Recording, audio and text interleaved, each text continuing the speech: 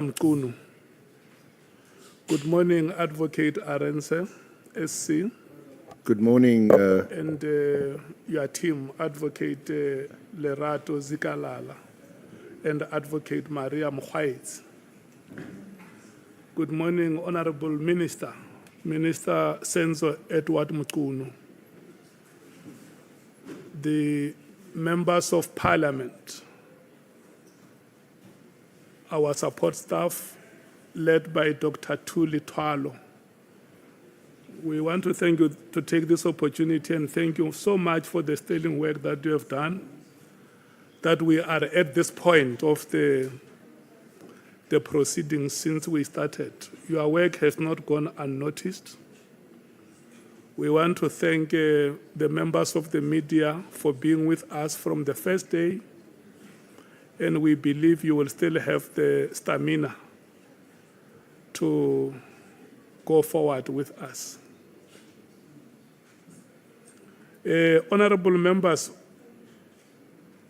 yesterday when we, members of Parliament, started with questions, it was the same time yesterday at 11 o'clock.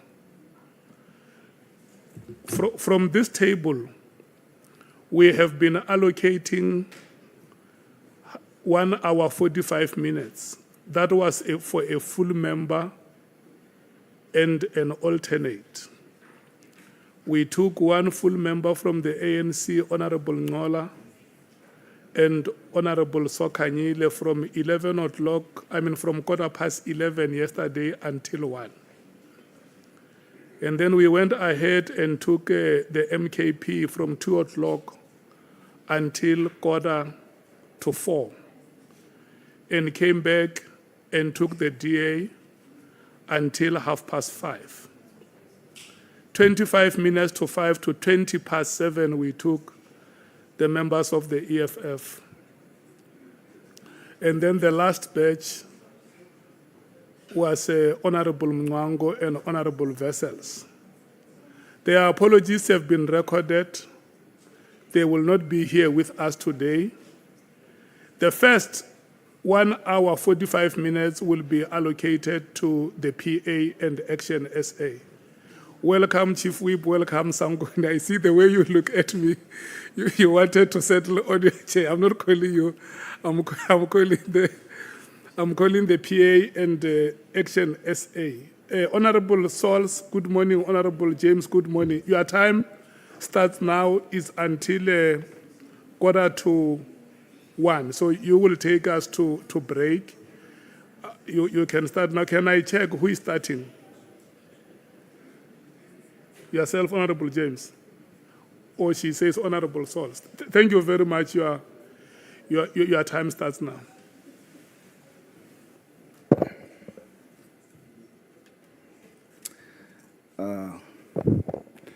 Honorable Minister, good morning. Good morning, Chair. Good morning, everyone. Minister, the main witness testified that he is not alleging that your decision to disband is unlawful. He further testified that he does not allege that you are corrupt, but he does express concern about the reason why you want to disband, especially the rush to do so, given your use of the word immediately. He thus alleges that it is his view that your reason for disbandment is to protect drug cartels, or the Big Five, as we've come to know. In my view, looking at the evidence put forward thus far, it does not show beyond reasonable doubt that you are seeking to do so. However, how you responded to questions on your relationship with certain people that are put forward as questionable characters was a bit concerning. So I'm going to begin just to get some clarity from you, Minister, with clarity-seeking questions on certain key matters where I saw contradictions. I hope you will clear them up, and we shall go in depth thereafter about your reasoning on disbandment. How would you describe the relationship between Nelson Mandela and Oliver Tambo?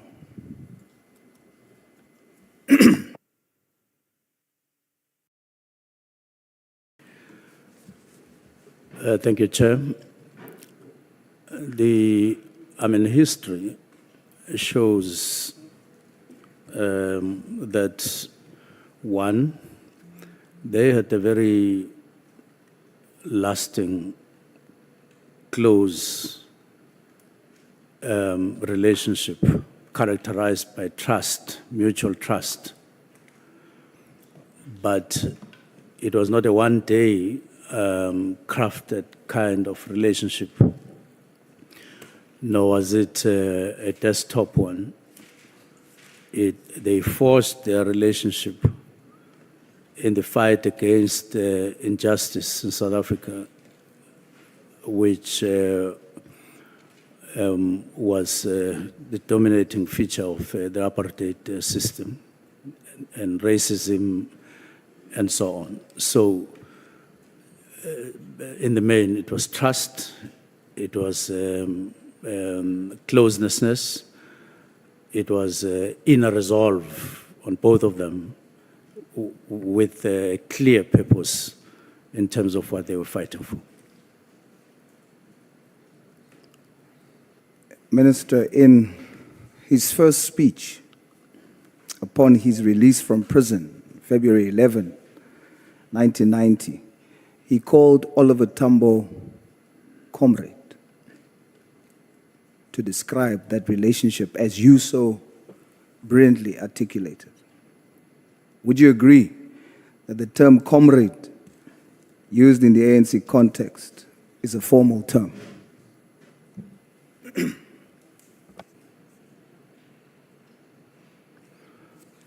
I didn't hear that. Would you agree that the term comrade, as used, as you've just described it, in the ANC context or historic context, is a formal term?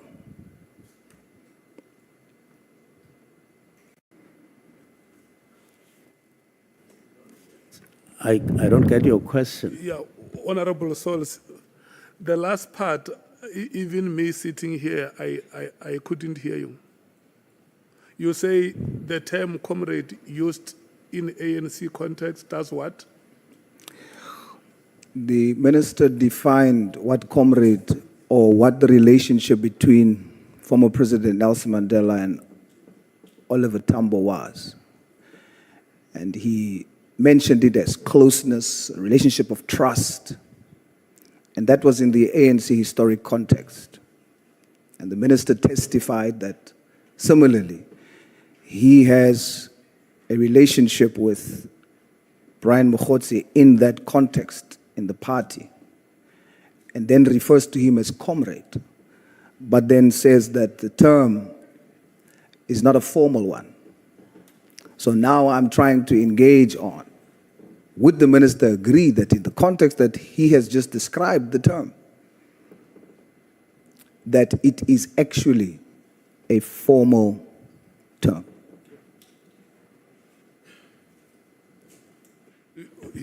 What he's saying is whether you agree that within the context of the party to which you belong, the term comrade can be a formal way of addressing each other as members.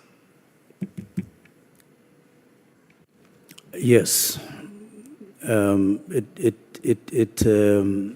does get used as a formal kind of an address to each other, but yeah, depending on the context, but yes.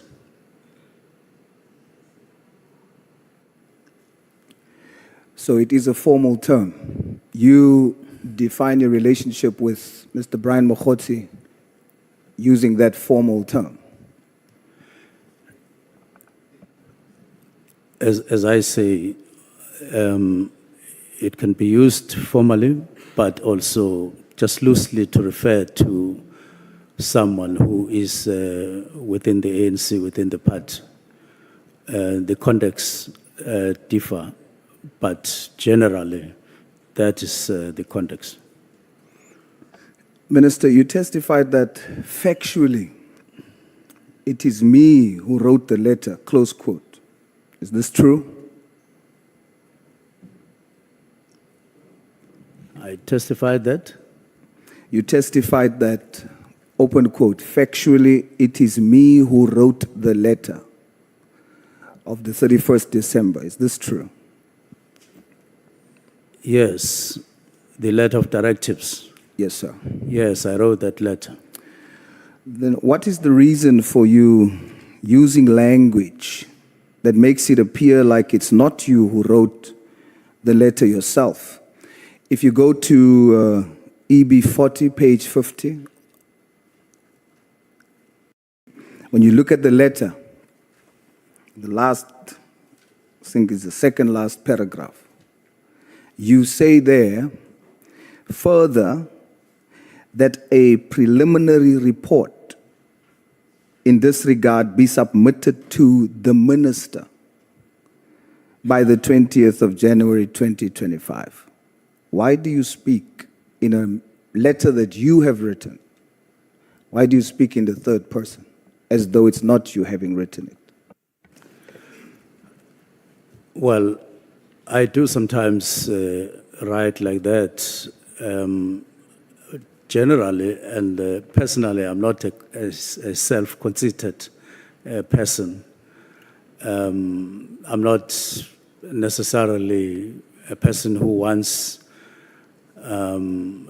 while writing a letter, you say the letter must be written, the report, preliminary report must be written to me, like that. I just wanted to have that small distance, that the letter, the preliminary report must be written to the, I could have said ministry, but said minister and so on. There is no other reason other than just being formal to the minister instead of me. Yes. But the sentence just above that, you use the term my and I. Yes, I do so.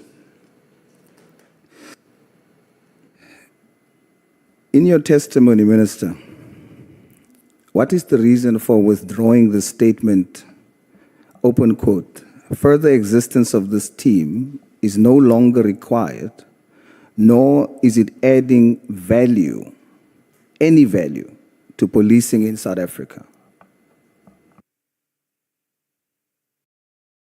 The first part deals with what I've been dealing with in the last 3 days, or it refers to that, no longer required, emanating from, right from 2019, when they intended then to replace the National Political Killings Task Team with a structure that was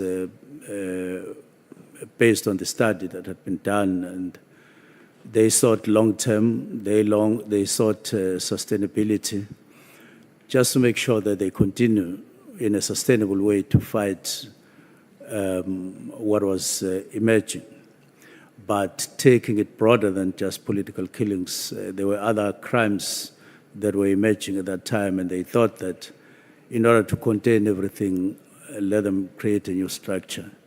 So even then, they felt that once that structure gets implemented, a structure like the National Political Killings Task Team, only based in KZN, wouldn't be required. But then there were delays and extensions, up to 2024, when they finally submitted to the National Commissioner a report that was supposed to be signed and then implemented, and which didn't happen. So no longer required comes from that kind of observation. Now, adding, in the sense that a lot of crimes and a lot of people in the country are complaining about matters, they are complaining about drugs, they are complaining about, and myself, I'm also complaining about that because I've seen in some instances people just getting murdered, and to find that in the background there are drugs and related matters, including illegal firearms. And therefore, if you have a structure of 68 people based in KwaZulu-Natal, whereas these crimes are all over, especially in the 4 provinces, you wouldn't feel that you are adding value. If you look at 415 million from 18 to now, of course you'd say they were doing well and so on in the tasks that they were facing, but no longer equally so because of the changes that have taken place. But when you were asked about the wording used, you then agreed that they do add value. You are withdrawing the fact that you said that they do not add any value. No, I'm talking about as time went on, particularly after 2023. I fully understand it, Minister, but I'm trying to get to understand, even after that explanation, why then did you accept that perhaps you should have phrased it differently? Why did you accept that in testimony? Why didn't I accept? When the question was posed to you, why did you use the words that they did not add any value?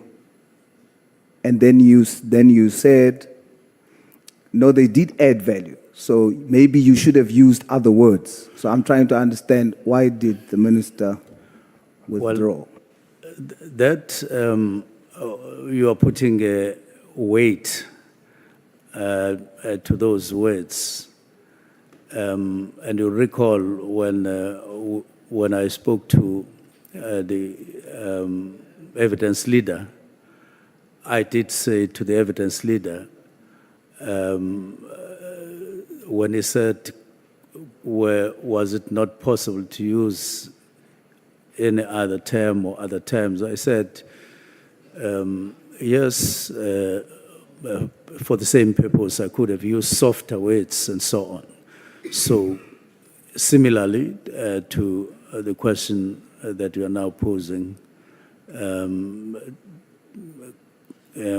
construction of a sentence can always take different forms, but those are the words that I used at that time. So, and you will realize that when the CFO... Sorry, Minister, with respect. So for today, as per your testimony the last time, do you stand by how you phrased it on the 31st? Or are you saying that you're pulling that back like you said the last time and you could have used different words? Or are you maintaining that they have not added any value to the South African police? I don't think the actual wording says they have not added. It says, no, are they adding? In other words, if you read the whole sentence, no longer required, it could have said, no longer adding value. So you're saying that yes, that's from the 31st going forward, they're no longer adding, but prior, they have added value? Yes. Okay, they have Yes. added value. Pardon? You are saying they have added value. Yes, they Okay. have, but They no longer do from the 31st. yes, if you look at, for instance, the figures that were presented in Parliament on the 5th, which I've been referring to, where in March we're dealing with one fresh case. We dealt with 7 fresh cases in 2024. You wouldn't really say, maybe in a long-winded sentence, you could say, based on no longer adding value, based on one monetary investment, which would have declined as the cases decline, and also based on the fact that you pull people from other stations and you don't replace them over time, which means that where they come from, they leave gaps. So they, in my view, you are no longer optimizing and using those resources equal to the value. So I read the evidence that you... Honorable Sols, let me take Honorable Malimada. Thanks, Chair. Morning, Minister. Morning, colleagues. Honorable Sols is asking you about something that you wrote here, and you say you don't think it's written like that. You're saying my observation in this regard, as indicated above, is that further existence of this team is no longer required, nor is it adding any value to policing in South Africa. And then the question is, do you still stand by that? The answer is yes. But when he pursued me, I then tried to elaborate. Thank you. No, Minister, I fully understand that Are you okay, Honorable Malim? Thank you. Honorable Sols, thank you so much. You may proceed. Thank you, Chair. No, Minister, I fully understand that you maintain they are no longer adding. But what you are saying is that they have added before. Definitely. Now, I want us to now take a few minutes and talk about and interrogate that statement. Have they added before to the value of the South African police service as a whole? We're going to walk through that. So when we consider the PKTT, the extension requests, the budget increases, even though the staff complement decreases. Example, the initial request covering 6 months, September 2019 to March 2020. They asked for 57.1 million for a team comprising of 152 members. By 2021-2022, they asked for 97 million. But the staff complement decreased from 152 that they asked 54 million for. It decreased to 110 members. And now they're asking 97.5 million for.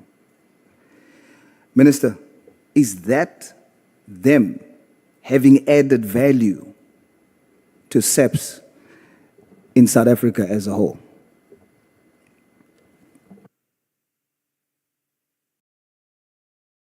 What's the exact question?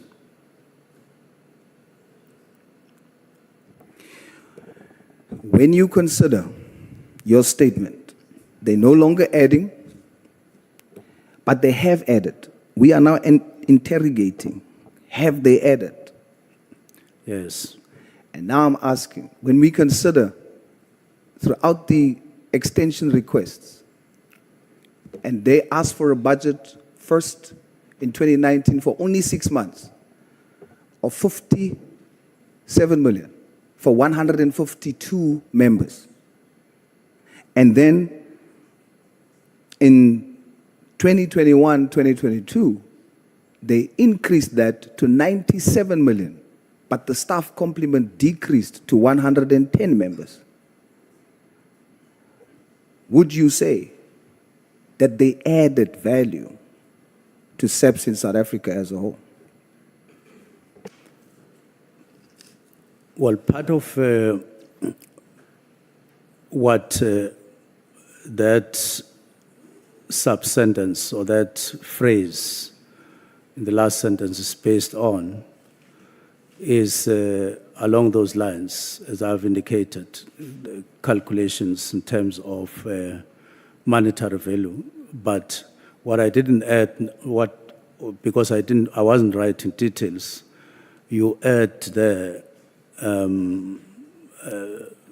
personnel, you add running costs of cars, you add, so that is just an indication what you are talking about. When you add all other things, the expense is quite high for the cases that were decreasing, as you are referring to. So are you saying they have added value despite the way they approach the request if for you- money, even though the staff complement decreases? It's okay, at Minister. the- If you say yes or no, it will work. Are you saying that it did add value, even though they did that? Yes, no? I'm saying so at the beginning because at that time you had a problem of killings as the problem was identified, and it added value in the sense that there was a decrease in the cases. But you can always have a concern about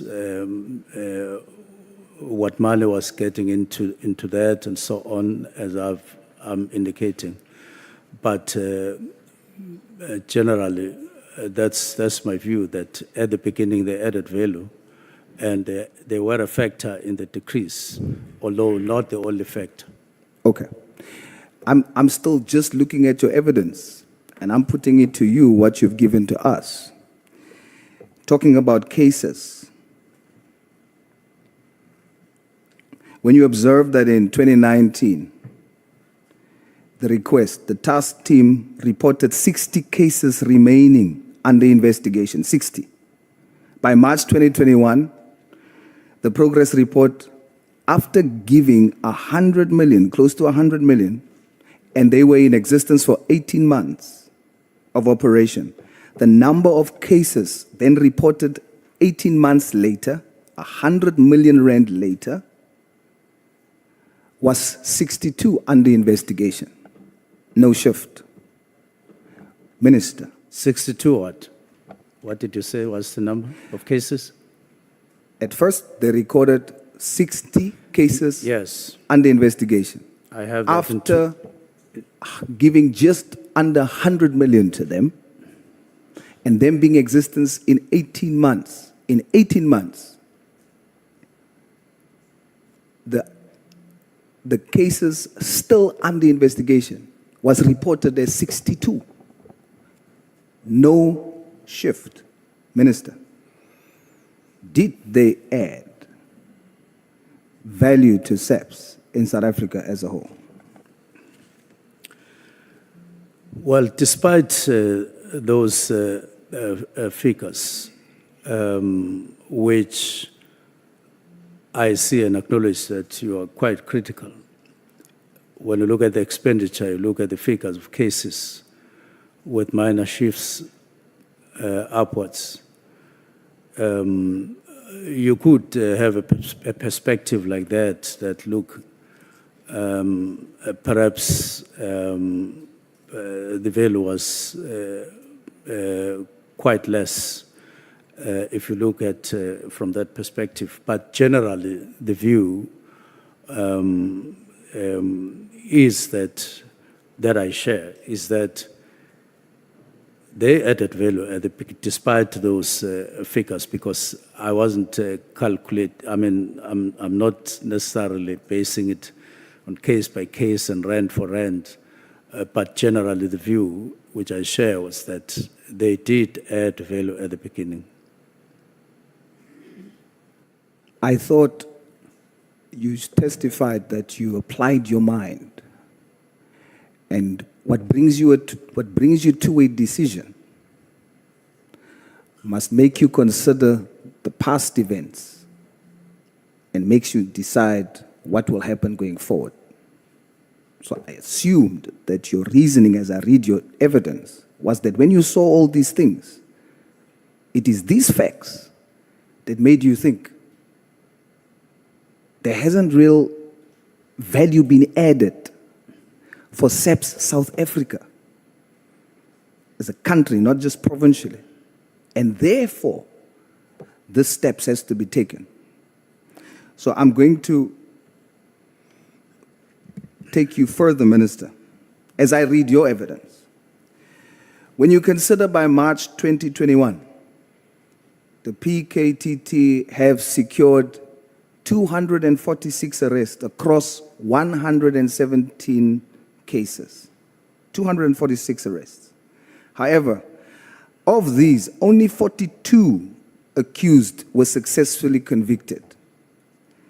64 charges were reported as withdrawn. So the number of charges withdrawn is more than the number of convictions. Minister, did they add value to SAPS South Africa as a whole, when you consider that fact and others?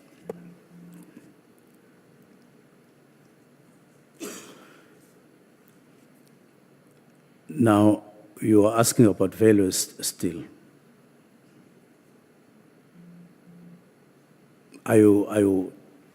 What's the question? Minister, your submission to me was that your statement was that they're not adding value going forward, but they added value when you look back. Now we're looking back, and we are interrogating based on facts before us. Did they truly add value to the South African Police Service, South Africa as a whole? Well, I have said generally, without or despite those calculations, and considering the fact that there was a downward trend, even though you could still poke some holes in terms of quality thereof, and say generally they did add value, and that was acknowledged across. But it's not without those points and factors that you are counting. Hence, where we are now, taking all those points into consideration, you do have concerns in terms of value. Could I request, so that I'm of help to you in terms of responding, to get where you are reading from, so that as you read, I look at what you are reading? Now, I've studied the entire evidence that you've brought to us. And then I drew cross-reference and drew comparisons between. Oh, okay. Then I formulated these questions based on those facts. Okay. So I'm trying to understand, looking back. So when you consider the PKTT's 2024-2025 request, the latest one, for 94.8 million for 120 SAPS members, that equates to an annual allocation of approximately 790,000 per member. That is 65,000 rand per member per month. And this allocation only pertains to a unit in KZN. I ask you, Minister, did this add any value to SAPS South Africa as a whole? Well, I'll go back to my answer that generally, when I looked at all the factors, my honest view was that the value had been decreasing over time, if you are considering South Africa, as you point out. That was my concern. And finally, circling for a directive, because the cases, on one hand, decreasing the budget was not necessarily, and the concerns of the CFO. So I share that concern. It culminated at that directive. Okay. So we've moved from no to you share the concern. All right. Is it true that the DPCI's reported overall staff shortfall amounts to 2,711 personnel? DPCI? Yes, sir.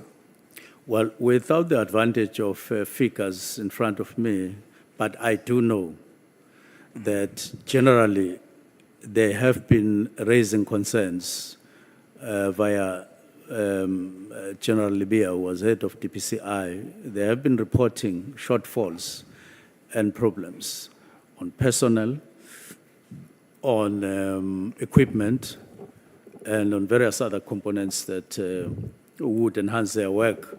They've been complaining over time. So, Not only them, but let me hold it at that, it is true. so I put it to you, Minister, it's 2,711 staff members that DPCI, Hawks, is saying they need. Now, when you consider that, and you spend just under 100 million on a temporary unit, when there is a need to fund such a critical division, does it add value to South African SAPS as a whole? There is a basis of an argument for a decreasing value. You may, as I answered you earlier, that yes, at the time, but as time went on, it clearly unsettles you and makes you a bit uncomfortable. That how you are spending resources may be skewed, and those figures that you are pointing out serves that particular purpose in terms of you looking at your distribution of resources within SAPS, and they increase your concern. So the concern is increasing now. Yes, they increase the concern and the need for a more rational kind of use of resources. All right, let's continue. Minister, when you consider the budget allocation for laundry services alone for 12 months in 2022, for 110 members, it amounted to 4.4 million, just laundry. This translates to a calculated monthly amount per person, just for laundry, per person, 3,367 rand 73 cents. This figure is equivalent to the basic living cost of a normal South African, and that money is used on one member just for laundry. Has this added value to the South African police service in South Africa as a whole?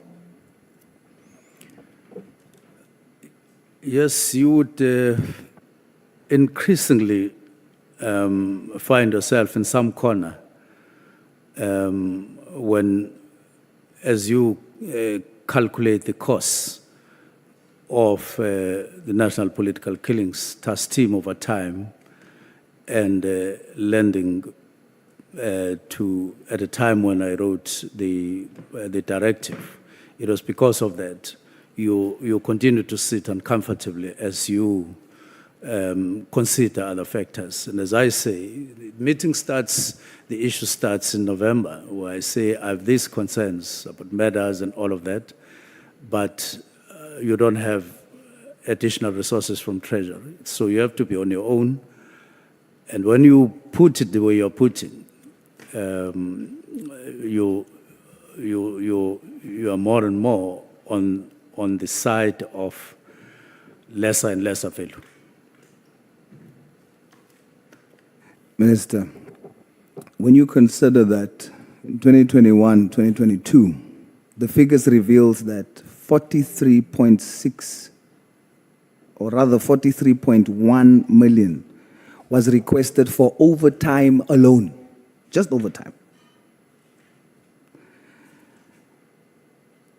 When you calculate that per member, each member gets approximately 392,400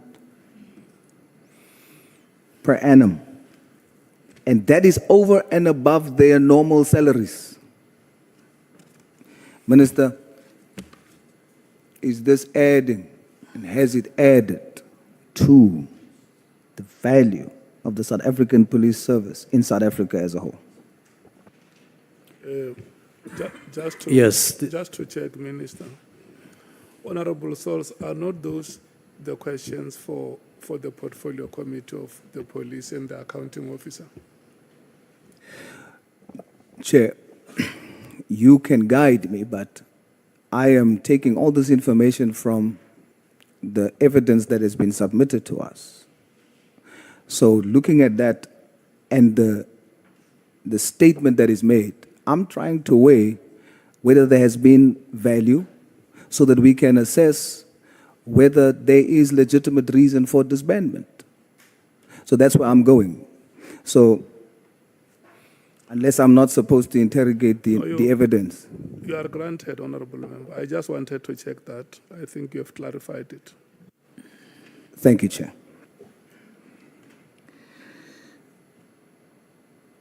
Minister, when we consider the cost of disbanding immediately, as you put it in your letter, when we consider that, I had to apply my mind to say, when you consider what would the cost implication be for disbanding immediately and winding down?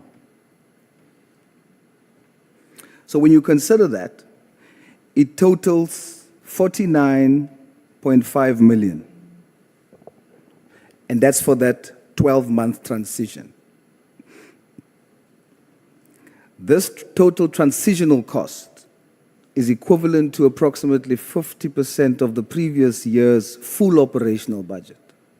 This is just for the winding down. Now I'm comparing if it had to be immediate and if it has to be winding down. The structure of the remaining staff, when I look at it during the winding down, it shows that there's a priority mismatch. The priorities is not adding up. As of May 2025, the remaining 56 members, they comprise of only 20 detectives, 20. But they were allocated 27 combat members, plus 5 commanders and 2 guards, primarily for security and protection services. Now, I thought the final stage was to consolidate the cases that is still pending. If that's the case, you would then have more detectives, because you need to close these cases now. But instead, there is just 20 detectives. So the total number of protective personnel, the security people, there are 29 members. And the detectives responsible for finalizing cases that's still on the court roll are only 20. This suggests that the main focus is not about investigating cases or closing it down. Minister, is this adding value to the South African police service in South Africa as a whole? I would maintain the response that you would more and more see, as you do calculations and so on, that it actually was becoming, or it has become, quite a costly exercise, which is skewed if you look at your needs countrywide. It gets more and more skewed. It's impossible to avoid that conclusion. Minister, you are from KZN. Yes, In your region, yes. over the past few years, you've mentioned, I think indirectly, in your testimony once, that the deaths, you were concerned about the deaths in your area. The increasing deaths in your area. Has the murder rate increased in your area, where you live in KZN? Not at all. What various statistics per quarter show is that murders in KZN are very high, but political killings have decreased as a result of various factors. But the murders general in the province have not shown any decline, and that is exactly what is getting me more and more worried. To say, what are we doing? Are we doing justice for every citizen? Are we ethical in terms of our approach? Are we realistic? Are we realistic in terms of hitting the call that we should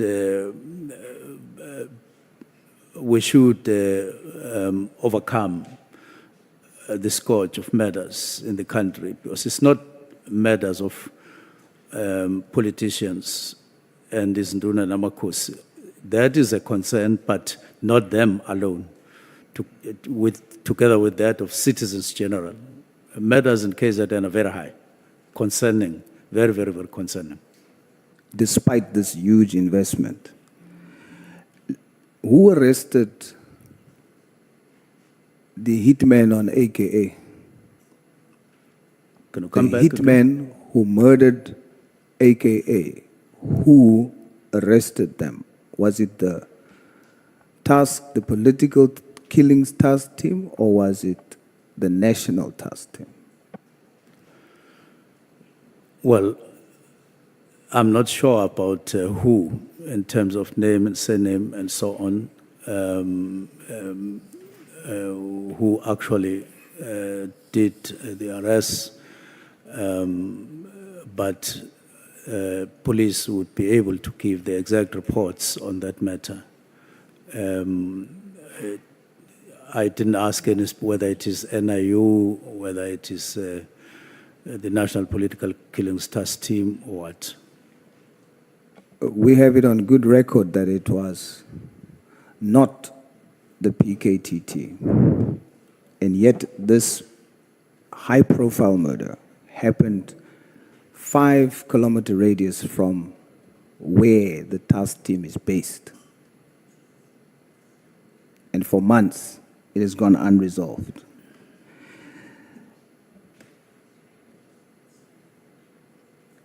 Minister, we've now gone through all the things that you've put before us that would serve as basis for writing a directive to say that these are the reasons why the political killings task team should be disbanded. You question whether or not it has added value, and we've looked into it retrospectively. But you say you only made the decision based on them no longer adding value. Now, if you discard everything that we've just spoken about, and you say to me that you have not based your decision on those facts, you're now going to have to make me understand the period that you are referring to when you say that you've used to make that decision. So you're talking futuristic. They're no longer adding value. But they did. And if you have not considered what I've put to you, what did you consider then to come to the conclusion that they should be disbanded?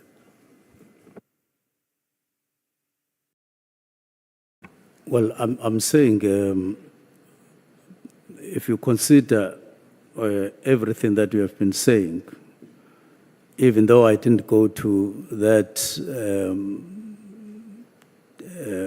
long calculations, as you were saying, but generally what was being reflected and what was being observed is that, on one hand, political killings are decreasing, the cases are decreasing, but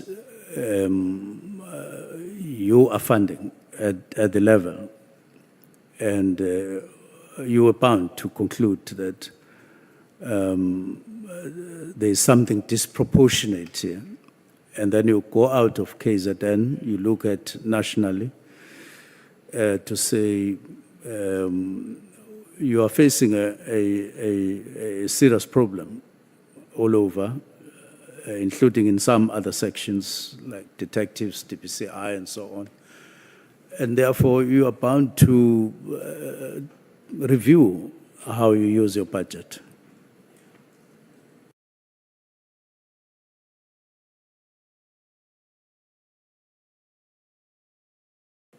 And that was part of that was a kind of thinking that went into along those lines without necessarily going that deep into the calculations. Well, Minister, you inspired me to do so because my job is not to choose a side. So after hearing testimony, I then had to, without bias, listen to you and the evidence that you put before. So when you took the position that there is a need for disbandment, that motivated me to, without bias, neutrally look at the facts and then determine, is there some credence, some value in what you are saying? And this is what I found. And what I found is that the evidence shows that when you measure the impact and the value added to South African police service, South Africa as a whole, there is very minimal value, except for high budgets that's not even on investigations, but rather spent on protection, laundry, SCTs, and all of that. So I've come to the conclusion, Minister, that based on the evidence, what you have written in your directive, and based on what I've discovered on the evidence, was correct, not just futuristically, but also looking back. There has been grave misuse. And I want to say and put it to you, Minister, I am not convinced by your testimony of your relationships with Mr. Brian Mkhwanazi and Mr. Nhlanhla.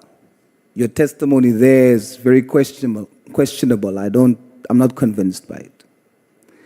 But when it comes to the reasons and the evidence before me for disbandment and immediate versus winding down, I saw with facts that I've just put to you why it would be justified. Don't worry, Minister, about your position.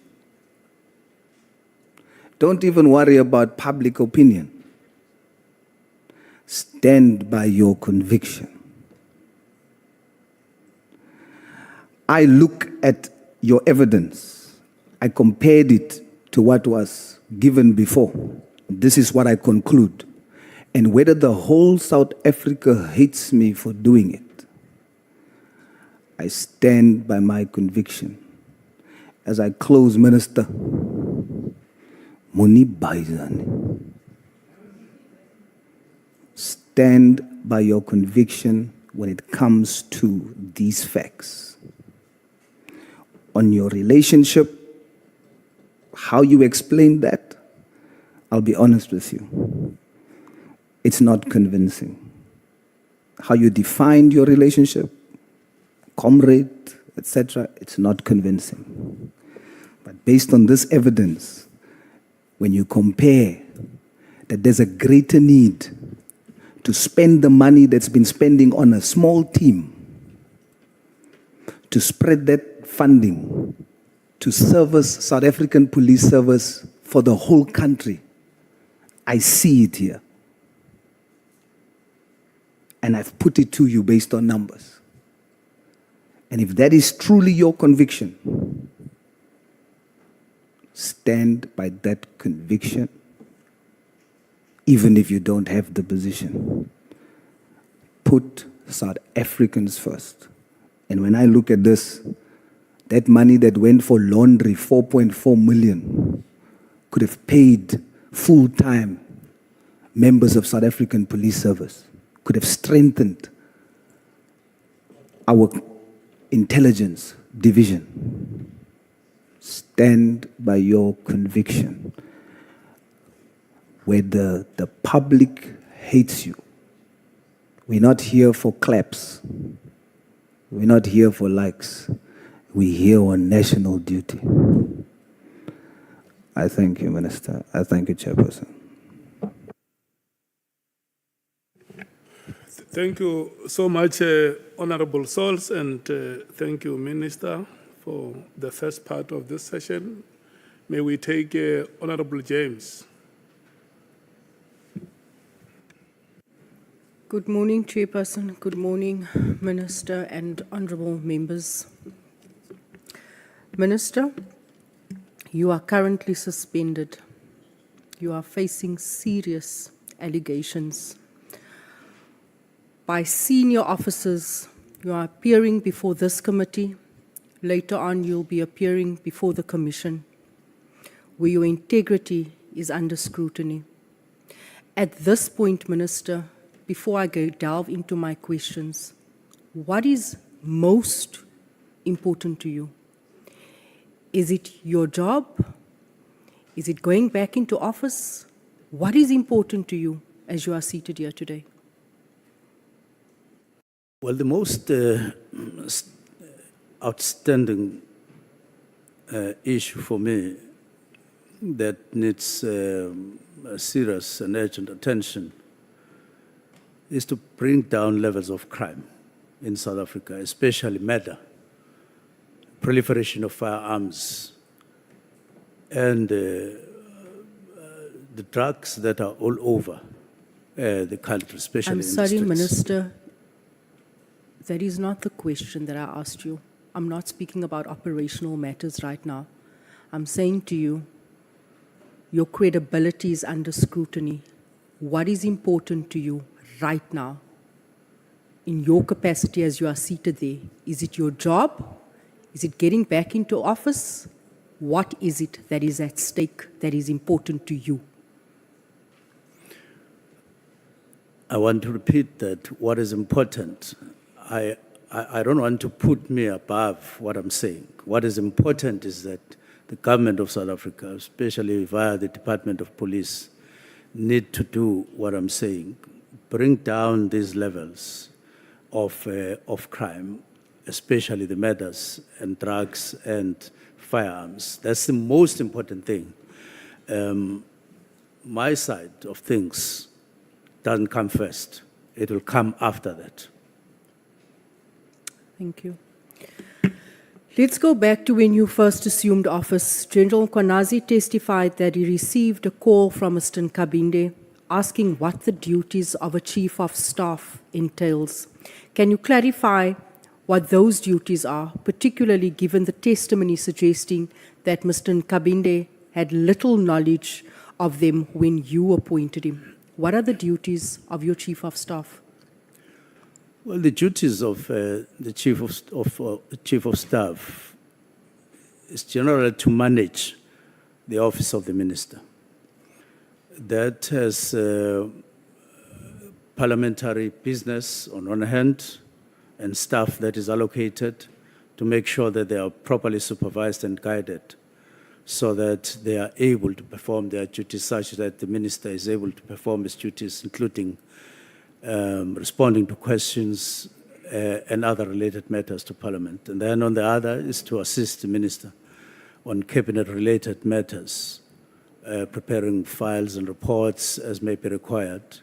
But on the other hand, also to be able to run your public affairs, that includes constituency, it includes answering queries from the public, and then there are also internal issues like connecting with, among other people, the National Commissioner and other officers, such that there's smooth running between the department and the minister on the other hand, but also work with deputy ministers. So generally, those are the tasks in a nutshell of the chief of staff. That was a very general response, Minister. I was referring specifically to his employment contract of employment. What are the specifics that was required by him? Does he have the relevant qualifications for this job? Do you know what's his qualifications? Does he have any?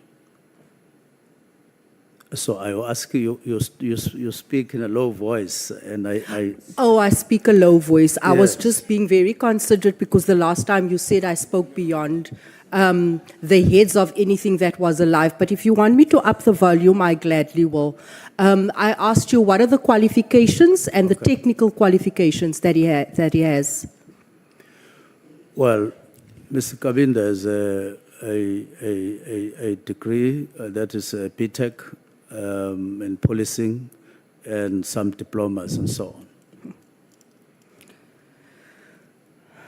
Administratively, I would say he worked in the IPID where he acquired some skills related to policing.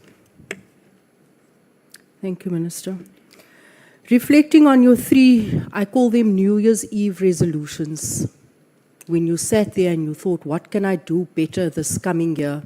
Let me come up with these three New Year's Eve resolutions that has fallen on deaf ears.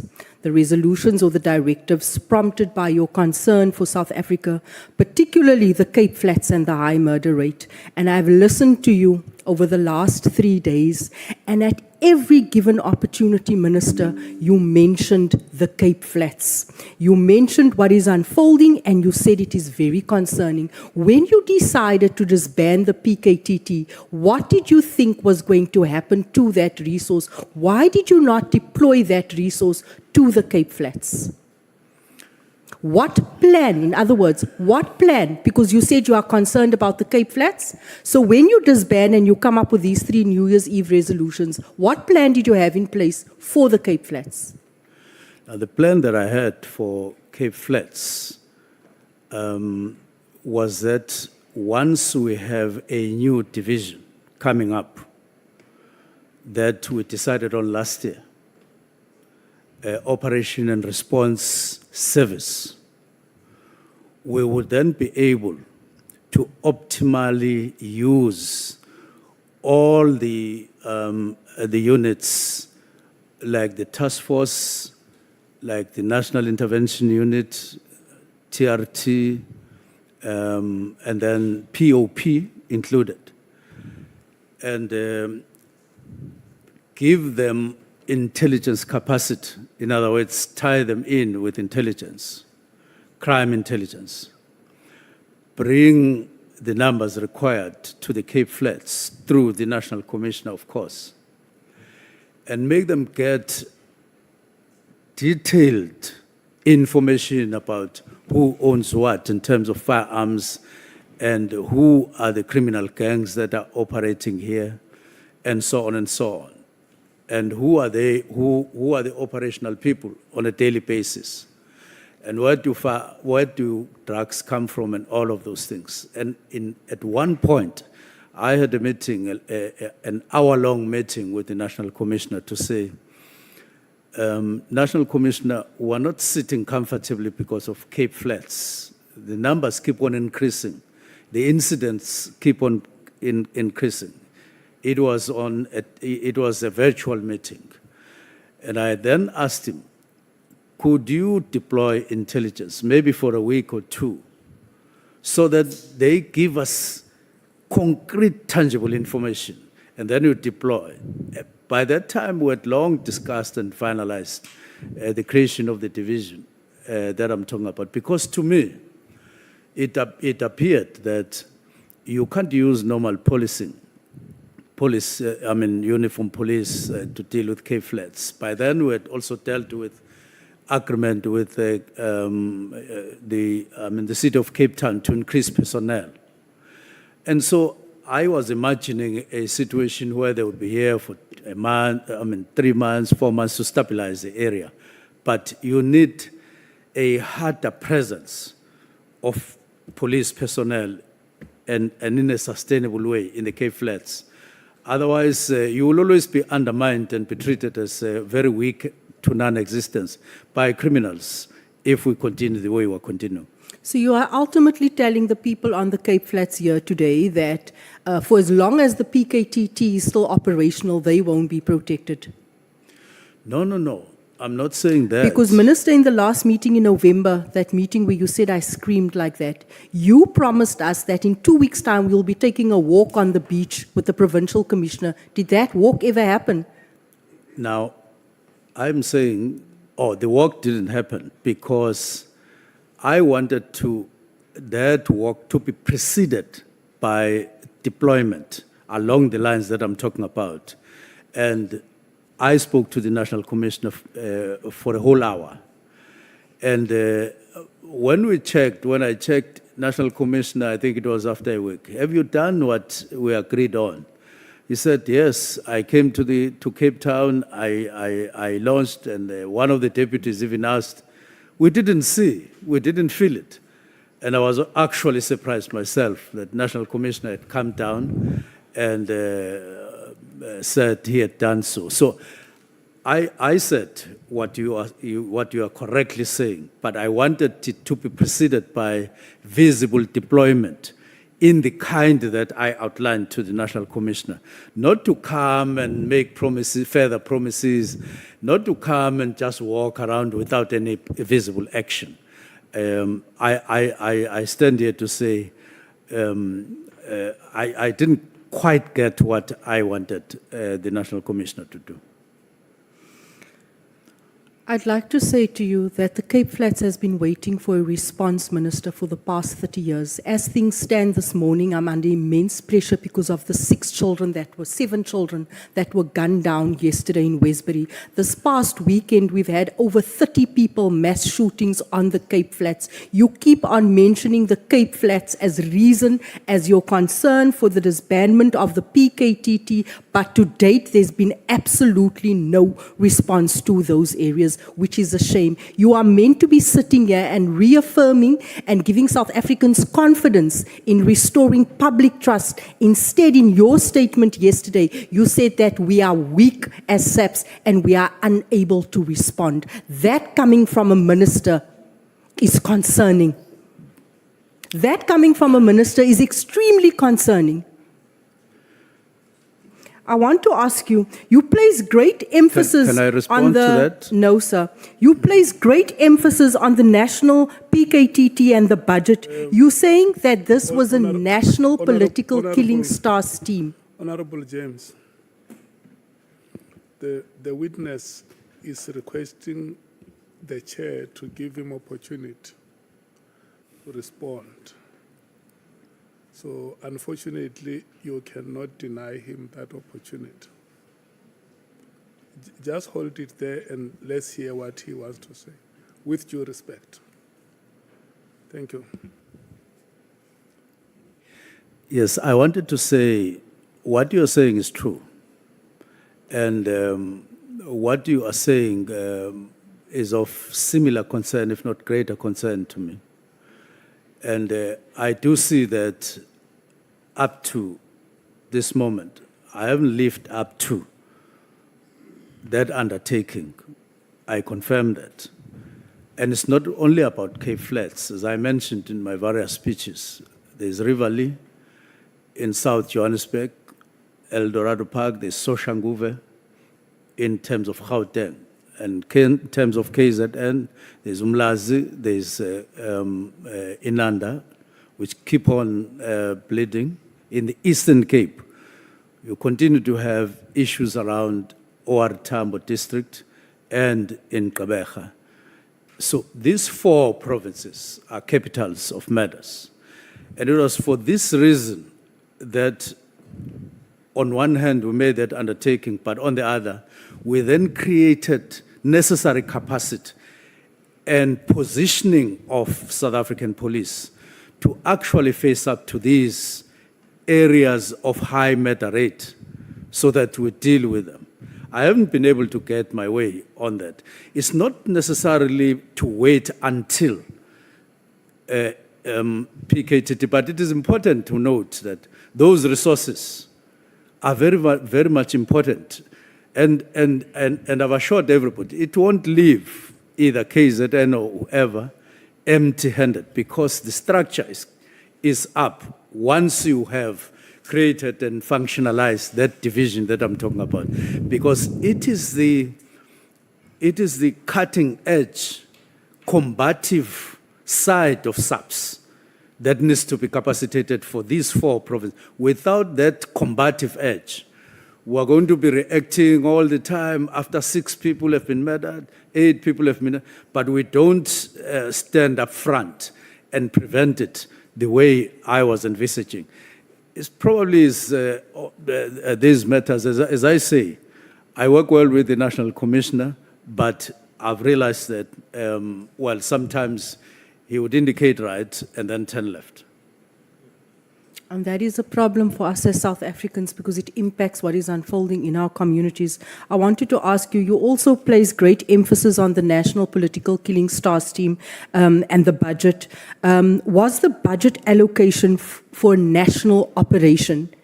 Was it for national? Because when you say that this task team is not only for KZN, it is meant to serve all South Africans. This obviously implicates, and it implicates the accommodation and travel, the actual budget. The initial budget, was it a national budget or was it just for KZN? It's a national budget that gets allocated to the National Killings, National Political Killings Task Team. And beyond March... Sir, if you may just stop there. Yes. So if you're saying that it's a national budget and the members are deployed to this task team, obviously, you know that members in a specific team obviously then has to travel to other provinces in terms of court appearances. How does this impact the case, the progress on the case, when members are having to travel from one province to the other just to appear for a 2-hour court appearance? And how does that impact? Is that a strong strategy?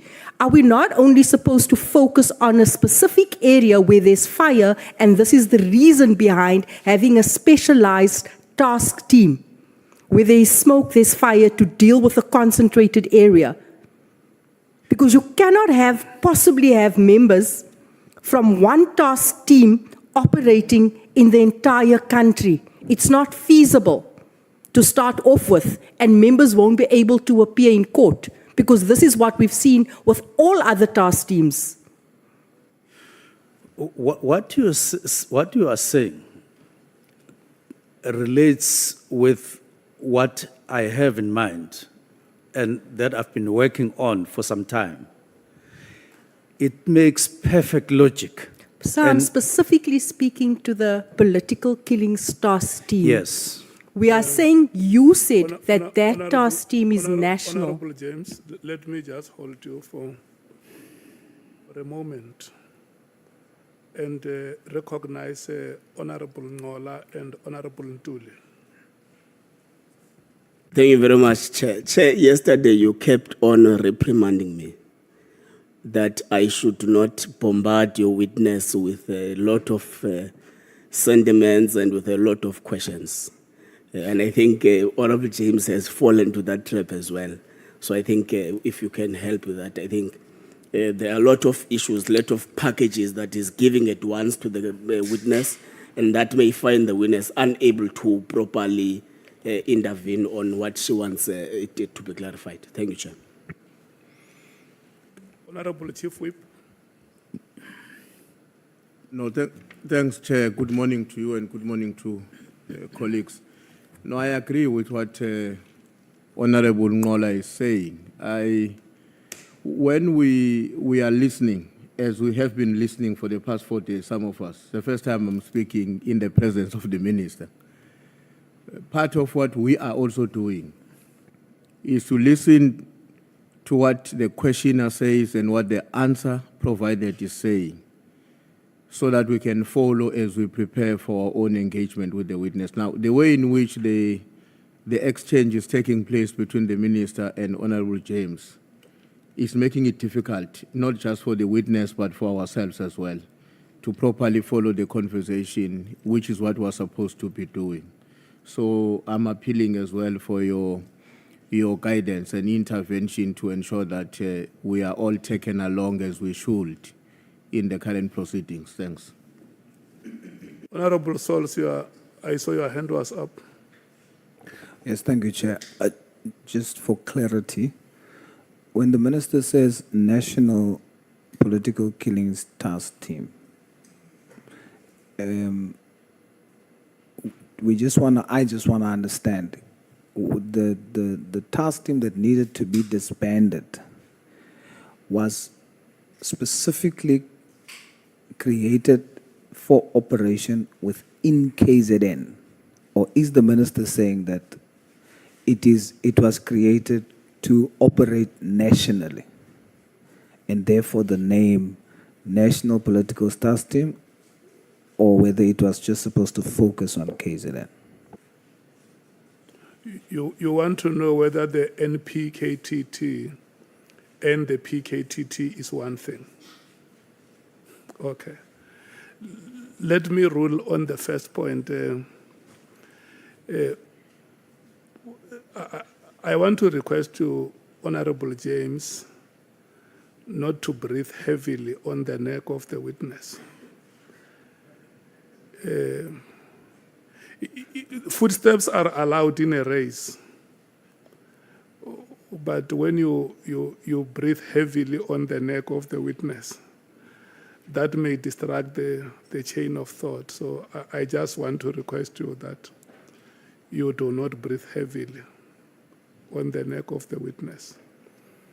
And then before we allow you to resume, let's allow the Minister to respond to the question that Honorable Sols has raised, whether the Honorable Minister, the NPKTT and the PKTT, are they one? They are one. It's National Political Killings Task Team, but it is based and focused in KZN. In KZN. Honorable Sols, are you clarified? Thank you so much. Honorable James, you may proceed. Chair, I just have a difficulty, even me keeping my trail of thought, when I ask the Minister a question and he says what I had in mind. We're not asking the Minister what he had in mind. We are specifically referring to the detail and the duties of the national PKTT, and we are trying to determine if this national PKTT was adequately resourced and funded to extend and to do work in other provinces. And so that is what I'm asking the minister.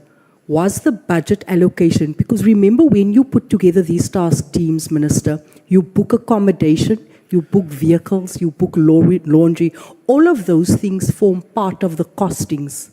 Was that done on a national level or was that done on a provincial level?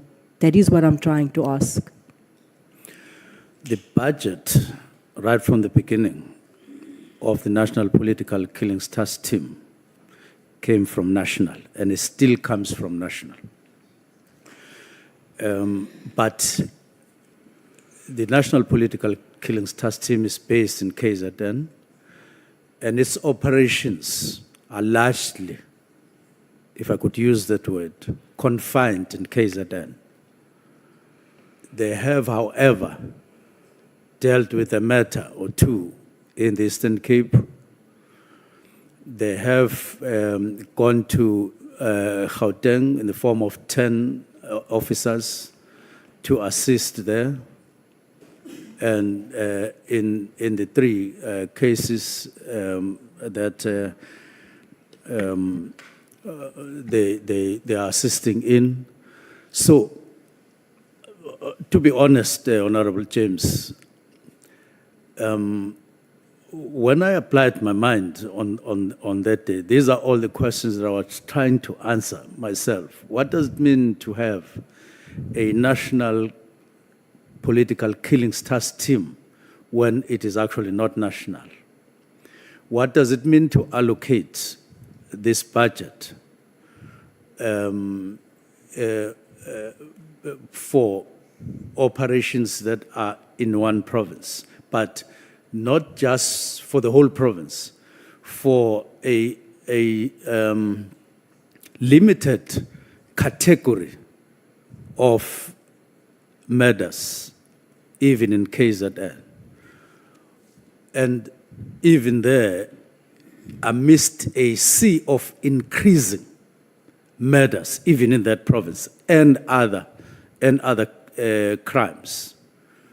Now, I couldn't sit well, and it didn't sit well in my mind to continue with that. The reason for the establishment of the National Political Killings Team, plausible at that time, because it was a trend, a fast-growing trend. But I'm now in 2024. I'm 5 months into the office, and I'm applying my mind with the understanding I've gained. And I then say, the best way of addressing this is to really try a smooth overhaul of the system. Not only just that, a number of other areas. Minister, with all due respect and through you, Chair, we are now speaking into the future. I asked specifically about the budget for the National Political Task Team. Was there an operational budget for only that province or for the, we understand that the actual monies comes from national, but I'm saying the budget of the task team, was it allocated for national operations or just for that specific province? That is all that I'm asking, Minister. Well, the budget for operations is the budget that is allocated to all provinces, but part of that budget is allocated to for the operations of the National Political Killings Task Team from that budget. Hey, Minister, you are confusing us here. I'm not even sure how to put this question anymore. Minister, you and I know I've been in this environment for the longest time, for over 15 years when it comes to setting up task teams. Task teams are focused to specific areas. The budget comes from national, but the operational budget is only for a specific province. That is what I'm saying. And I'm asking you, sir, have you been privy to the budget that can qualify your statement when you say it is national. It is national on paper, but it is not, hasn't been operationalized nationally. Am I correct, sir? Well, I was trying to make it simpler. I don't know why we lose each other, that there would be a pool of money, an X amount of money for operations throughout. And then there will be a cut from that amount for operations of the National Political Killings Task Team, which is in KZN. That's why I'm saying it's part of my concern that we are cutting from reduced resources for the operations of National Political Killings Task Team in one province. I don't know whether that makes sense. Let's move on to the next question, Minister. The reason why I'm saying this is that you have repeatedly criticized the PKTT for working in silos, for working only in KZN, when they only had resources for KZN. That is the point that I'm trying to get to. Yet, Yes. Minister, by you taking a unilateral decision on New Year's Eve without consultation, did you not yourself act in isolation? Well, I would say no, but maybe the extent to which it was done before the signing may raise those concerns. But I have repeatedly said there were meetings where I made it clear that we need to review, and National Commissioner also spoke along those lines. But I also added before that long before I arrived in SAPS, there was even a memo, as early as, I would say, April, May or so in 2024 before I arrived, that was implementing a new structure which only got signed this year. It only got signed this year by the National Commissioner, which would have addressed all the issues in all other provinces equally or so, and would have made it unnecessary for us to continue with the National Political Killings Task Team. Now, but before that, there's been a work study and a structure based on that study to spread resources and equally to address these concerning issues in each of the provinces. Minister, you further mentioned that the National Commissioner could have objected to your directive, right? Saying it happens all the time where you have national commissioners sort of having a different approach. In which South Africa is this, Minister? Because is SAPS not an environment governed by instruction and execution where subordinates act out of duty and at times out of fear? Is that not the SAPS environment, that when you receive an instruction, you act on it? Generally, that is the overall rule in SAPS. But when it comes to minister and national commissioner, it's not necessarily the spirit. The spirit is that you have a closer relationship so that there's maximum understanding in terms of what needs to be done at any given moment, so that there's smooth direction general of SAPS, identifying problems together and resolving them together. And that is what we've been trying to do until later, when I now realize that we're no longer that together as much as we had been before. So the character generally is that from National Commissioner downwards, he gives directions to lower ranks and instructions, and they get complied with. But between the minister and the national commissioner, it's not instructions per se. It's more to say this is the view, and we share, and then we'll move on. By and large. Minister, the last couple of days has almost felt like an English lesson class. Where you're now saying it's not an instruction per se, when this is the culture of this environment, it's a view. I've been stuck on words such as immediately, comrade, acquaintance, all of that, and now we are saying an instruction is a view. When we had witnesses coming before us and saying to us, when you receive an instruction from a minister, you must act on it and you must act immediately. No, we're saying the same thing. Materially, there's no difference between what you are saying and what I'm saying. All I'm saying is that when I say from National Commission downwards, it's much more stringent, much more streamlined. But I say between the minister and national commissioner, most of the time it's discussion. That doesn't mean that in the Constitution there's no directive, there's no space for directives. There is space for directives, and this is what I used in terms of, in this instance, of the 3 directives that I gave. Minister, on the counterintelligence investigation, because this is where I believe, this is where the wheels came off.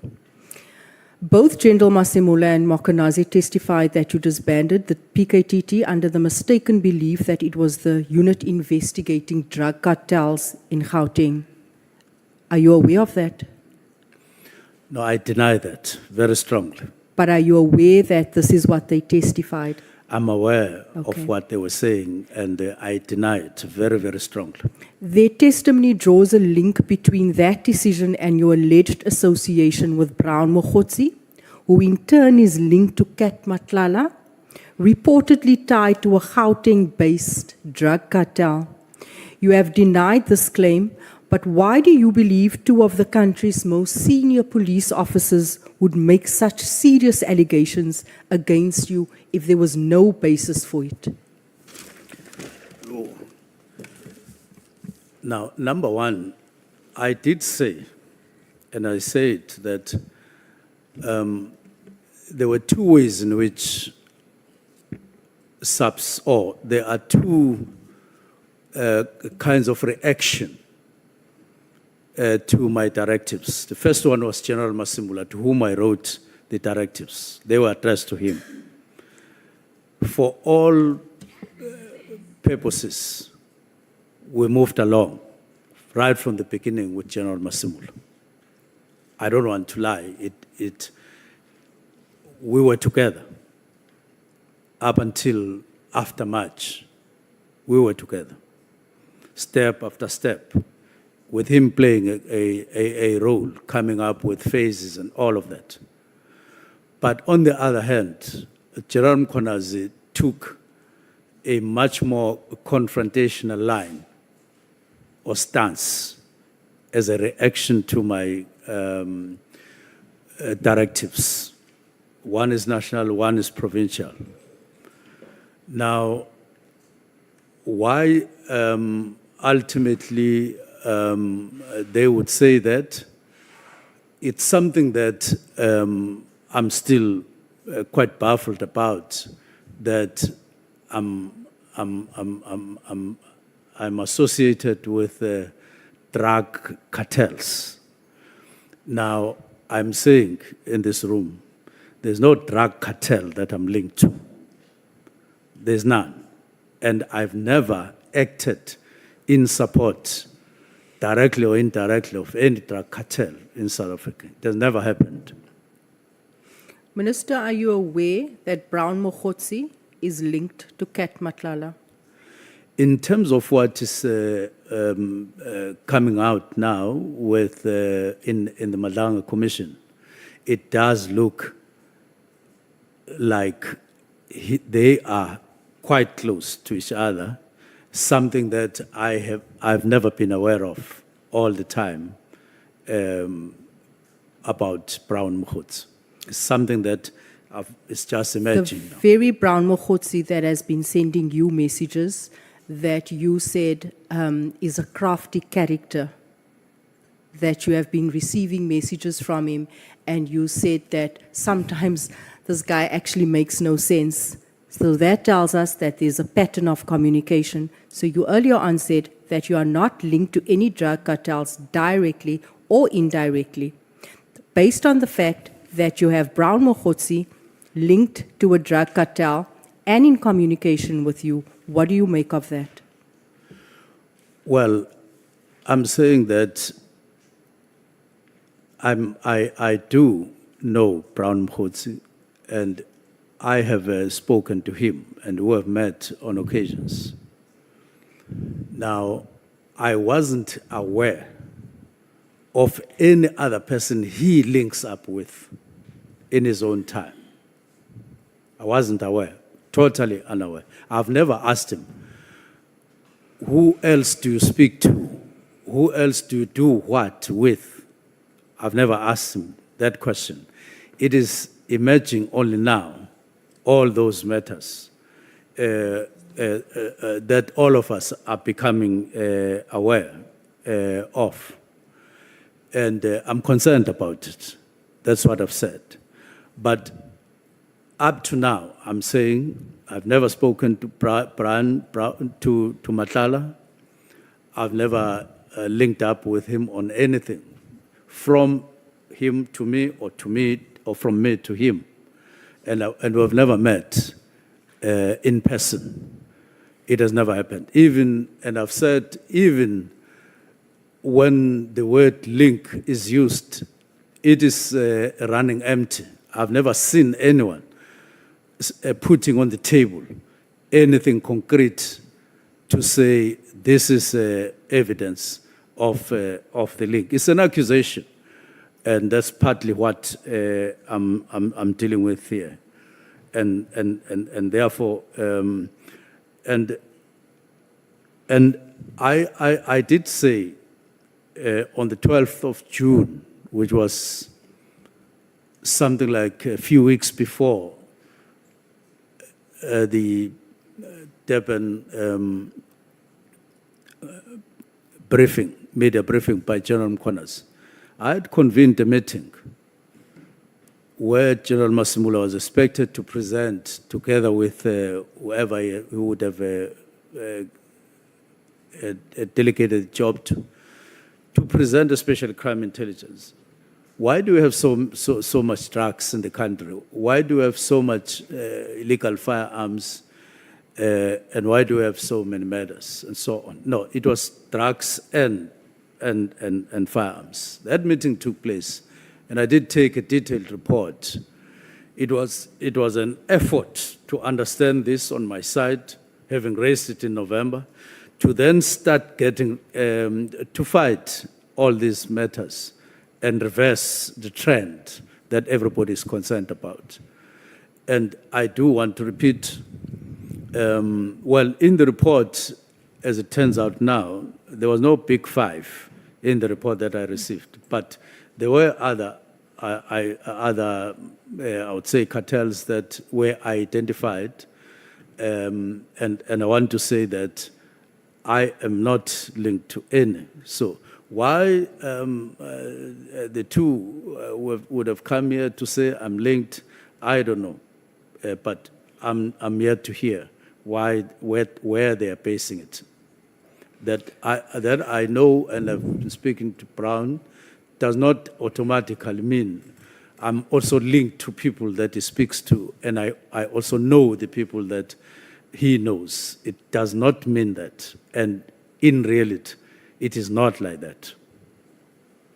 Thank you, Minister. Chair, I'm losing my trail of thought as a result of the long answers. I just thought I'd bring it to your attention.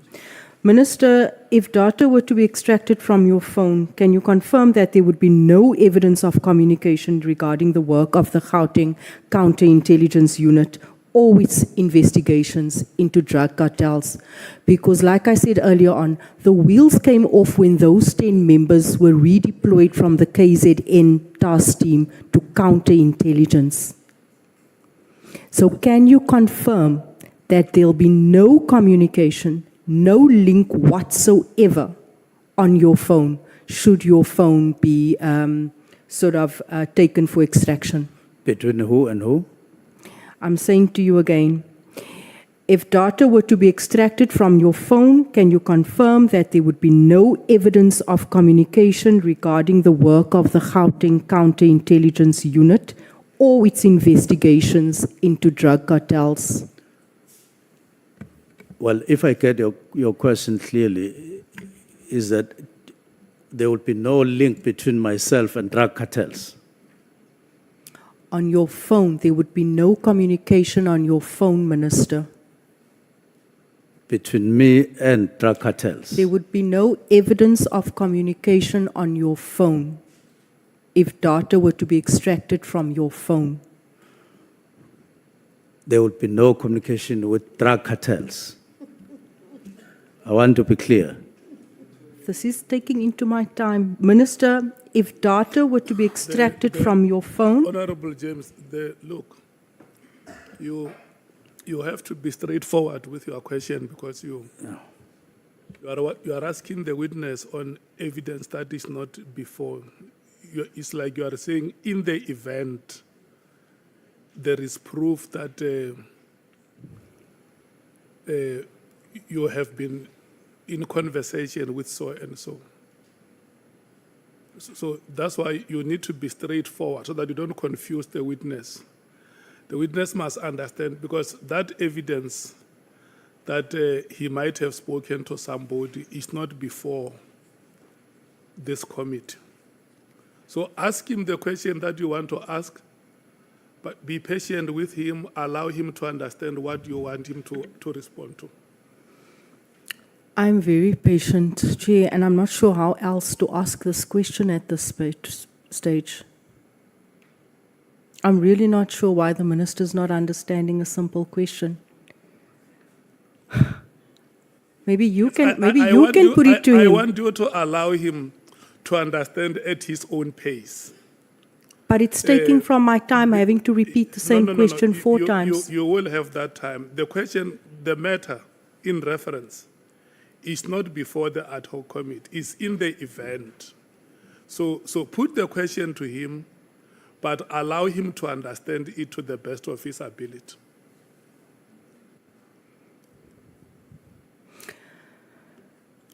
I think let me move on, Minister.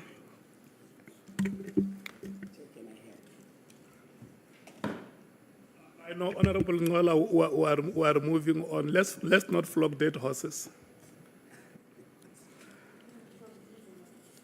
Minister, could your relationship with Mr. Brown Mkhwanazi, the same individual? Chair, I think from where I sit, you were making things simpler for me to respond to the honourable member to a question that appears to be quite important. I'm ruling you out of order because the honourable member has decided not to proceed with the question, so it is immaterial.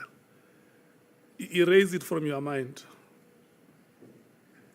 It is not there. Yeah. Could your relationship with Mr. Brown Mkhwanazi, the same individual who allegedly funded your January 8 guess, allegedly, be the reason a message was sent from him to Nhlanhla, currently in CMAX, informing him that the task team had been disbanded? Do you not see the reasonable link that any ordinary person would see? There is no request that I ever made to Brown Mkhwanazi to organize any dinner for me anywhere in the Republic, not just Cape Town. What would have happened, he would have done that on his own. Whether it is funding from whoever, it was not necessarily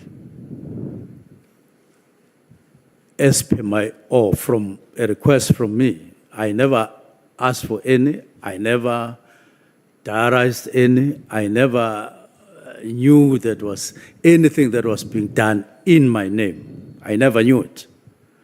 And I was not part of that. And I was not even in Cape Town in those days. All that I have learned, I've learned afterwards to say there was some dinners supposedly organized in my name. There were some people were flown in and accommodated, and I don't even know who those people are. Is that not worrying, Minister? What did you do about it? It's worrying. It's very worrying. It's similarly worrying when there is a WhatsApp, if it is true, of a WhatsApp to General Mkhwanazi saying, Minister has arrived in Lusikisik, when in fact I had arrived there. But then the message is made like Mkhwanazi is there with me and is relating that information, when in fact it was not like that. When in fact it was not like that. So that is equally worrying. And many other instances that are similar. But those things, I imagine now, they had not been part of any other relation I've had with Mkhwanazi, or rather I was not aware if he was doing such things. I'm very concerned about that. Based on what you've just said, Minister, when you say that Mr. Mkhwanazi often sent you messages, right, out of the blue, that sometimes made no sense, are you suggesting that his communication was unsolicited? You also describe him as a crafty character. What exactly do you mean by that, Minister? Do you know him well? You're saying now that you can't make sense of the fact that he would send these messages. You have no link with it. You've described him as a crafty character, and you've also earlier said that he would usually do this. He would usually send these messages.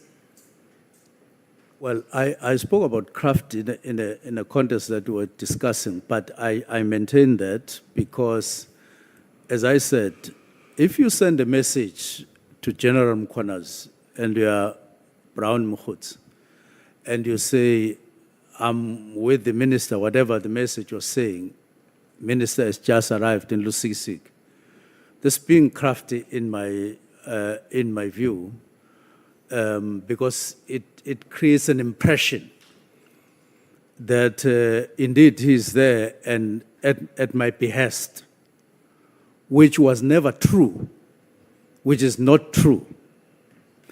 It's like the other issue that General Mkhwanazi was raising of Brown Mkhwanazi getting some document at the police station in Pangeni, which he said in a manner that creates an impression that just because I have a house there, not far from police station, I would have facilitated anything for Brown Mkhwanazi. No, it's not like that. I never did that.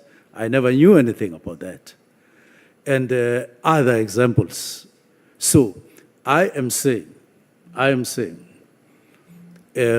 other than the relationship of a mere comrade to another mere comrade, there are no other things that I've been doing or that I do with Brown Mkhwanazi.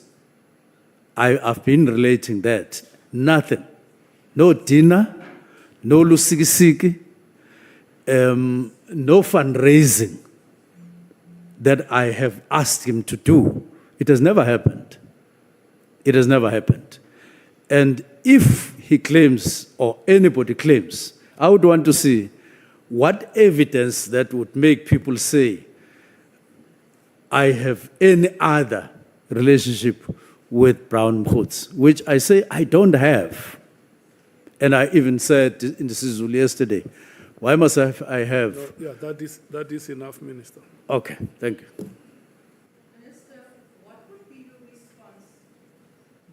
Minister, what would be your response if I put it to you that the committee will hear testimony from former Minister Sele, that Kat Nhlanhla told him that you and Brown Mkhwanazi met with Kat Nhlanhla to discuss a project which was your campaign for the ANC president or the deputy president? I would outright say, Point of order, Chair. No, I just want to. Point of order taken. I want to know utubani lesela khuluma ngalo Honorable James uthe Minister Sele ubani lesela khuluma ngalo. Thank you.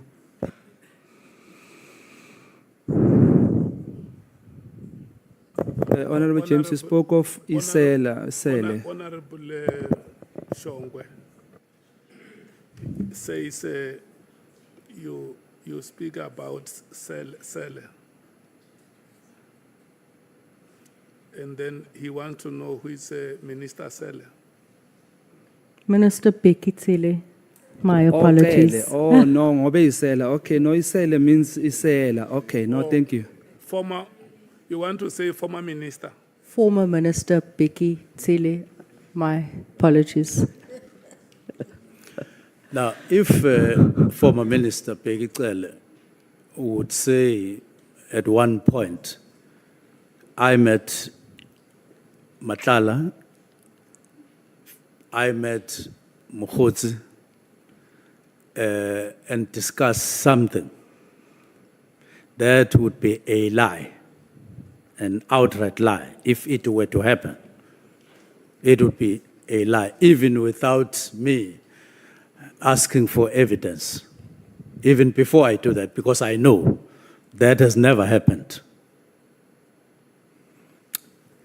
Minister, you appear to place great importance on public opinion. You said public? This is the last question you are asking.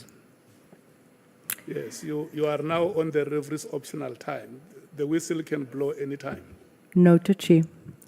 Minister, you appear to place great importance on public opinion. As it stands, there are widespread calls for you to vacate office, and you have become central to the internal divisions within SAPS. Would it not be in the best interest of South Africans and of restoring public trust for you to step down? Well, I don't know what you are talking about. We're in an ad hoc commission or committee. We are dealing with the problems that we are dealing with at the moment. What you are introducing, I can't answer. Thank It is based on public perception that you spoke about. Thank you so much, Thank you so Chair. much, honorable members. We will come back at 2 o'clock.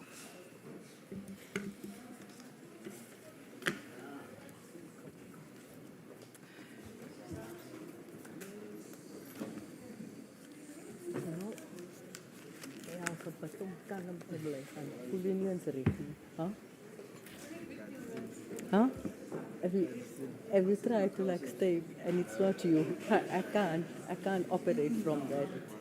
Like almost orchestrated, like.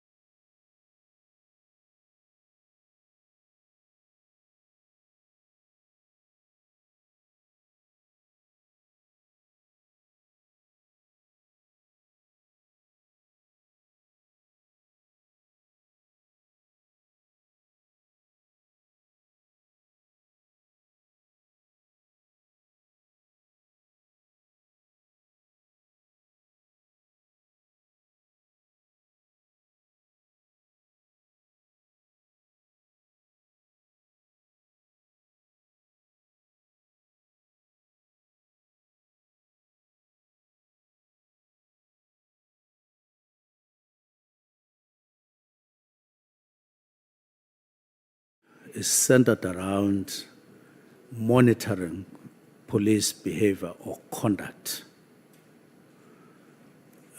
especially where there are complaints, especially where there are murders, and any other related matters. So in summary, they are policing the police.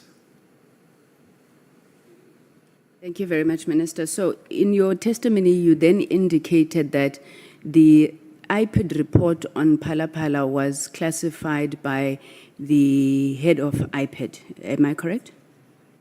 That's correct. Not by yourself. So based on your response on what the mandate of IPID is, can I then confirm that IPID would not be investigating the president? They are investigating police conduct. That's correct. Now, how does one get a report declassified, Minister, if somebody was looking for a report that IPID would have classified? You will need to wait until IPID declassifies it. In other words, they review their decision and they come to that conclusion. When there was a question from Parliament on the classification, which was mistakenly assumed to be me who had done that, I actually took the question, went to IPID to say, did you classify? What were the reasons? I'm facing a question in Parliament, and they told me that it is them, independent of the minister, and some of the reasons they touted were other parallel investigations that were going on in relation to Phala, and therefore they then classified for that reason until they come to another conclusion, maybe at the conclusion of some criminal cases that were going on under another entity that time. Thank you, Minister. So I would be correct then, based on what you said, if I was to advise Honorable Skhosana that if he is looking for information about an IPID report that does not investigate the president, despite his repeated assurances to that regard, he has to approach IPID for the classification of the report. That's Honorable. Thank you. So I trust that will bring the matter to a close, Honorable Skhosana on Phala. Chair, singabantu Chair, mele sibonge Chair. Siyabonga mamdiko zamile ukumdefend uminister ongizophinda futhi Chair. Sorry. Honorable Shongwe, I agree, you know how much I love you and how much I respect you. Don't take my 10 minutes. You know that. And I have assured you that there is at no time where we will deny you an opportunity to speak. So when you raise your hand, the chair will gladly recognize you. Like I do now, Honorable Sanguni has completed the part that she wanted to, and I saw that your hand was up. I now allow you to speak. Thank you, Chair. No, Chair, kuyisinto ukuthi umuntu mayenza kahle sibonge. So umkhonto wesizwe Chair besicela ukubonga kumamkhusela ukuthi awuzamile umdefend uminister. Kodwa sazombuza ke imibuzo ngoba iphala leli miningi imize egcekeziwe emalokishini awaclassifyanga ama-document walawo ama-docket walawo mizile egcekeziwe. Sisazoyixoxa ngoba ireporta kuyi-IPID. Siyabonga mamkhusela ne-ANC edefend uminister. Inkosi ibusise. Amen.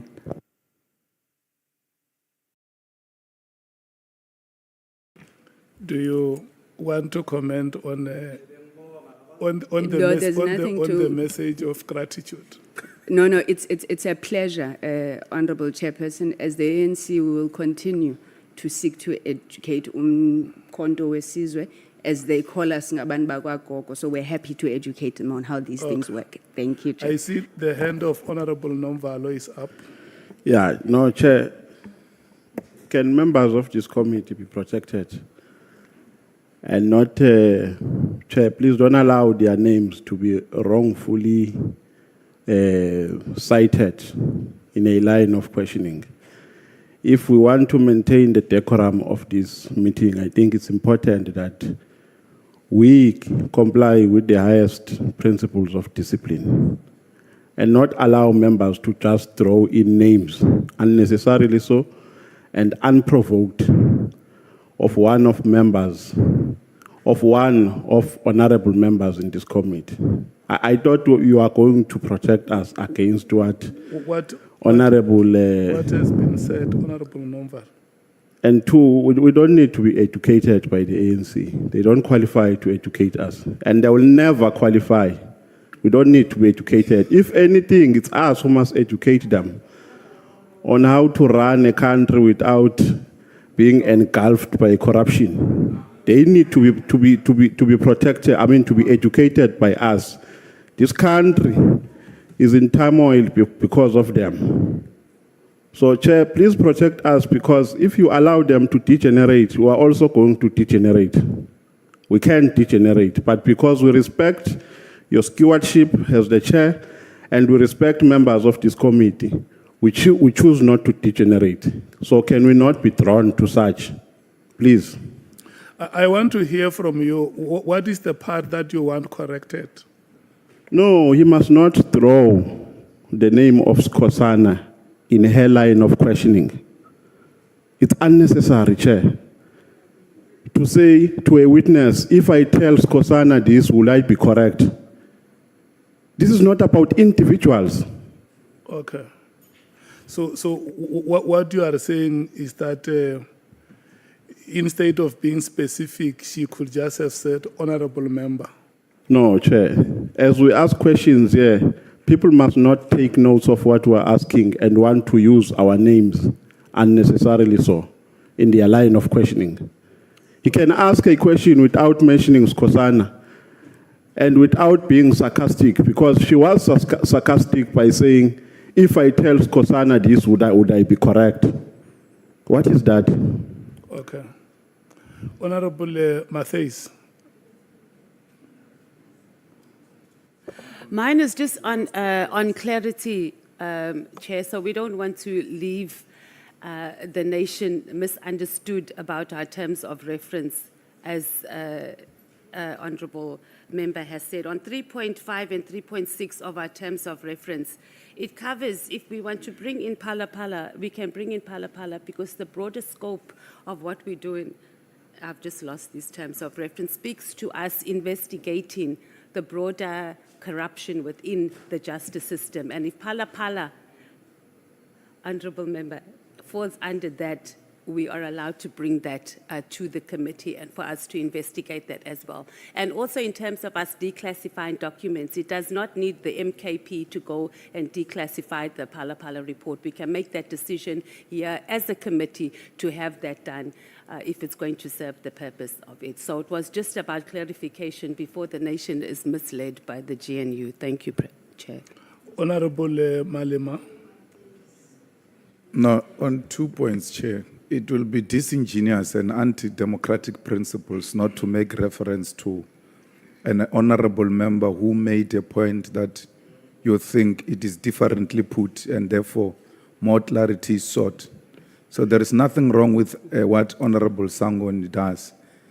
In the principles of debates, the best option for your name not to be called again is to keep quiet. If you are sensitive like that, keep quiet. But if you are going to open your mouth, you must know a reference is going to be made to that opened mouth, especially if it gets opened and say a lot of nothing. So there is nothing wrong with points of engagements and done in a very respectful way, where Honorable Sangon waited for a turn. She could have come in even at that time. She decided, no, I'm not going to come in at that time. I'll wait for my turn. So what is that? That is, you must not be scared of the highest stage of engagement.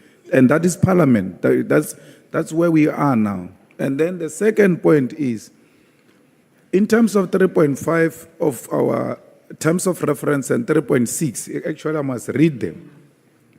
Establish whether any wrongdoing, corruption, or breach of conduct have occurred within SAPS or any other relevant institution as outlined in the revelation. Assess the adequacy of internal mechanism for dealing with corruption, misconduct, and poor management within the SAPS, the Ministry of. So if there is corruption that is being done at IPID, and amongst other things, the corruption of sealing Phala, we are well within our rights to raise it here. And the minister can answer for himself. So Honorable Skosana is not outside the terms of reference of this ad hoc committee, and therefore there is nothing wrong with what he said about Phala. We think and we hold a view, some of us, that Phala at IPID was wrongly classified, because we find no justification why Phala is classified. Police who were investigating Phala ended up being investigated by IPID because someone reported them at IPID that these police were favoring the president. And before all of them were equal. Therefore, we want IPID to investigate the conduct of these police who are protecting the president.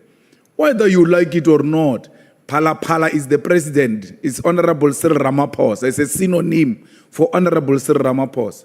So it doesn't matter how people want to put it.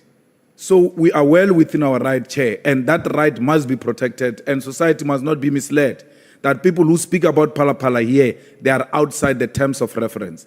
And the good thing with terms of reference, the Constitution or the law, is very important that every time when you speak about it, make reference to it, because you might think you know it, only to find that you don't know it. It's like Bible. A lot of you think you know Bible and you end up saying wrong things because you had those pastors who are feeding people petrol, saying the same things, and you come here and repeat those things without having read the Bible. Thanks. Honorable Chief Whip. No, thanks, Chair. I'm aware the clock has stopped. Yeah. Honorable Sangoni, you must not be worried. No, thanks, Chair. I think the earlier intervention made by Honorable Malema is quite correct.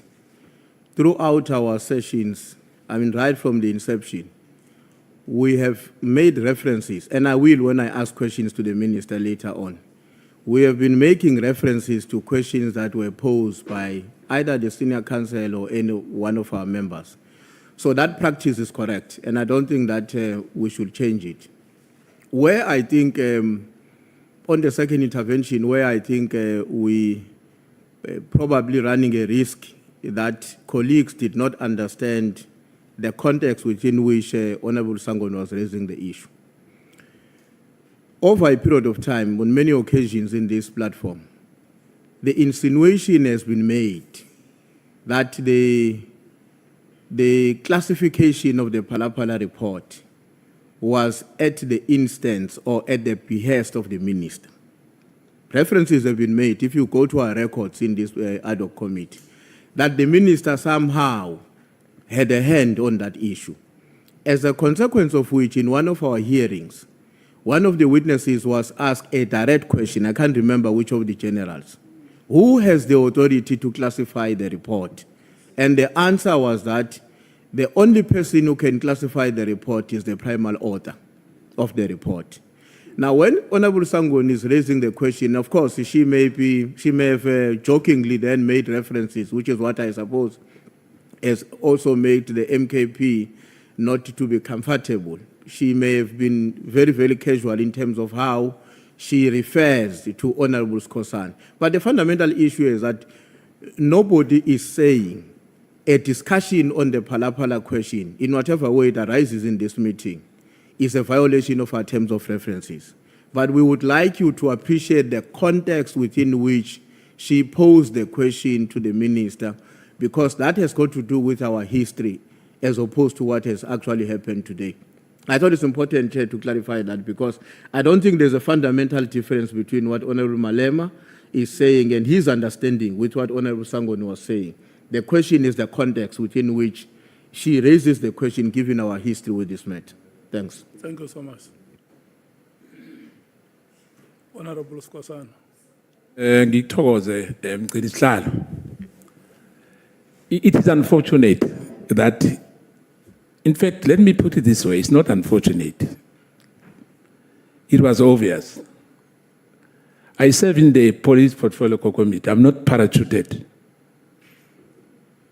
Since I came into Parliament, I understand much better than what Honorable Member Sangone was trying to educate me.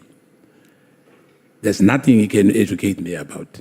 iPad, IDEC, and whatever institution which we deals with. You know? Now, the issue, I'm not going to play with some semantics here. I can do that if I want to be naughty. But I was naughty during those years when I was young. Now, the minister is not a zombie unless they want to turn him into a zombie. The minister answered me on the day. He answered me. She doesn't need he doesn't need an advocate or an SC here. Now, if somebody wants to attack me indirectly, I'm straight. Straight, I'm not, I don't fear anything in my life. Now, let's not do that. The decorum which my colleague was talking about, we want to maintain that. Now, if the honorable member is uncomfortable, I don't belong to the factions of the ANC. I don't belong to any factions. I know it's a very sensitive matter for the minister. And I feel pity for Honorable Sangwe, because we're still going to ask the minister here. And other members who are coming, employees of the ANC. And we are not here playing party politics. Let him present her own story here. Ask her own question. I'm not going to interfere. Even if he says iPad or iPad belongs to a Department of Justice, is fine. But I know, because I serve in that committee, I didn't remove anyone to come in here. No, it's fine. No one was removed. I'm here. I'm serving in that portfolio. I know the history. I know everything. I didn't come here to defend anybody or anyone. Thank you so much. Thank you. Honorable Scosan. Honorable Nomvalo, you'll be the last. Yeah, no, Chair, I just wanted to make this point that we still maintain our position. And we are saying this to seek your guidance. We're not inviting opinions and sentiments about how sensitive we are and so on. Here we seek your guidance as the chairperson of this meeting to say, don't allow a situation where some members choose to be sarcastic and tell us that they are educating us, as if they qualify to educate us. They don't qualify to educate us. It's us who qualify to educate them, not the other way around. So, Chair, we are seeking for your guidance. We're not seeking for anyone's guidance except yours as a chairperson of this meeting. We can't allow the name of the MK party to be rubbished here. If people have got a problem with the MK party, they must raise that elsewhere. It's not us who said people must lose elections. It's not the MK, it's not us who said people must get 1% in KZN and be voted only by their girlfriends, their candidates, and not receive any votes from anyone. So they must not come and express their anger here in the ad hoc committee, because we can do that as well. There is no mouth here which speaks a lot of nothing. If there's anything that does a lot of nothing, is a nose that can't even control Mafinyila. Not a mouth that speaks a lot of nothing. Everything that we have spoken here as the MK party is in line with the terms of reference. It's in line with the terms of reference. Chair, if anything, we will never be bullied here. If people have been thriving through bullying, they are not going to bully us. We're not going to allow that. We're talking to you. We have no interest of talking to anyone about the guidance that we request from you and the protection that we request from you. So can we be protected, Chair? Because we will be tempted to respond. Thank you so For as long as they provoke us, we will respond. Thank you so Fearlessly so. Honorable members, let me do this. Let me tell you, No, because Chair. I will give you a chance to speak. Let me No, say on a point of order, I just want to make one point very clear. point of order.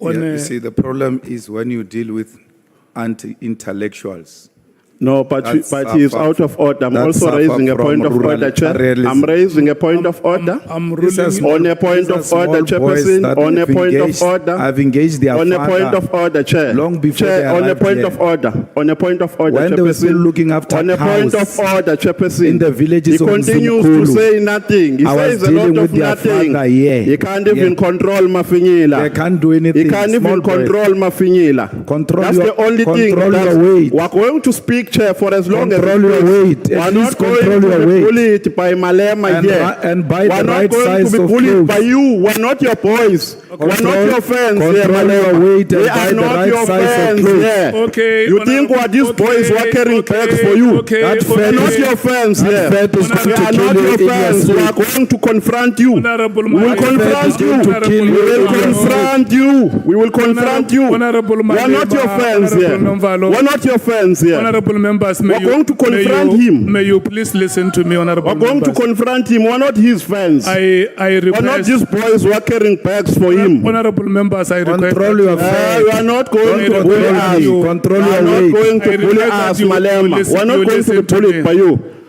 We'll never be bullied by you. Honorable Nomvalo, you are the last person whose microphone is still on. You know, when I was at teaching, the session after lunch, we used to call it the graveyard session. And the experience now is the opposite of what I went through in my other life. This really cannot be the graveyard session. Let's do like this, honorable members. Number one, I want to tell you what belongs here and what does not belong here. Number one is that there is a statement which was made here that by the MKP. And the ruling that I make is that, yes, it is correct that honorable reference, any statement that was made by a member during the proceedings. I don't think that Honorable Sangoni was wrong to have mentioned the name of Honorable Skosana, to say Honorable Skosana has asked a question about the classification of information by IPIT, answers which the minister a question to which the minister has responded. Number two, it is true that if honorable members want to probe or inquire about alleged corruption at Phala, if there has been, they will not be wrong in terms of the scope of, the terms of reference that we have adopted. Those are the two issues that belong here to this meeting. Yesterday, I spoke to Honorable Skosana and said to him that once the referee blows a whistle, it means the referee has seen a misconduct that is not allowed in the pitch. And once the player who has been fouled reacts or remonstrates with the referee, that player. So I may not want to be thrown into how you conduct yourselves, but I want to remind you this. All along, I have been emphasizing this point that when we are here, we are in service of the people of South Africa. And I want to make this appeal once again to all of you, that let us not make the people of South Africa to know our parts, which we are not. The way they know us, let it always be how they know us, and not introduce to them the other sides which they have never known about us. Because that is how we keep the decorum of this parliament, and that is how we also keep our individual personalities intact. I mean, it's very, very unfortunate, Honorable Malema and Honorable Nomvalo, that it had to come to the point that it did. And for sure, I think that you should also be regretting that there could have been a way to deal with the matters that you strongly feel about than to have dealt it the way you did. But look, you can't be crucified for that. You are human beings. Sometimes you may get very emotional, and at the end of the day, you learn from such moments in life. You are leaders coming from political parties recognized in this country. Mogolo o pelopedi. When you are a leader, you must always have two hearts. When the other heart is saturated, the other heart is it must become a second venue. Okay, the second heart must be able to help the other heart to restore your calm. So I hope that as leaders, you regret the moment that we are coming out of, and we because I can't prescribe, I can just say we may not experience this kind of behavior again. And let me assure you, sitting here as the chairperson, I respect you so much. And I love you so much. You must not doubt it. I love you, Honorable Nomvalo. I love you, Honorable Maleo. I appreciate you so much. And so, you know, sometimes I feel very bad about it. But look, we have to move forward and serve the people of this country. Honorable Sangwin, we will add 15 minutes more to your time. Yes, yeah, so. Thank you very much. So what it means is mutatis mutandis. So it will be you and the chief whip. It will no longer be 4 o'clock, it will be 4:15. Thank you so much. Thank you very much, Chairperson. Thank you so much also for your guidance in this matter. I'm sorry, Honorable Skosana, if you took offense, but I see now at least Honorable Manyi has joined us, so you are reinforcing. Thank you, Chair. It's a joke, okay. Chair, let me go to the questions, and thank you very much. Minister, I just want to start on the issue of what brings us here, and apologies to you, Minister, as well, that you had to sit through that. Obviously, at the core of the issues is around that 31st of December directive. Now, the Minister obviously appreciates that any administrative action has to be lawful and rational. I hold a view which coincidentally coincides with yours around the action. I want you to take us through that. I may hold a different view on rationality, but on lawfulness. So this year, my understanding is that the national policing policy was adopted in May of 2025. Is that correct? That's correct.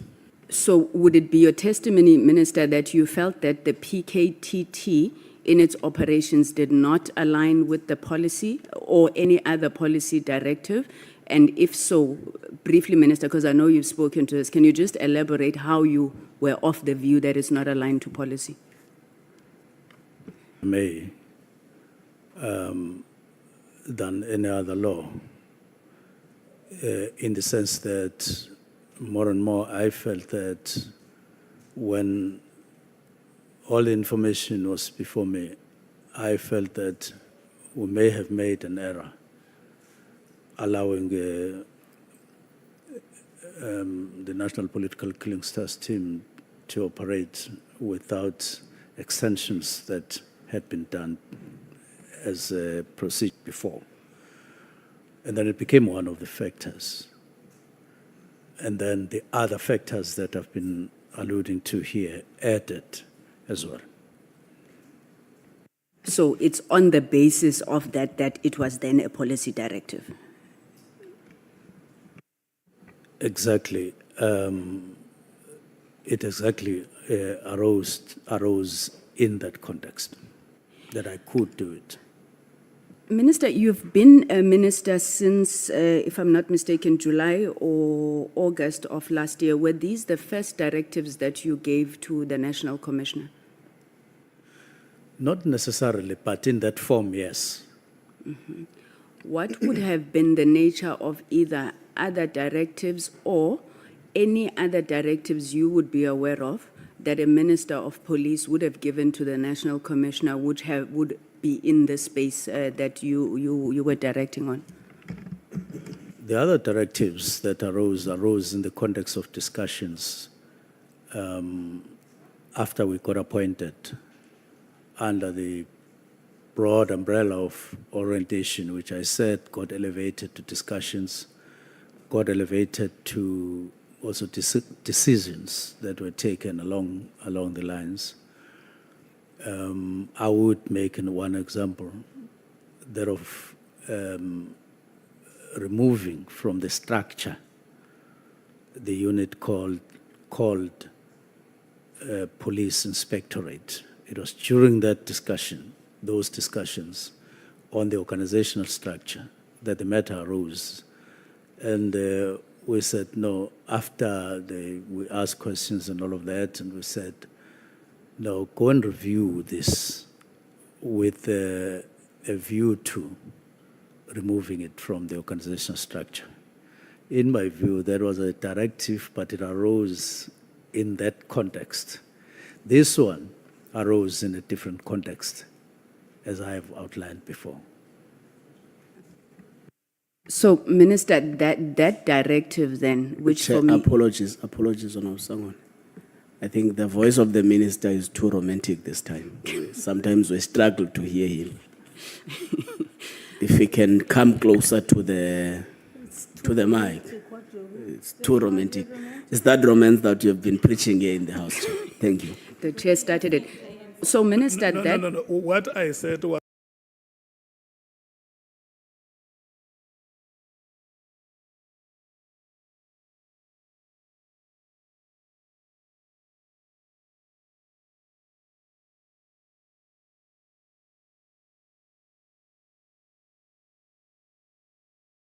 plutonic.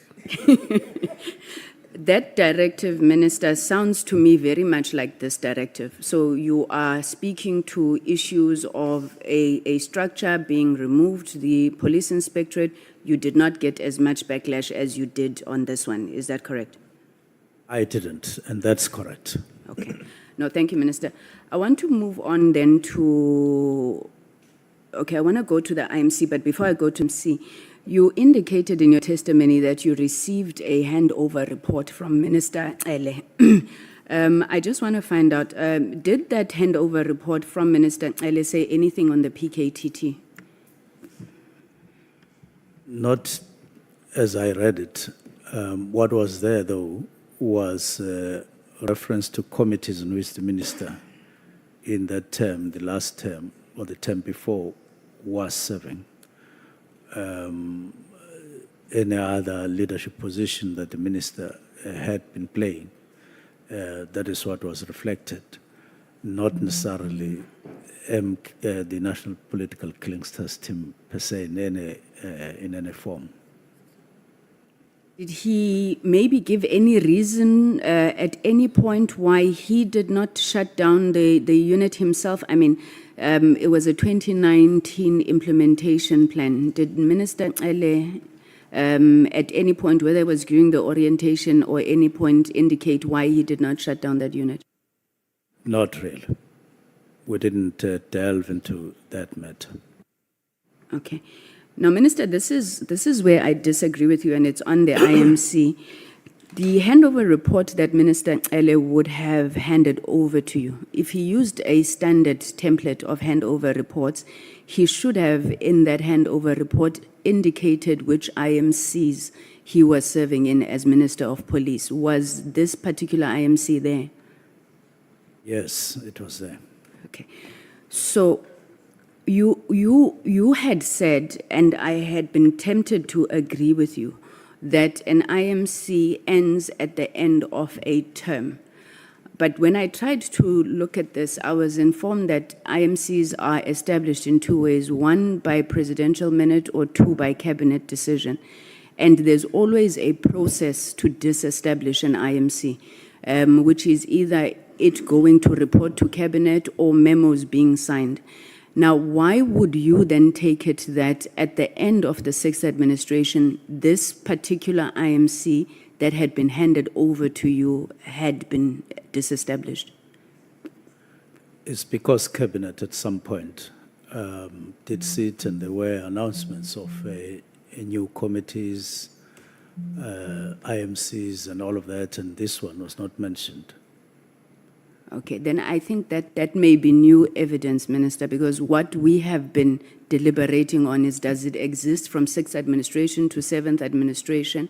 But if you are saying that then cabinet agreed on the IMCs for this term, we would really like to see that, because I think it has an implication on your testimony. Now, you then say, Minister, that the reason you disbanded the PKTT was because it had been established by the IMC. You say that in your testimony, I'm not sure which page. Then in page 235 of the bundle, which is an information note written by General Khumalo, Lieutenant General Khumalo, requesting funding. He says the PKTT was established by the IMC. Page 247, which is a report to the minister written by General Masemola. In the fourth paragraph, he again confirms the establishment of the PKTT by the IMC. So there's no dispute, I think, there in terms of the PKTT being established by the IMC. You then say, when you took a decision to de-establish the PKTT, was because it has been established by the IMC. Why did you not, and I think you've been asked this question, I'm just not getting it, why did you not then consult the other ministers who would be affected by your decision to disband? Because you're saying it was an IMC thing. Yes, the IMC doesn't exist, but why didn't you tell your colleagues who had been part of establishing it?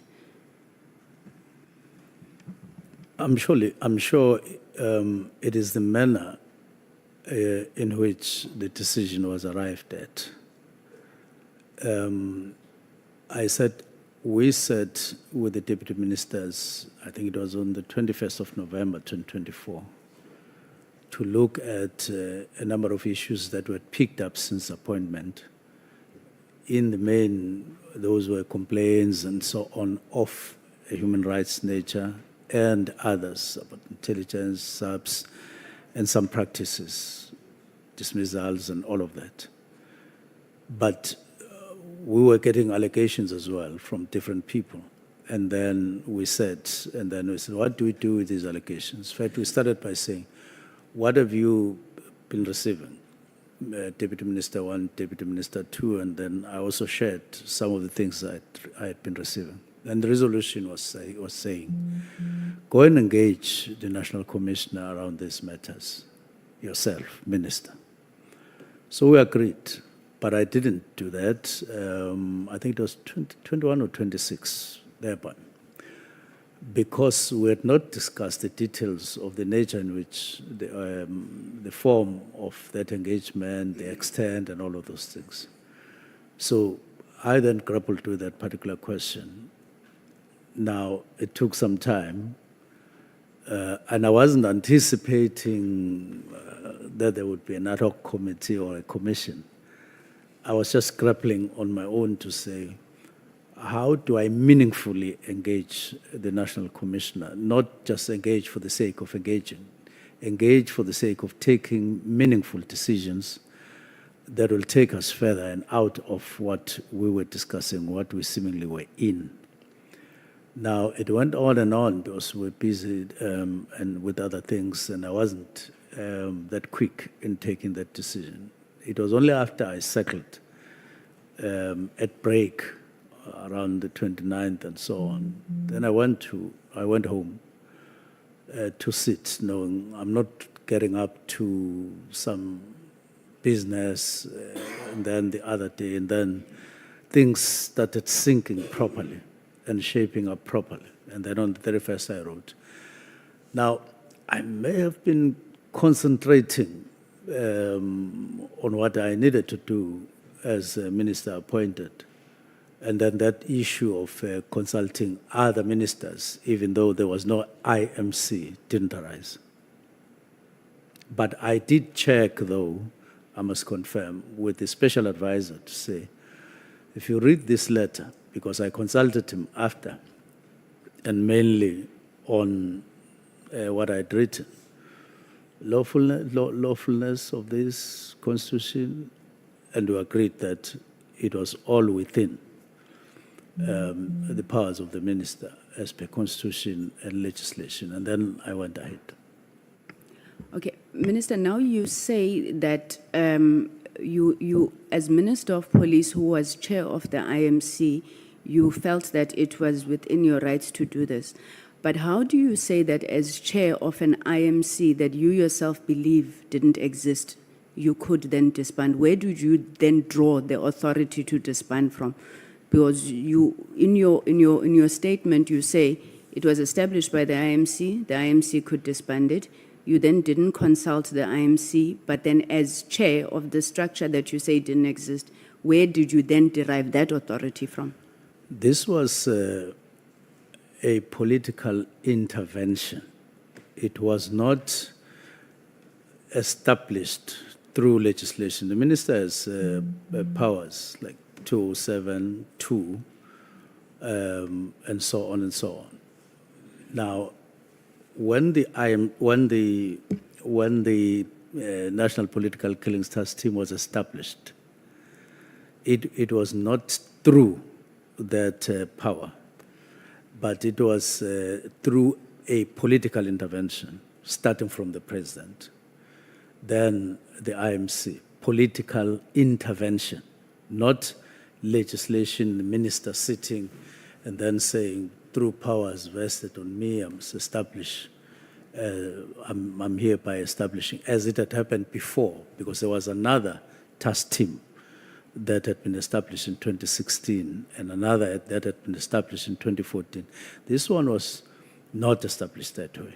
It was political intervention from president to IMC, of which the minister was one. So I then relied on that particular sequence or that particular mode or to do that, but leaning on the powers of the member of the executive. In other words, saying this was political intervention, this is political intervention, but now because I'm minister, I'm using those that framework as minister to do what I did.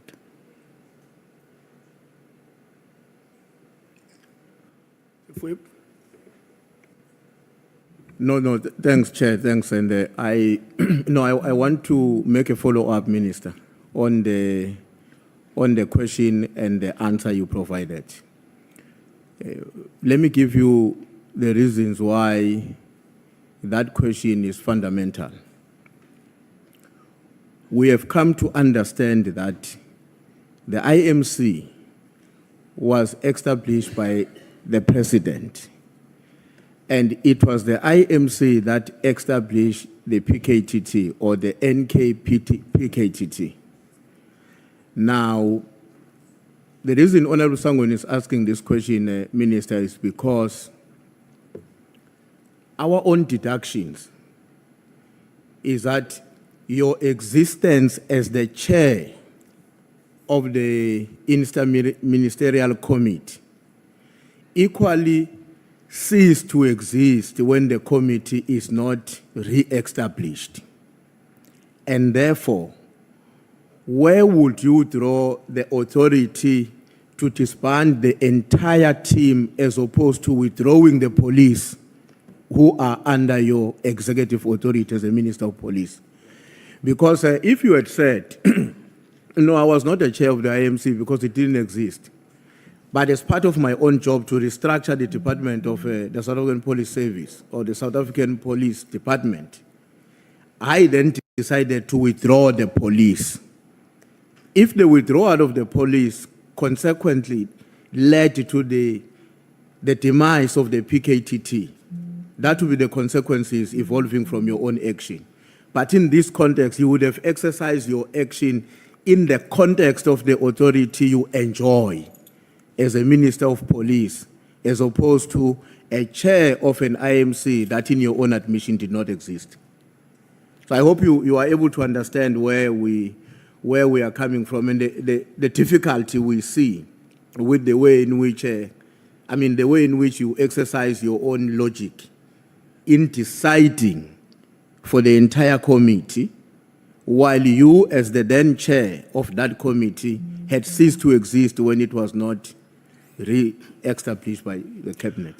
I understand. There is the IMC, then the IMC doesn't get continued with or re-established for the 7th administration. I no longer am chair of that. I'm now Minister of Police. Now, I then say, I would want to disestablish this, or I have to disestablish this. And what do I do in this situation? Because of there are this and this and this and this reason. And then we look at the Constitution on what the minister, no longer as chair, we look at and we see there's something called a directive using what now is what was a political intervention now facing me as a member alone.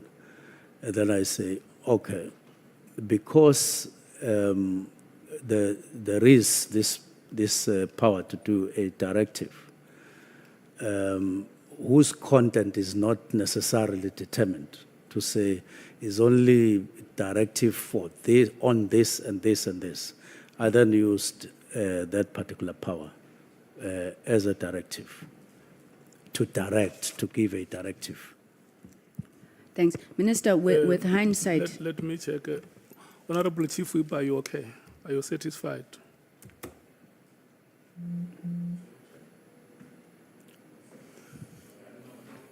Just a minor follow-up. I understand. Let's do this. It will just hold, Honorable Sangwen.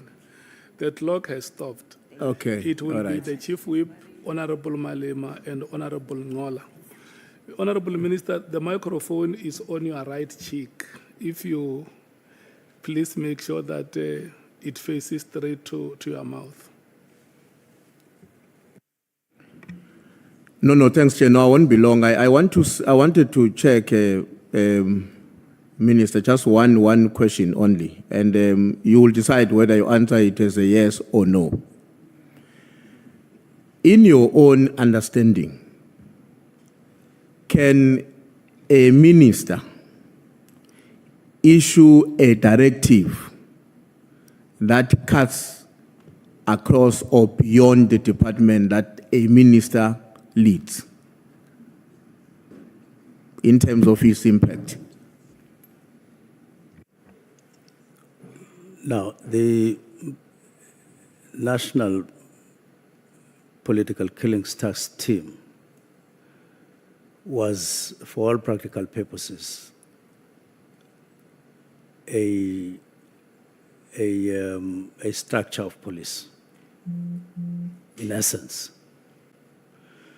But then, because of the needs for interdisciplinary and all of that approach, you then draw other relevant to then assist at officials level now, that's what you're remaining with, who are playing specific roles there. Now, in my view, because this is housed in South African Police Service, I could do that. The resources that were being used there were not basically from subs. There may have been other resources used by, for instance, NPA and by others in their roles as they do there, but not as is the case or would be the case in subs, because as subs, you will have to get members from all over. As subs, you would hire accommodation, you would provide cars, you provide all of those things. So it was different from subs. And it did have an impact in terms of how you use resources and so on, far, far more than those other departments would have been consulted once you have taken a decision to say, look,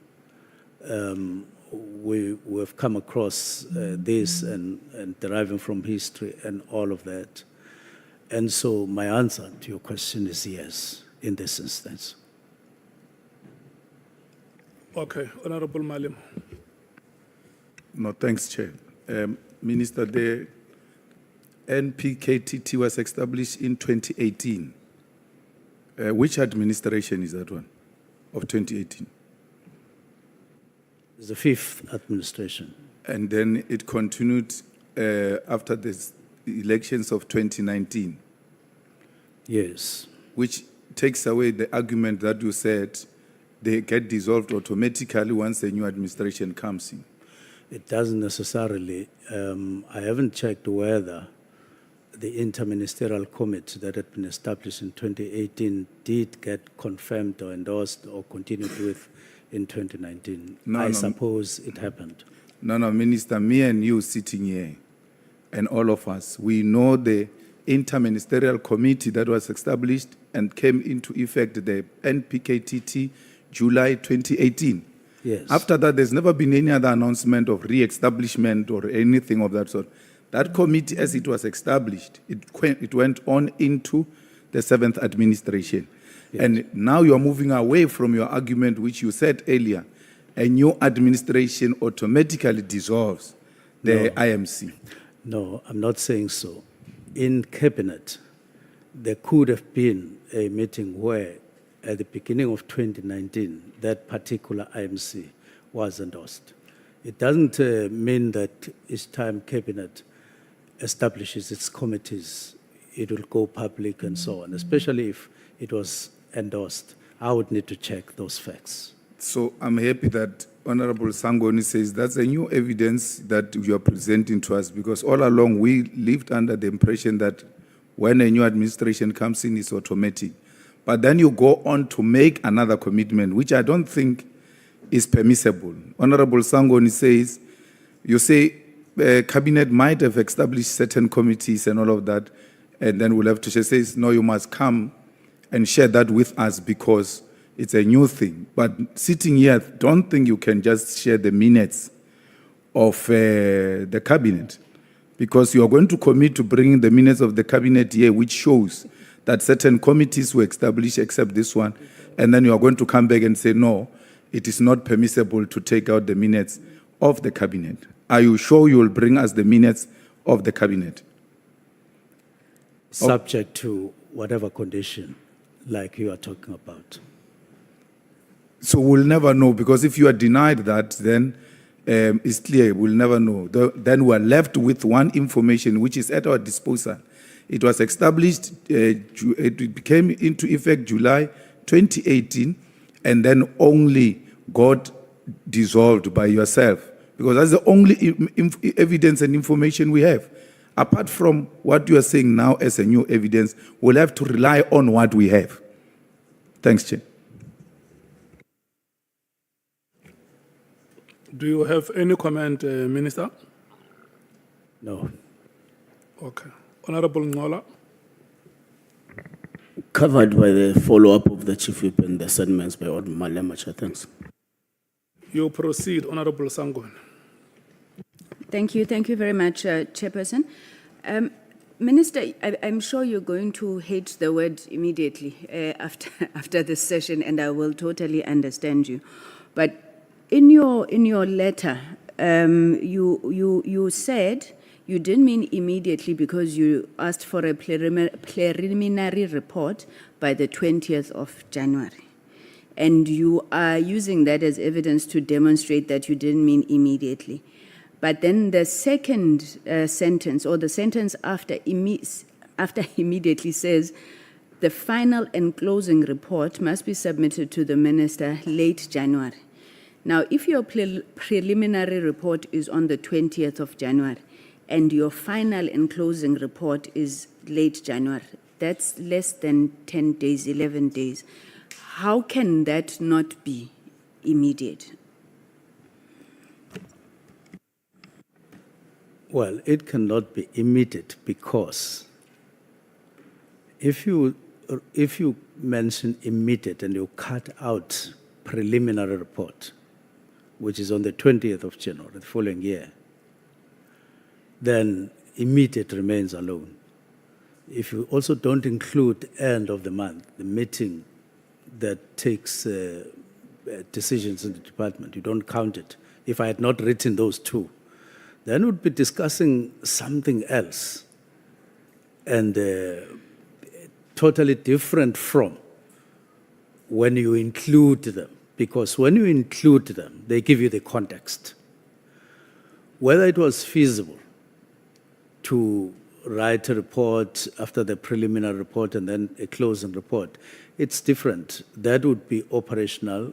The National Commissioner would have come, would have said, as would have happened throughout the period, Minister, I need 2 more weeks. Minister, I need this. It was happening all the time. So these were indicators in terms of how we should proceed, not the actual. Thanks, Mr. Honorable Malema says yesterday, if somebody says stop a car immediately, you don't expect them to stop it next week. Ne? But would I be correct to say that your expectation was that by the end of January, this team must be shut down? Because when you say final and closing, it means that you are giving them January, 20th of January, they must say this is how far we are, and then end of January, they must have completed. So it was immediate from the point that you instructed them, and by the end of the month, within 30 days, they were supposed to be done. Is that correct, Minister? That is correct, but subject to the managerial aspects arising from the preliminary report, arising from any other later report. Okay.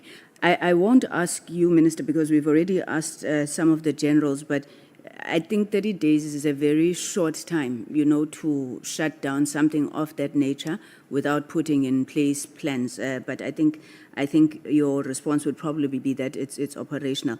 But I do want to say that that is the basis, I believe, of you being accused of defeating the ends of justice.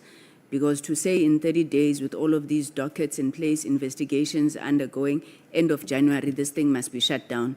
I don't know if you want to make a comment on that, Minister? I do want to make a comment. The directive didn't have anything to do with dockets. Dockets were not part of the directive. In the preliminary report, in the final report, or discussions thereof, then the issue of dockets would have come in, and then management comes and say, this is how we would then manage dockets. Common sense tells you that if there would have been a case or cases in court, the directive was not saying withdraw those cases just because you are closing. No, it doesn't. If you were chasing after a particular criminal, it didn't mean that. But as another example, you you wouldn't. There were officers from other provinces. It also didn't mean that, or it wouldn't have meant that you tell them pack and go and just like that. Because ordinarily, in terms of simple logic, that would not have been literally practical. But there are many instances where the executive would take a decision. Maybe, let's just say, not in a hasty fashion as this one may look like. But as the executive, you do say, let's do this in 6 months, let's do this in 3 months. If you're an executive and you don't do that, I would say, I wish you good luck. I would still want to see such a person, how you work and how you get your things delivered. But then I gave that indication. But you always know, you always without any error, that the executive management would vary whatever you say, and then you then move along. It's known. No, thank you, Minister. Minister, what level of detail do you get briefed on when it comes to...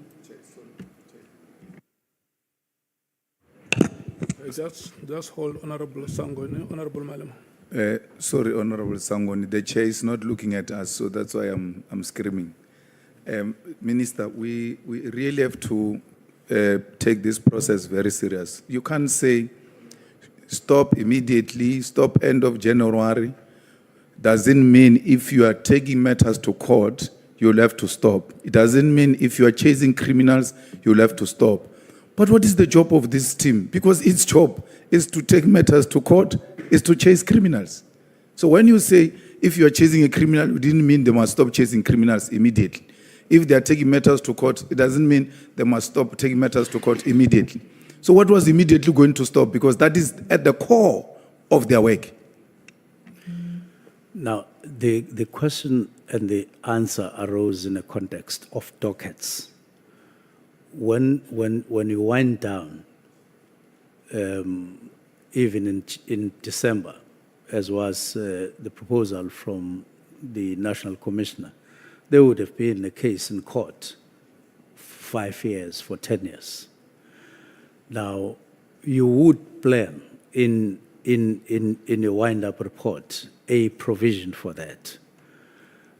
So it's not just the two, which is the work of the National Political Killings Task Team. It's all embracing other aspects. She raised the question on dockets, and I said it was not in the, because that's not my terrain as minister. It was not in the directive. It would come with the National Commissioner, and it was left out. And therefore, they would, for instance, say, well, this is how we will close, if that would have been the decision or that they arrive at. But this is how we'll manage the dockets for the next 10 years or for the next 5 years. When you hear matters around dockets and so on, it was in that score that what are we going to do with ongoing investigations? No, transfer them to the organized crime unit in KZN or serious and violent crimes in KZN, so that they continue to investigate what was being investigated by the other team. Okay, thank you so much, Honorable Member. Honorable Sangoni, may we proceed? Thank you very much, Chair. Minister, you've already said that the letters and things that were written by Professor Mary de Haas only formed part of what you called the collective weight of your decision. But did you get any of these investigated? What Mary de Haas would have raised? Well, Mary de Haas's matters were not only raised with me, they were raised with the National Commissioner as well. They were raised with the Portfolio Committee. I had a discussion with the National Commissioner and got his impression about what Mary Dehas was saying. Lastly, National Commissioner was saying, those matters we have looked at and found that there's a problem with this, there's a problem. Lastly saying, they are not, those matters are not as she raises them. I was satisfied with that at that time because I wasn't looking at any other thing. I just wanted to get his impression about this if he had been conducted by Mary Dehas. So I then left that and moved forward with that kind of response. So I wouldn't say they were investigated by me, but the impression that I got from the National Commissioner was that indeed those matters were looked at by police. Okay, Minister, on the basis of that response then, it doesn't make sense to me why you would then include them as part of the issues that you considered to be underpinning your reason. Because if I heard you correctly, you're saying you raised these matters with the National Commissioner, he dismissed them, you were comfortable with that. But we've got pages and pages of Mary Dehas here, so why would you then have them as part of the reasons why you disbanded the PKTT? Now, they exist. Those matters exist. I think I last got the letter, I don't know whether it was October or what. So I was putting them as some of the things that I considered. I didn't ask for a report from the National Commissioner to say, give me a written report on your investigation on matters that Mary Dehas had raised. I just took it, I took him for his word. But here, the intention was to say, there is an indication of some problems. I could have added that I asked the National Commissioner and it dismissed them and so on, but that was not the intention. It was merely to say there are these matters, whether they are current or not current, but I did consider those matters. Okay. Why I was asking about Mary Dehas is that in paragraph 93, Dehas says that the task team achieved virtually nothing in 6 years except to cover up for politicians. Now, when you spoke to the National Commissioner or in your own investigations, did you find out who these politicians the task team is covering up for? Not really. Would it be something that is being looked at? Because it's quite a heavy statement and it speaks to issues of political interference in the work of the PKTT. Would the minister not think that that's something that you need to follow? Well, I read the whole letter, the letter as a whole, and I could see that it has got various matters and didn't really go to each matter per se. And I did say that earlier, I didn't necessarily want to put that as the only weight or the only issue.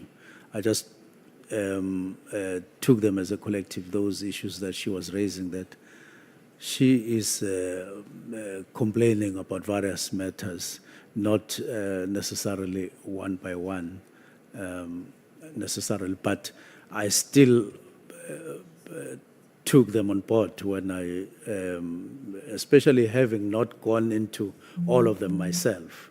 So I said maybe I should just flag these matters as matters of concern, but I knew that these are not the only ones. What has been your experience, Minister, of political interference in the subs? I mean, you've been there for a year now. Is there political interference that you are aware of in the functioning of the subs in particular, but maybe the criminal justice system as a whole?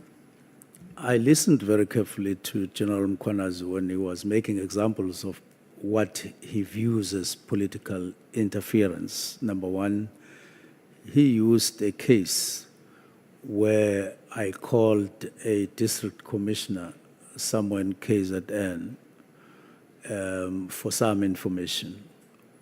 And then he said, this is one instance for political interference. What actually was happening there, for your benefit, I was driving to a funeral of one councillor that had been murdered. Now, when I got closer to the marquee where the gathering was, I checked my notes, and my notes didn't include whether those who had been apprehended were still in with the police or they had been bailed out. So I just needed that when I addressed mourners. And so I called one official that I was with who was already there to say, just get me the number of the district commissioner. Got me the number and I phoned. Bail or no bail, currently. And then he told me that, no, they're still inside, and I think we had some small conversation. I'm sorry, Minister. I'm so sorry to interrupt you. I'm also looking at time. Okay. I hear you explaining that one case, but maybe a direct question is, are you interfering generally in the work of the SAPS? Are any of your colleagues and comrades interfering in the work of the SAPS? And I remind you, you are under oath, Minister. We really need to understand, are the police being hampered from doing their job because of political interference? To be honest, I know of no instance that I could be accused of interfering, political interference for. And so it sounded very strange when I heard that, and I couldn't recall and whatever instance, but whatever may have happened before, I don't know. But as far as I'm concerned, because I'm currently there, I couldn't recall any instance. I listened to the instances that he was talking about, and I don't agree that that constitutes political interference. Thanks, Minister. So in your opinion then, what is at the center of these divisions amongst the higher echelons within SAPS? And outside of calling that peacemaking meeting, what have you sought to do about these divisions within the leadership of the SAPS?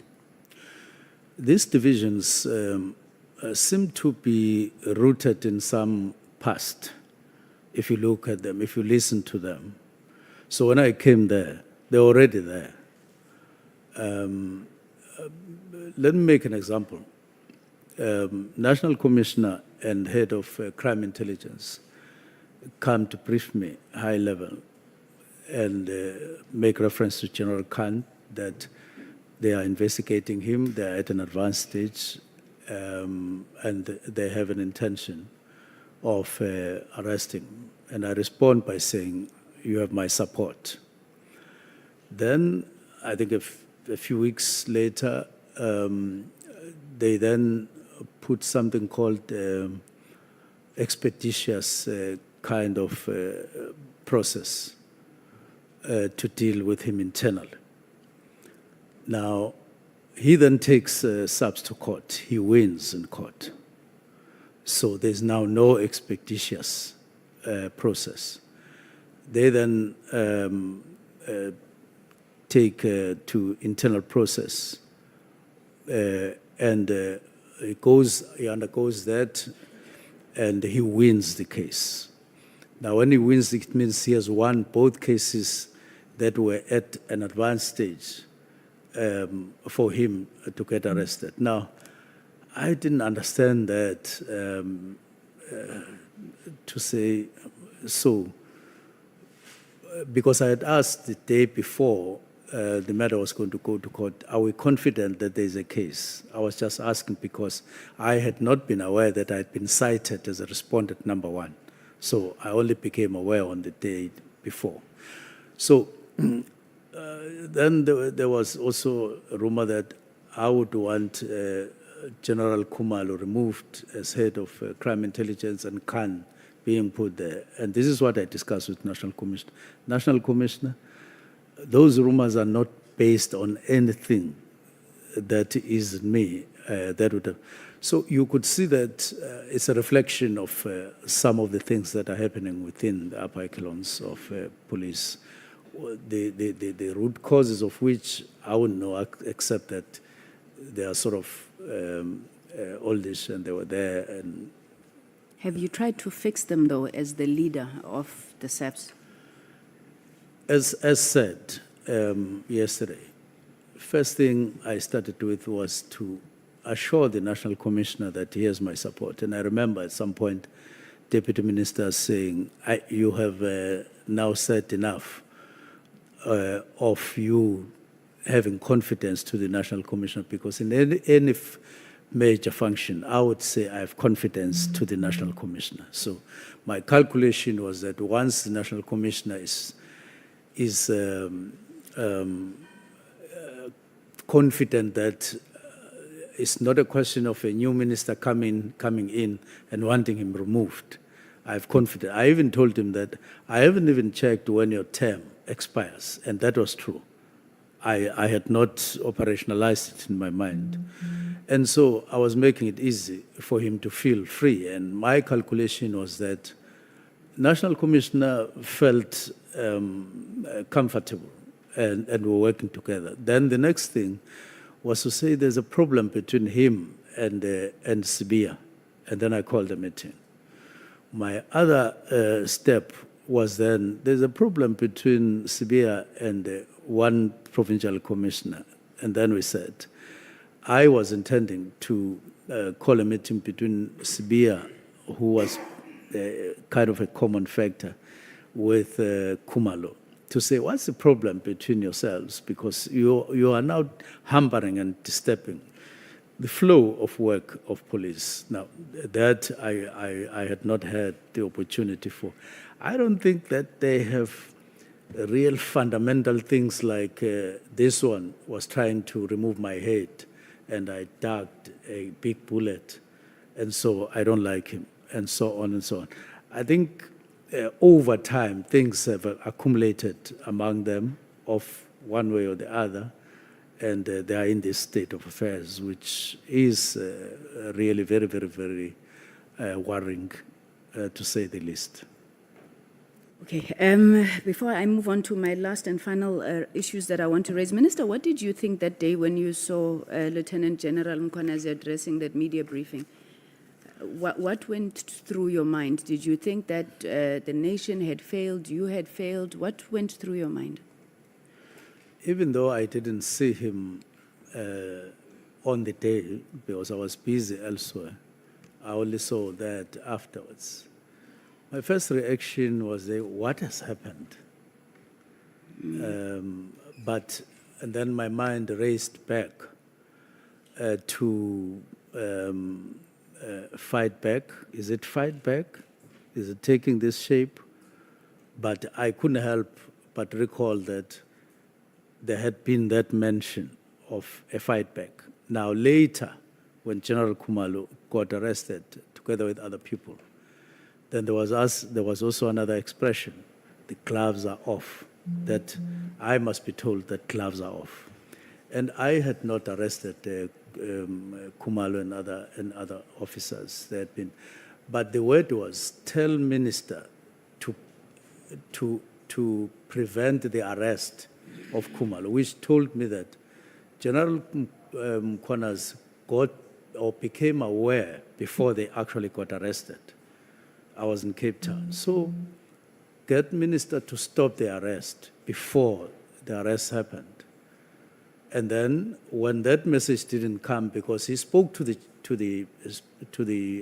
chief of staff who was getting out of Cape Town, and he told that person, no, let's talk when I arrive in Johannesburg.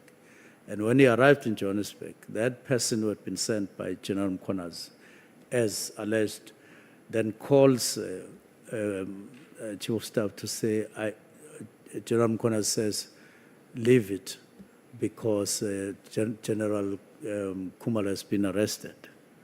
And he said, you must tell minister gloves are off. So I'm looking at these things that are happening, through the lens of those two expressions, and in between a lot of other things. And I'm looking at that as something that had an impact in changing the mind of the National Commissioner, who even went to court to say he thinks that, or in a sworn affidavit, that he has no problem with the directives and so on, but the how part, and he wrote it down in black and white, which is further evidence that he had no problem and so on. He would then turn later when he went to the commission and for the first time clarifying where he stands and so on. Okay. Thanks, Minister. Just my last few questions. You spoke about the Chief of Staff now. Minister, what framework demands that when you're hiring a Chief of Staff, you have a panel of interviewers, firstly? And secondly, who were on the list of other candidates that you mentioned that this panel was looking at? I was meant to come with how, I don't know whether I got it. Yeah, how I rather read that to say this is the standing practice. And then I'll come. Sometimes there's compliance, sometimes there's no compliance. I'll find it. Okay, while he's still looking at that, sorry, Minister, we'll come back to it as soon as you get it. So, Chief of Staff has got a BTEC in policing and a diploma or so. The position of Chief of Staff is at a level 14, a Chief Director in the Public Service, Major General in the SAPS. The minimum requirement for a Chief Director is an NQF level 8, which is a honors degree. So does the BTEC equate to a NQF level 8? It would be honors and or. Then they will put other things. But does the BTEC equate to the NQF level 8? No, it's 7. But if you have a diploma or diplomas, then it... Minister Susquat, is it not NQF level 8? Then if you have anything else, but for the door to be opened, it has to be a NQF level 8. For sure. Let me see what happened. But there are specifications. But those specifications, I know that if you have other things, it happens that way. Okay, maybe, I don't know if your legal counsel would either have a job description or an advert for a level 14. Yes, I'm saying this because in many instances it has happened that a person doesn't have an honors degree, but has a junior degree plus other things that when when SACA investigates or go through your qualifications as a whole, they peg you at a required NQF and they say you qualify for that. It has happened that way. Okay, Minister, you were Minister of Public Service and Administration, so I'll take your word for it, but I have never seen it in practice. Otherwise, many people would not have studied if we could pack to get to NQF level 8. I'm not sure if you've got that information, Minister. I don't know. I didn't. Honorable Sangon, Yes. your time is no more. Yes, the Chief Whip has said that he's taking over in 5 minutes. My last issue, it is my last issue. My last issue, Minister, is on the signal messages that are in this document. When the Minister was testifying and he was asked about this message on page 79, which says that, Minister, I've got the case number in the judgment. Now we've got something proven by the court. This is a matter which either Sibia or the Minister can charge Khumalo with and apply Rule 9 of the disciplinary hearing.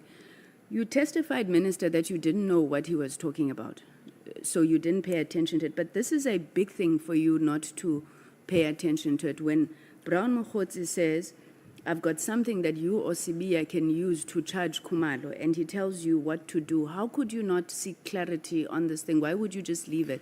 And then why would he refer to the two of you as a collective we? Minister?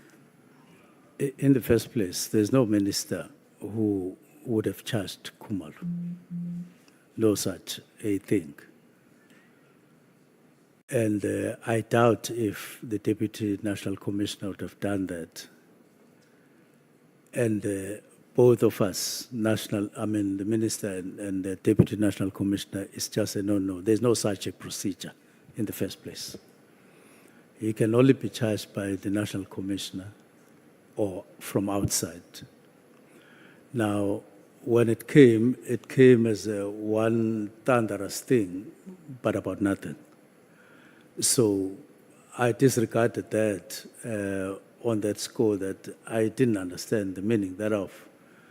But knowing that I had received more or less other messages of that nature, including from Mkhwanazi, which you would struggle to have a meaningful.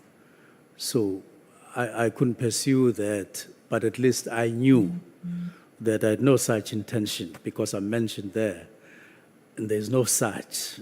So sometimes you just say, let me go on with my work, because there's no such. You are sure about that. Okay, Minister, so you did testify that you wouldn't necessarily discuss issues of SAPS with Mr. Mkhwanazi, but you can tell that from the message he's deep within the issues of SAPS.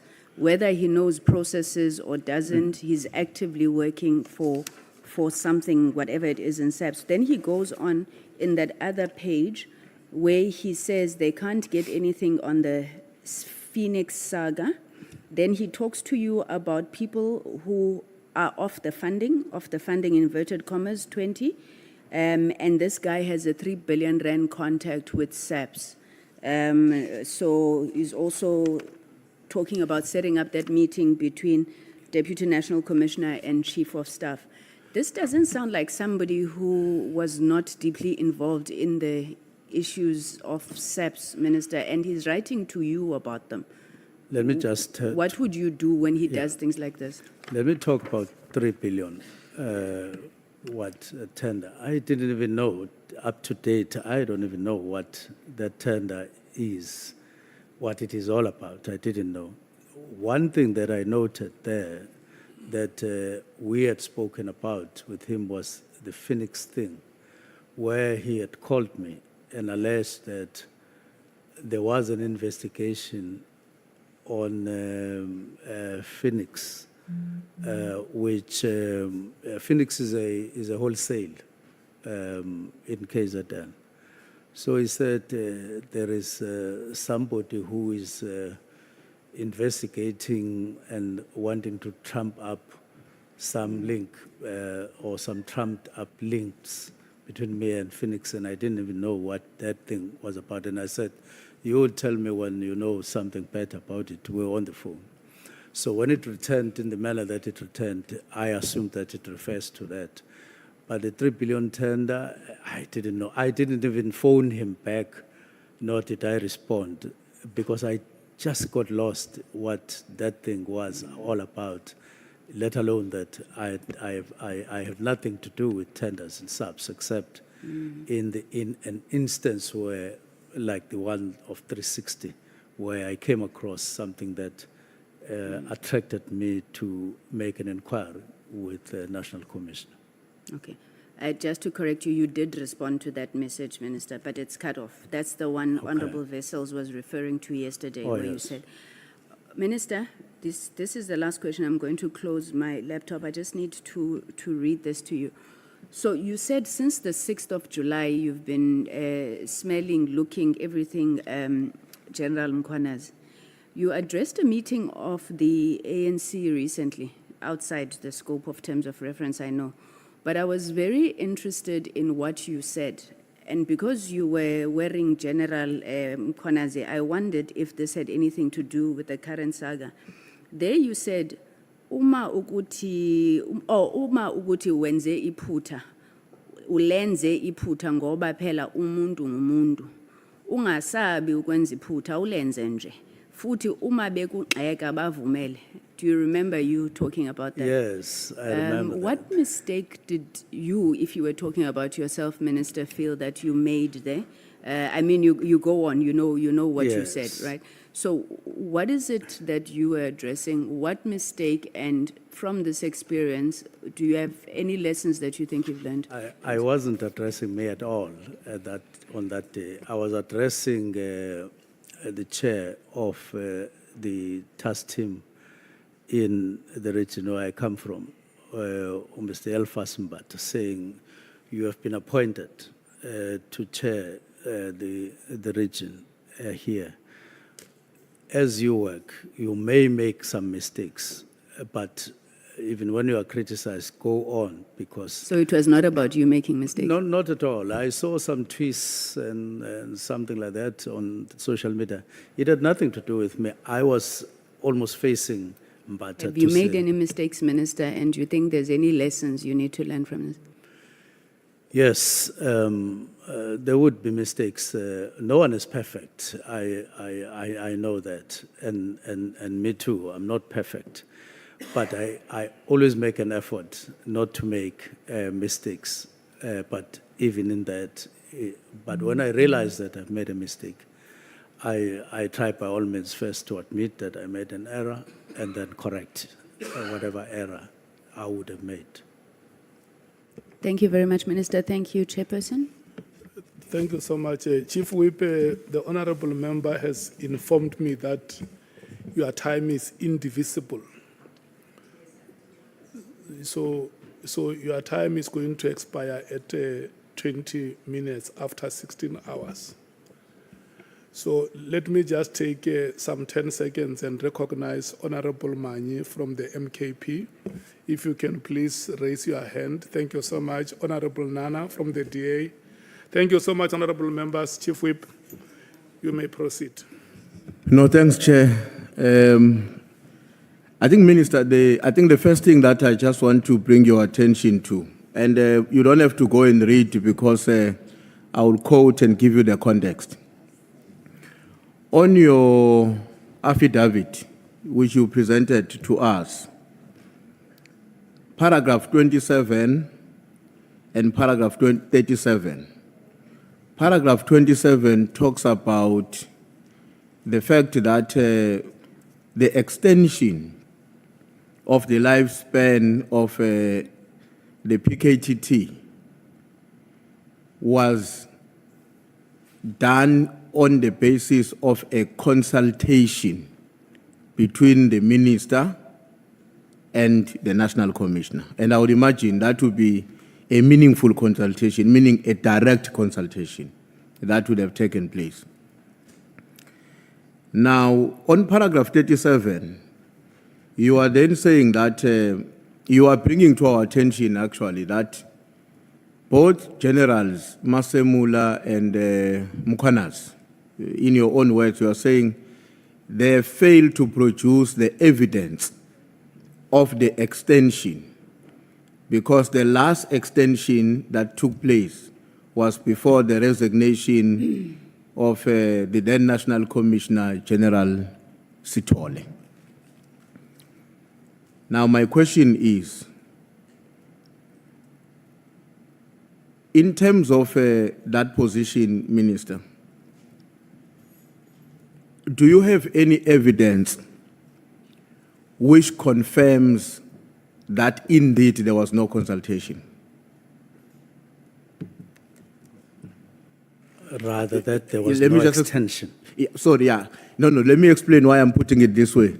Remember, your contention is that throughout the period after General Sithole departed, the two generals who came before us were unable to provide evidence that the sustenance of the PKTT was as a consequence of a confirmed consultation between the National Commissioner and the Minister. That would be Minister Pegicel in this case. Now, my question is, do you have evidence that actually there wasn't any consultation? Remember, they didn't give us evidence that there was a consultation according to your contention. But will you be in the position to give us evidence contrary? That actually here is the evidence. There was never a consultation. I'm trying to think what form other than that it's not there. Maybe some investigation, because you can have it in concretely when it is there, but when it is not there, it will be difficult to say here is evidence other than via an investigation within the department to say. But on my check, I was satisfied that none exists. Okay. Now, in the normal course of events, would that consultation only be limited to a written and signed document between the minister and the national commissioner, or it might also include a conversation between the two? I would basically argue that it would have been written based on information that I got, that it was written, but I can't deny that it may have taken whatever other form, if it did. Okay. But in this instance, Yeah. yeah, No, it was no. based on written. Okay. No, thanks, Minister. I was asking that question because I thought, because even when General Stolle left and General Masemola took over, I suppose that's how they followed each other, or whatever the sequence might have been. But even as he has departed, the evidence exists that beyond his tenure, meetings of the IMC did take place and reports were taken to cabinet, Yeah. which may therefore justify a conclusion that in whatever form it may have taken, a green light was given by both the then Minister Cele and the National Commissioner for the PKTT to be extended. So that is the point that I wanted to make. You may want to comment on it. Yes, it's not just the reason why I was doubting verbal, it was because it has to be in the form of an assessment written down, as opposed to a request for money. There's a distinction. That's why the CFO in 2024 March talks about the need for a work study if the National Political Killings Task Team is to be drafted into the organogram. It suggests that there would have been a work study. It can't be verbal.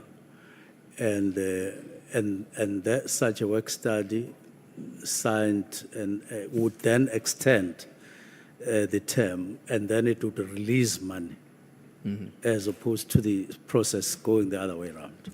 So I doubt that you could do it verbally, both the assessment and signing for the extension.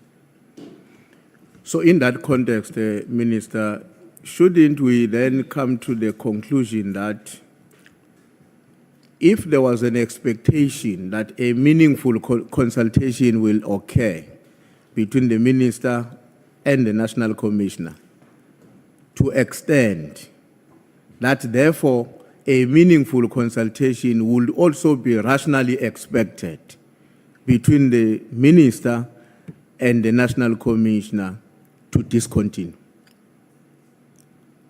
It would be expected. It would be expected. I think so, if I hear you well. Okay. But in this case, we can conclude that because if the way in which you would expect it would be in a written form, in some form of an assessment, remember, between the big chiefs, the Minister and the National Commission. Yes. Would I be wrong then to conclude that that did not meaningfully happen between the Minister Mchunu and General Masemola in the case of a discontinuity? That there was no extension. Meaningful consultation between the two chiefs that, okay, we're discontinuing. No, I have explained that I didn't consult per se on face-to-face or in writing, but there were meetings on factors. I singled out one factor that I had a problem with. It is the category of people who came to report certain things, certain practices. And I felt that because of this factor, I wouldn't be able to, I would be able to rely on it to effect the directive. And then we will have discussions later, but I took that as risky and serious, and that I wouldn't be able to go to anyone and talk to them on this particular matter. Okay. But Now- others, I would want to you to underline that there have been processes, there have been everything, but not on the actual directive to disestablish. Now, in your response to a question from the senior counsel, including from some of my colleagues, Minister, you made references to the fact that you had directed the Chief of Staff to send the letter to the acting commissioner and the national commissioner. Yes. And then he decided, without your direction, to send it to the PAs of other generals. And I want to say, would the PAs of other generals include the PA of General Sibia? I can't recall specifically, but I do recall him indicating that he sent to some PAs. I can't recall whether he did it to all deputy national commissioners. Okay.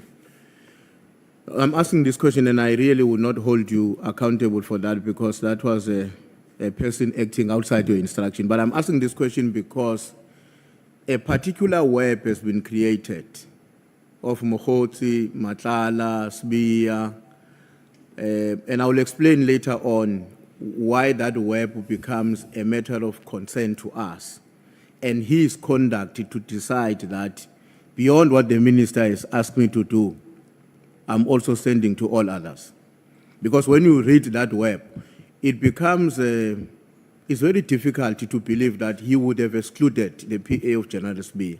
Yes. And it's very easy to conclude that the inclusion of General Sibia's PA may very well be informed by the fact that he had an interest for Sibia to act faster without being delayed by anybody else above Sibia. I mean, that's not your question. It's a question we will pose to him, given the deductions that we can make when we look at the sequence of events after that. But I'm not posing it to you. And then when you were responding to Honorable Malema on the Mkhwanazi question, of course, you referred to the character that you did not know, and we explained what you explained. I don't want to get into details about what exactly did you say. Now, he appears to be very central to the crisis we're handling, Mkhwanazi, in one way or the other.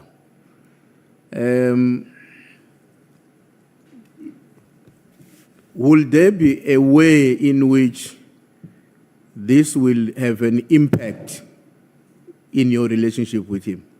Will it define the relationship in any way? You don't have to tell me in what way, but given what has happened now, and here is this character, do you think that is going to redefine the way in which you related to him? Without it being central, and my view is that it is not central, but your second question, definitely it would have to it will have to affect the relationship. Why? Because I related to him as an ordinary comrade, just like I do to other comrades, many comrades. And then I relate to all of them without asking them many questions. Like when I heard that he may have had his membership expired, I recall, I never asked him whether your card is current.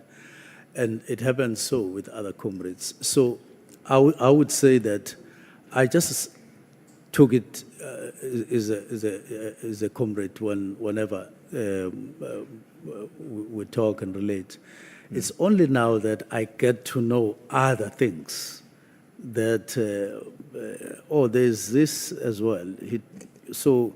He talks to so-and-so, he talks to so-and-so, all these people that are being revealed in the Nhlanhla Commission, which I had no information about.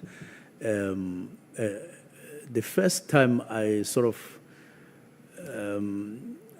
blew my nose was when somebody said, this guy seems to be talking about you dropping your name, and so on. It was sometime this year, to which I reacted by calling him to say, I'm getting information that you dropped my name where you are and all of that, which he denied.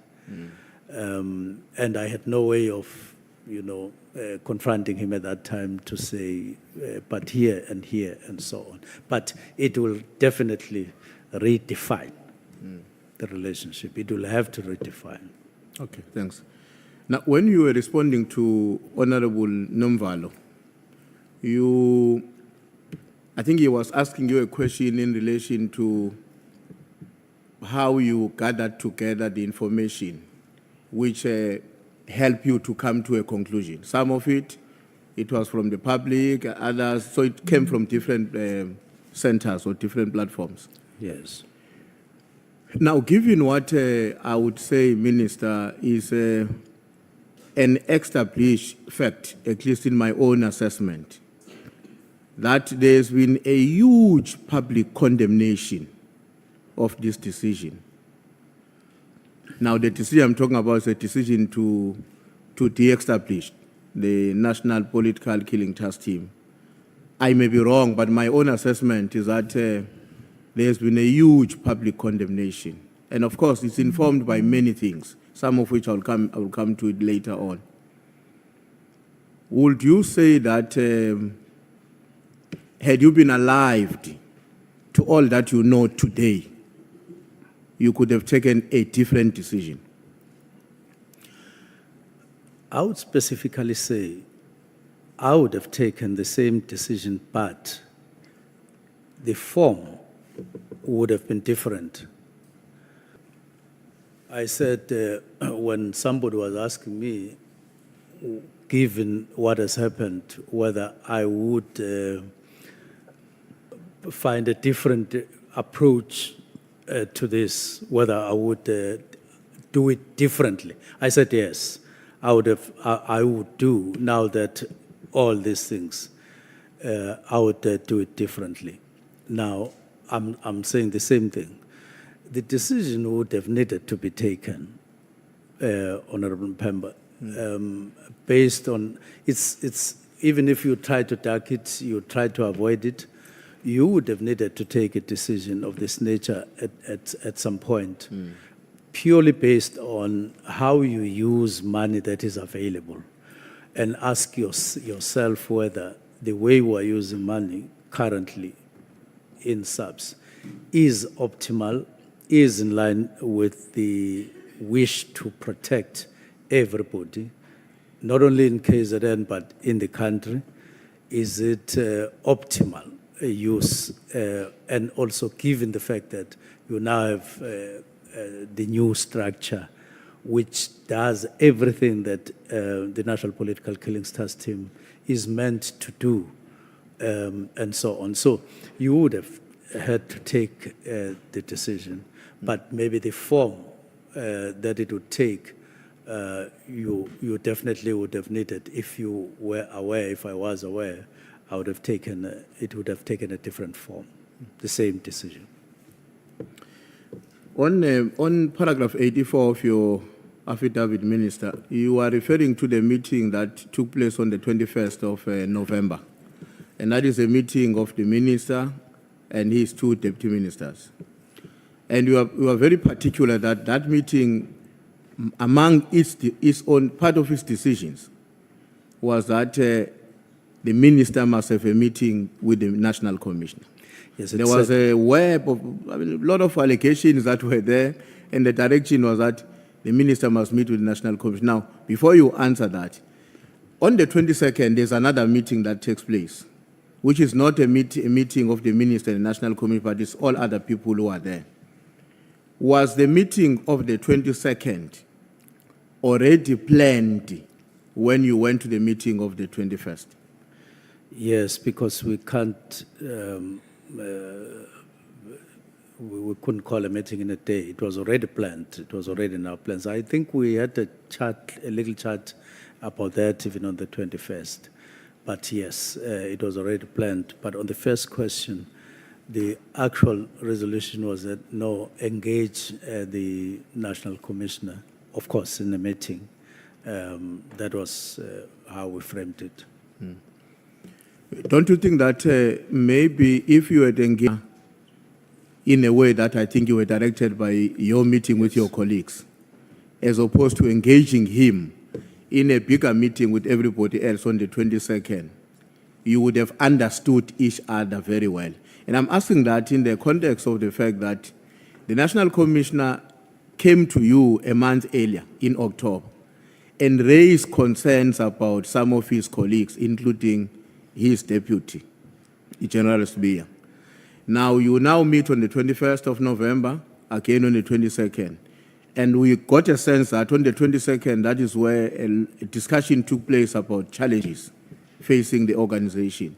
But don't you think that a one-on-one with him to go deeper on these matters would have been helpful as opposed to the 22nd meeting? They perhaps would, but on the 22nd, I still had no idea how, what the engagement would need to take, what form it would need to take, because we had just met the previous day.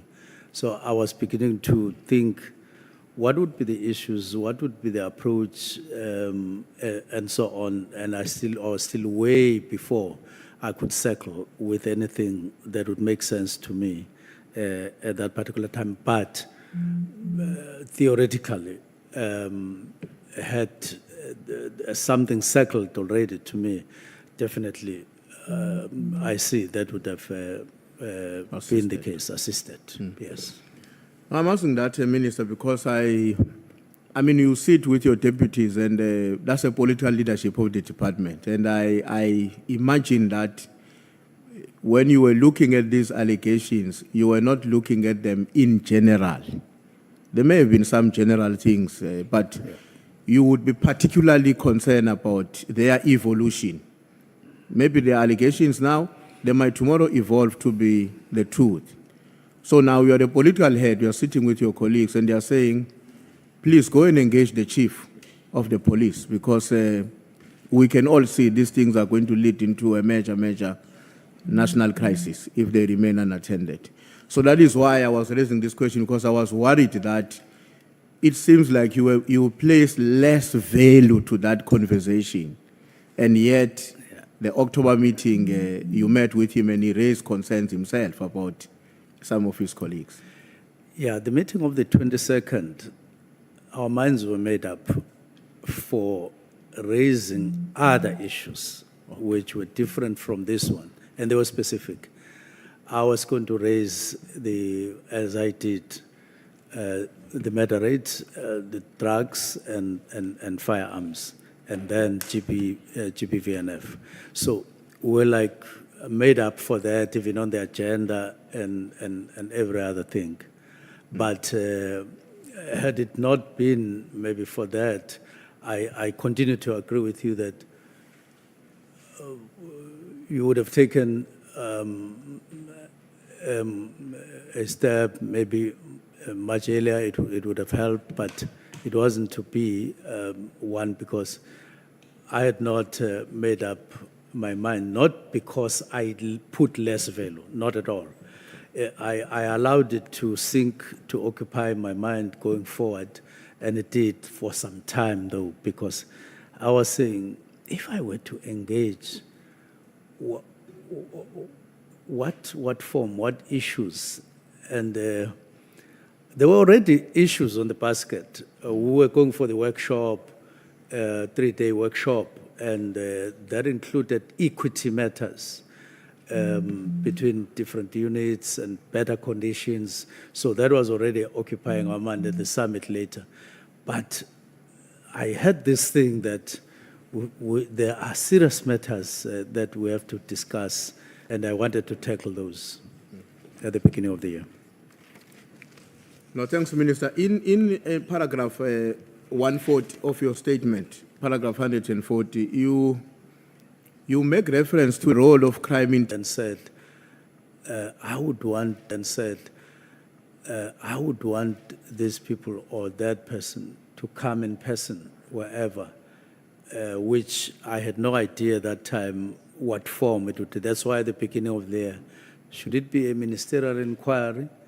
I had that. That's why I even had a discussion with Pikoli and so on.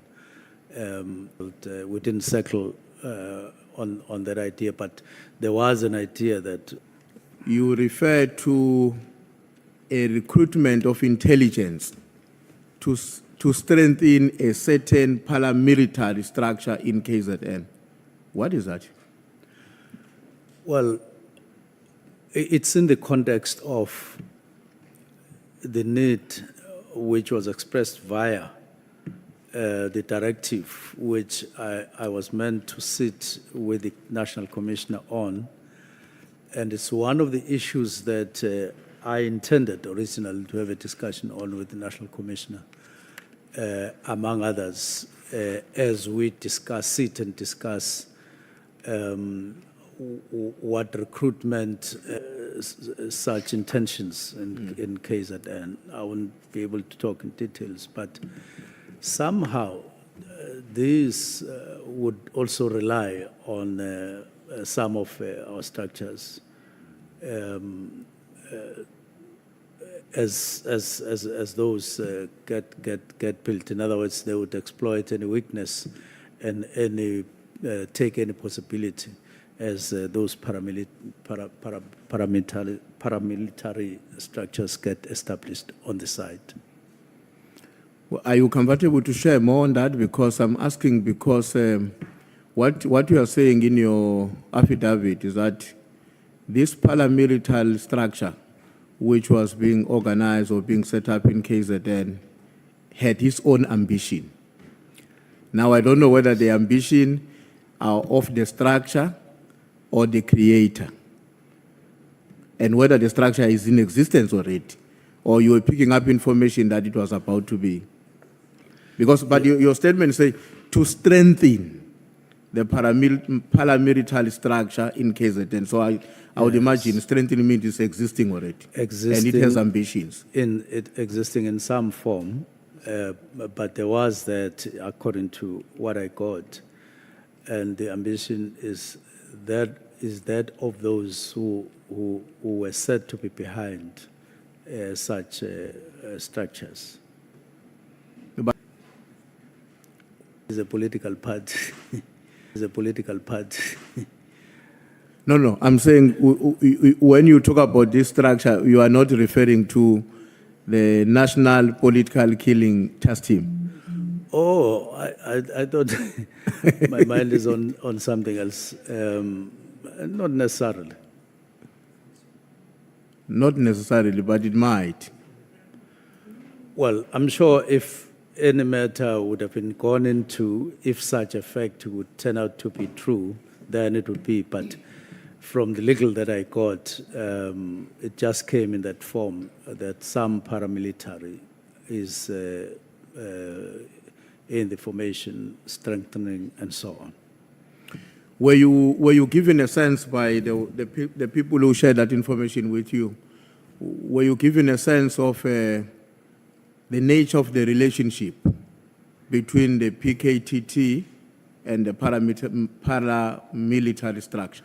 Not necessarily. Not necessarily. Not necessarily. Okay. I hope that matter, Minister, will have to be followed very urgently, given the fact that, as you know, you know where we come from in KZN. I don't have to educate you or anyone about it. And of course, if at your level, there's an observation of a structure like that being in existence and with its own ambitions, which I would imagine are devoid from the ambition of the South African security forces, that does present a particular threat. I agree with you fully. Thank you. And then, Minister, the meeting that was, I think you've dealt with this question at a different level, about the meeting that was requested by General Mkhwanazi, in which he wanted to attend with all these other people, including Mr. Brown Mkhwanazi, who is not a part of the organization. Now, I know you responded why you did not grant that meeting, and you explained, and you had a plan that you were also having an intention at some point to have a one-on-one with General Mkhwanazi. Yes. So that he can have an opportunity to express himself and you can understand each other. Yes. But some of the issues that resulted in you not taking that direction, and this may not be exhaustive, but some of those issues was the level of anger on his part and the threat that he meted against you. What would you say to a South African that is sitting somewhere and saying, in that environment, was it not the case that the individual interest or circumstances of the minister, our minister, remember this is our minister, all of us as South Africans, were now taking precedence? They were taking precedence over national interest. Because here is a very senior general. I'm saying senior because it's a provincial commissioner, and he says, among other things, when he's asking for a meeting, besides his family issues and what, but he begins by talking about internal challenges in the organization. Now, we are sitting there as a South African, you hear that part of the reason that the minister could not meet with this general were around the question of the threat and the anger of the general. How would you respond to this South African who say, maybe at that moment, the individual interests of the minister were taking precedence over our national interest? Not really, because I decided that the meeting would rather take a different form.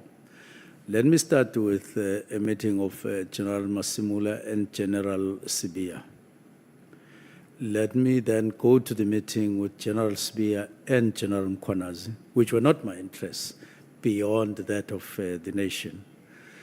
So I decided a different angle, or to start the meeting in a different way. These other ones,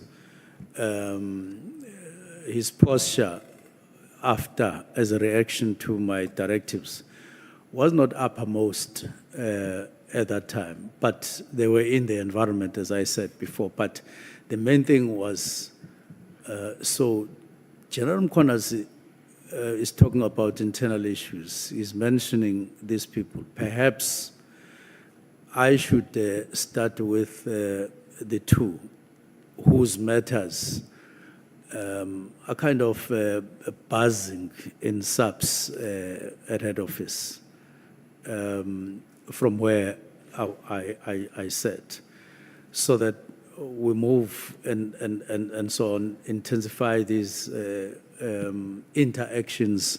If there are problems, let's resolve. At some point I said to National Commissioner, could he give me an opportunity to resolve or to approach General Sibiya on his own matters as alleged and so on.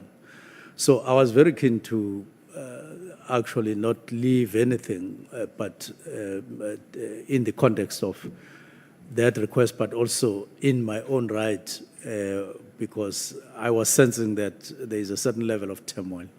So never did that happen or nearly happen that I had personal interests on the matter. I was just putting it aside, looking at it, how it would develop, that kind of reaction. And we're going on to work with my side on that, on the side.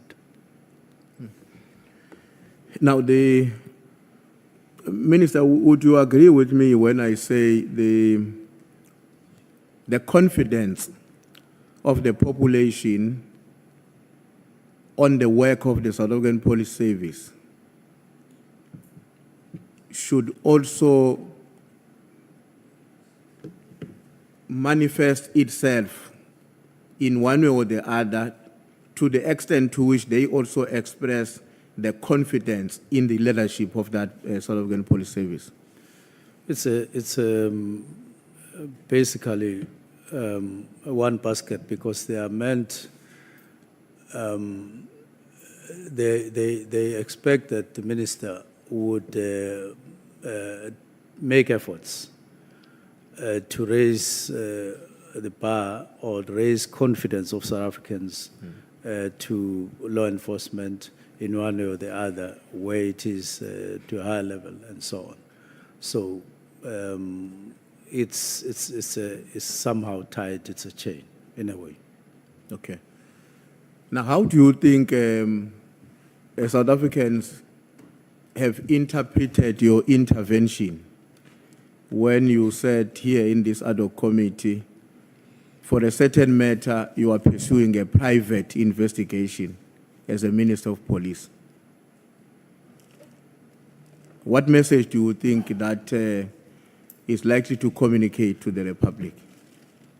Well, it's the nature of what I'm doing, and I take it that there would be understanding. I can't go to a police station and say I'm opening a case against so and so, because that is not what I have. I don't have a case against the individual that I can open a case against.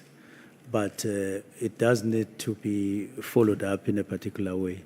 So I wouldn't expect any confusion on that. There are matters for which you can't go to a police station, but matters though that you have can't go to the police station because there's no case to register at that point. In other words, there's no obvious wrongdoing, but you are gathering information and so on. So I take it that there would be clear understanding of that.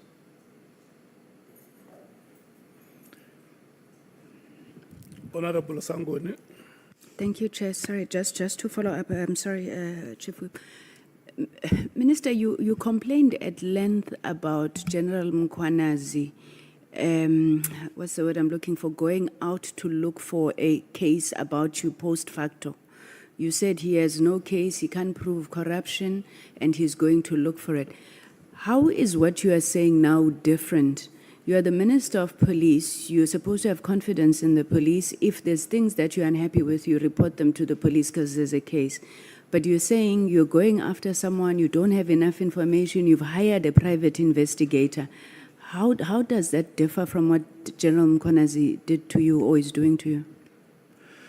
No, it's different. Here, you've got a certain chain of activities that have emerged about, and they are aligned with a particular individual.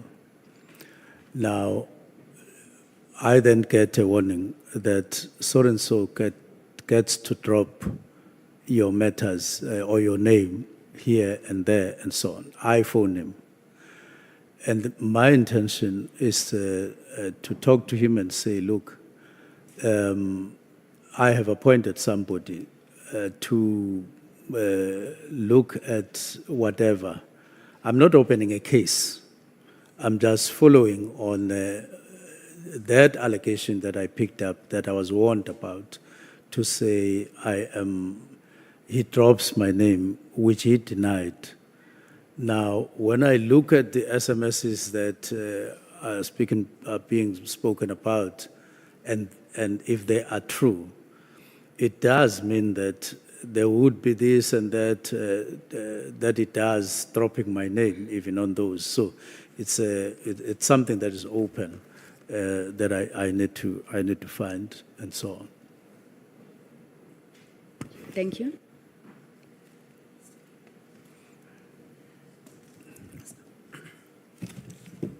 Chief Whip, you may proceed. Okay, no, thanks, Chair. Let me just give a second to the lawyer is still giving some information to the minister. No, I'm Sorry. not a problem. Sorry. I just want to be certain that the minister can hear me. I'm not condemning you. You are doing your work, yeah.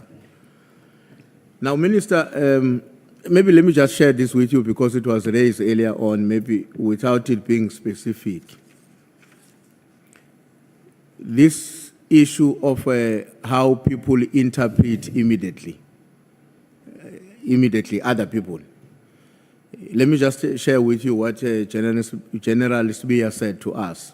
And he says that at paragraph 46 of his sworn affidavit, he told us that immediately does not mean 6 months or within a month.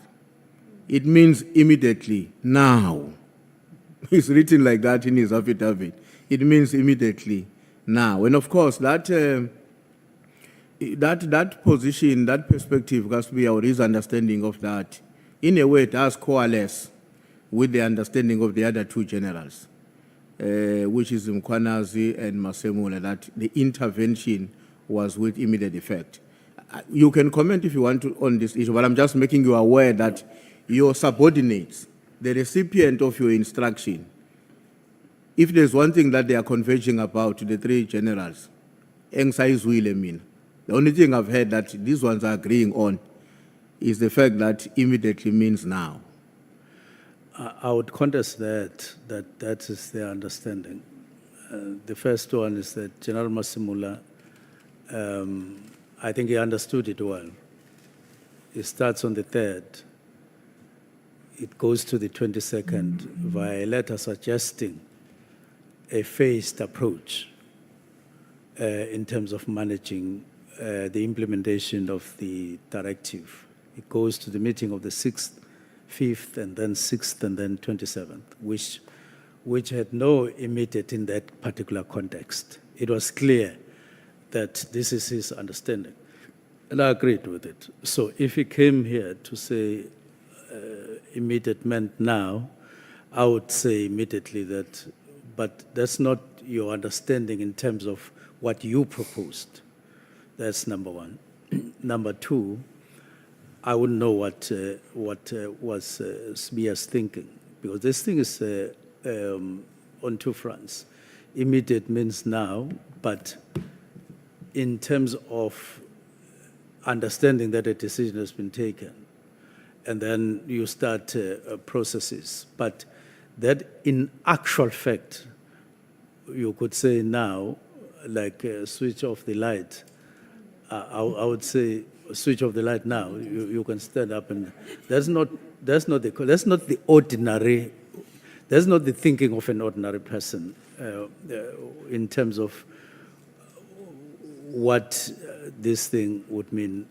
Even now, we'll say, when are you going to Johannesburg? You say, I'm going to Johannesburg now, but you are going. The next thing you do, you go and wait in the airport for an hour or two.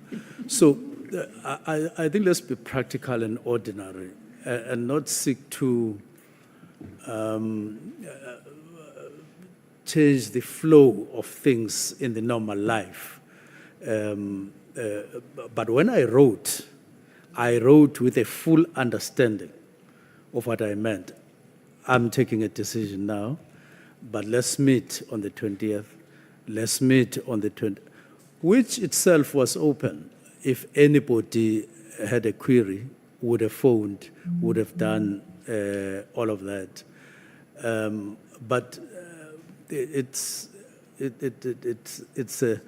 so I don't think we need to be fussy and rigid in terms of the meaning of immediate, even though it's applied.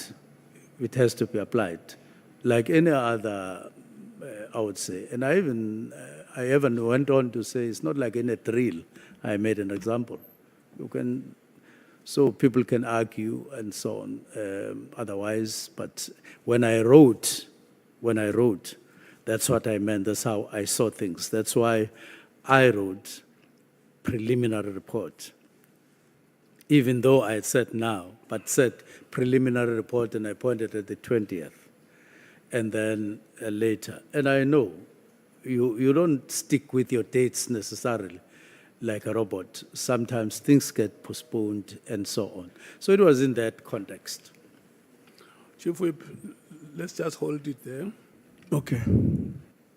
I see you are left with very, very few minutes. I see there are 3 hands there. The minutes left are 4 for you, Chief Whip. No, the 4 minutes is more than enough for me. Yeah, no, I'm informing you that, your time left is 4 minutes. Honorable Skosana, Honorable James, Honorable Nhlanhla. Thank you, Chair. I thought that the minister by today, you will have accepted, the issue and the meaning that, it's like they are insulting our intelligence. Explaining this issue of immediate as if we don't understand. And Mhlambe asazi ukuthi immediate usho ini. And this is all, there was an illustration here. If you tell your driver that he must stop the car immediately, your driver will think and stop 100 kilometers away after you told him to stop the car. It can't be. I think, Minister, you must accept that immediate means immediate, not what we are trying to, the way you are responding to us is like we are going around the bush. We understand exactly what immediate means. Please respect us, Minister. Thank you, Chair. I'm ruling you out because I thought you are asking a clarity-seeking question. Honorable James. Chairperson, we must be mindful of the fact that there are children watching. And I think it's really, I want to agree with Honorable here. I think it's really insulting our intelligence to be going over this and saying that the word immediately may mean now or later and coming up with all of these examples. Can you not insult us like that? Can we just be clear? There's then a clear language barrier that is then evident in this room that we've been entertaining for the last couple of days, and we've been dragging on issues based on the simple meaning of words. Chair, we cannot continue like this. It takes up so much time. In every engagement with so many of the members, we've had to unpack what the word immediately means, and so many other words. Please protect us from this blatant undermining of our intelligence. Thank you, Chair. I'm ruling you out of order because it's not a clarity-seeking question. Honorable Nhlanhla. Thank you very much, Chair. Chair, the Minister in his response to the Chief Whip, he makes mention of the fact that anyone who would have had a problem with the immediate provision in his directive would have extended even a call to him to get some clarity if a need arises. Now, I'm taken aback, Chair, because if that would be a proper or adequate modus operandi, would we be here if the Minister had extended a call to General Mkhwanazi when it was reported by his Chief of Staff that General Mkhwanazi is angry and making threats? The same way he did when he heard that Brown Mokgotsi is name-dropping him, he extended a call. Would we actually be here had that particular modus operandi operated way before this thing bested in the manner in which it has bested now? Thank you. Okay. Let's do like this, honorable members. Minister, Honorable Minister, you have given many examples trying to explain the word immediately. And the last examples are the ones that you have just given now. Yes, no, I will come to you. About switching off the lights.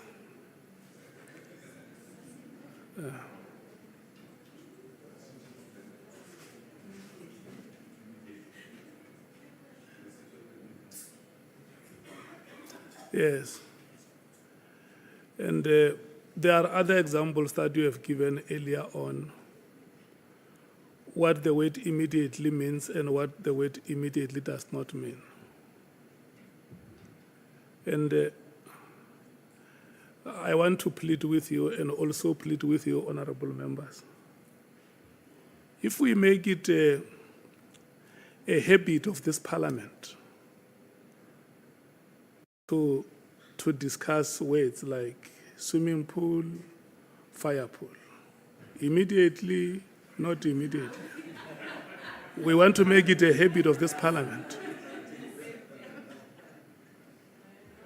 It's a problem. We are leadership. A swimming pool must stay a swimming pool. And immediately must stay immediately.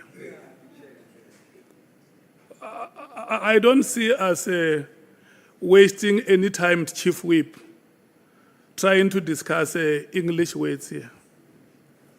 It's very clear. So immediately is immediately, we know it, Minister, what it means. It means now. Yes. Yes, it cannot be any other thing, and I just want us to move away from being hostages of semantics. There is an established understanding of what the word means. So we can't be a parliament that is known for what it is not supposed to be. Thank you so much. Honorable Novalo, your hand was up. Yeah, no, on the same issue, Chair, I know that you have closed it. But maybe you are hard on the minister. Maybe he has a source that he uses which describes the word differently. Because dictionaries are used here in South Africa to get a meaning of the word. Dictionaries are used, and the name immediately has been used even by the office of the president to say this decision is effective with immediate effect. Maybe the minister can point us to a source that he is using with a different direction, because I even went to the Oxford Dictionary, I went to Cambridge. The word means now. It doesn't mean anything else. So I was going to ask, where does the minister get that definition from? It's a clarity-seeking question, because it might happen that really he genuinely believes that it doesn't mean now because there is a source that he uses which describes words. So which source is the minister using to get that definition? Thank you. Do you agree with my summary, honorable member? I agree, Chair, but... Yeah, no, we will pass the question, don't worry. Okay. Honorable Malema. No, Chair, I want your summary to also apply to the minister. Because we, this side, seem to be understanding immediately to mean now. He's the only one who doesn't understand that. He gives it context of lights and all of that. He keeps on saying other things. So you are ruling, you must be able to communicate even to him or minister. Immediately means now, according to this meeting of ours, as a chair of this meeting. No, I agree with you. Yes, it must not only apply to us, and he must shift from wanting to, because it's not semantics. He keeps on speaking about context. When used in a particular context, it will mean something else. But the reality is, it means now, and we are not accepting his explanation and his redefinition of immediately. We are accepting what you are saying, and he needs to live with that. He needs to accept that. No, I agree with you because I have said it that it must not be a bad precedent for this parliament where every time we have proceedings, South Africans will have to bring their dictionaries along because they know Parliament will be arguing if this is immediately or it's here after or it's this and that. So, Honorable Minister, we have an established understanding of what the word immediately means. And let us not go back to the past. Let's go ahead with that. Let's proceed with that understanding. That immediately means now. Honorable Nomvalo, Chair. Honorable Nomvalo has asked you a question which says maybe you might have consulted another source, and he is interested to know what is the source that would have given you a different understanding of the word.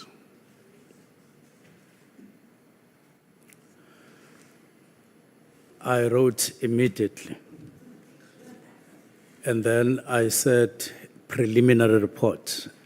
And then I said UNESCO. Now, I can't say any other thing, but it is the right of the committee to exclude what I included in the letter.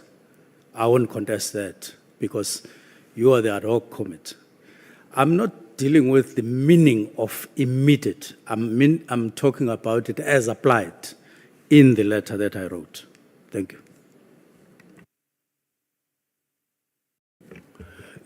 No, honorable members, let's proceed. Chair. Hello, Honorable Malema. Minister, are you accepting the ruling of the chairperson? Honorable Minister, are you able to respond to the question? The chair is chairing the meeting.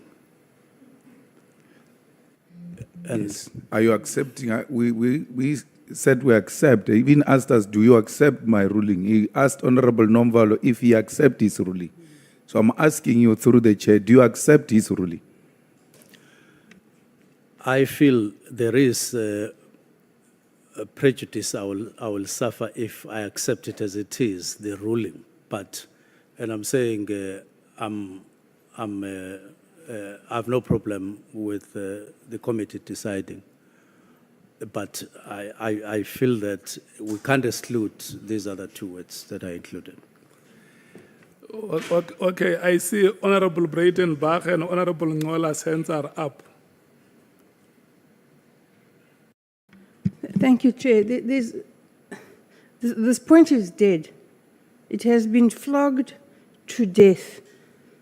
I kind of wish it was me that had been flogged to death, but it has been flogged to death.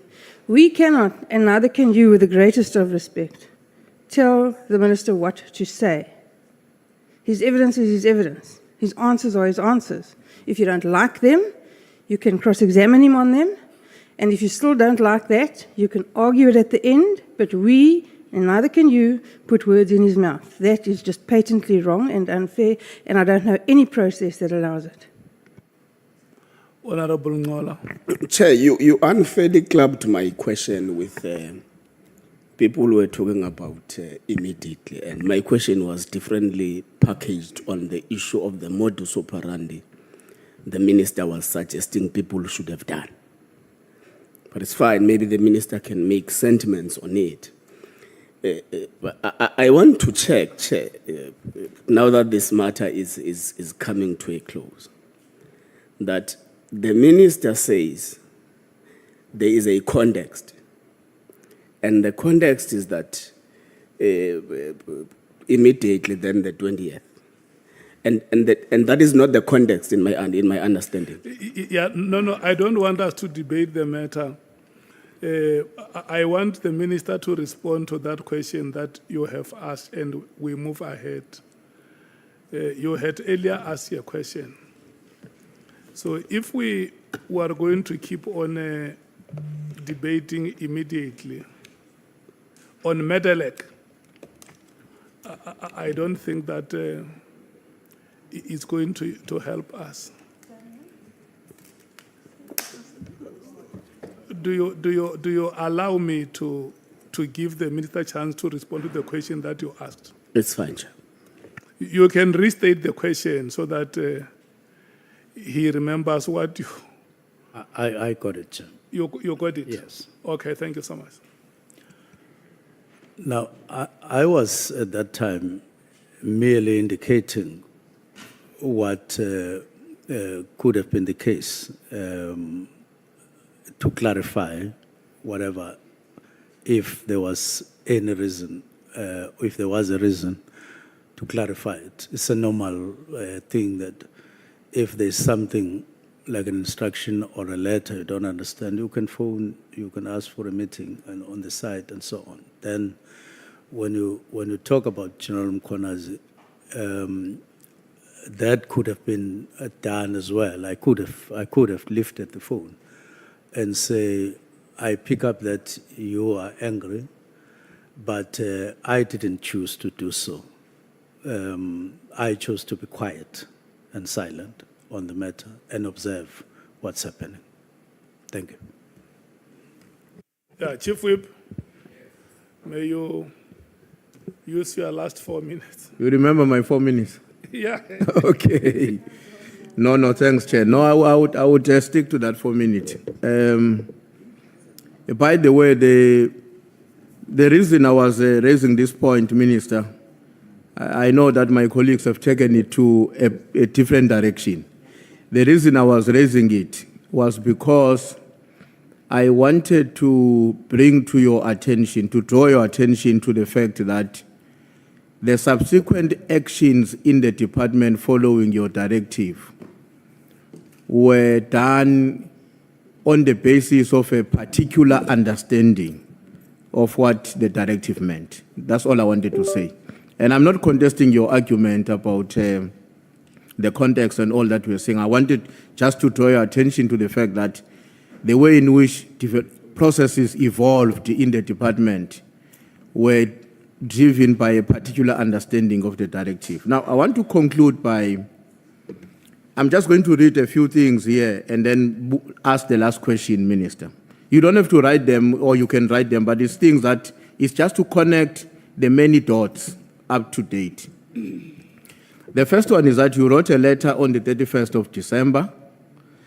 The second one is that Mr. Nkabinde, without your instruction, shares the letter with all the PAs, which I want to contend it would not have excluded General Sbia until I'm proven otherwise. The third point is that Mkhwanazi talks to Nhlanhla immediately following the directive being out. In terms of the evidence that has been shown in the papers presented before us, there's an indication that they, soon after your directive, started to converse over WhatsApp. The fourth point is that Mkhwanazi and Sbia often find time to either talk to each other or even to meet. Sometimes they even meet where they were not expecting each other, but Mkhwanazi would come across to greet. Number 5 is that Usbia, after your directive, he immediately directed that Tama dockets must be brought back to the head office. Number 6 is that no work was done on any of those dockets when they were taken back to the head office for that 4 months. And when they were brought back, I think in less than a month after they were brought back, some arrests have taken place. Number 6 or number 7 is that when Mr. Nhlanhla had a problem with his tender, he decided to go to the SAPS headquarters or wherever, but to meet General Sbia when Sbia was the acting National Commissioner. Number 7 is that in July, you issued a statement distancing yourself from Nhlanhla, and then you directed your lawyers, as was, I think, engaged on the input made by Honorable Malema, which resulted in an affidavit or whatever that has happened. Now, here is my question then, Minister. With all these coincidences, that in and of itself present a serious conundrum on the state of the security in our country. These coincidences, all of them. Because from where you are sitting, these things are not coordinated to happen the way they happen, but this is how they happen in terms of the evidence before the people of South Africa. Now, my question is, and this is my last question, obviously. Now, as a cadre of our movement, and I'm using that deliberately, because as you know, I'm the chief whip of the ANC. As a cadre of our movement, how do you intend to restore the public confidence and the trust to the Ministry of Police, to the nation, and lastly, to our movement, given these allegations? Because the web that I've drawn for you, it would be difficult for anyone to disagree that read together, it constitutes a particular and a very serious threat to the legitimacy, not just of the work of the police, the nation, but equally the movement that you come from.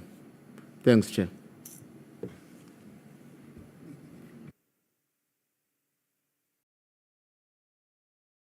Honorable Minister. Thank you very much, Chair.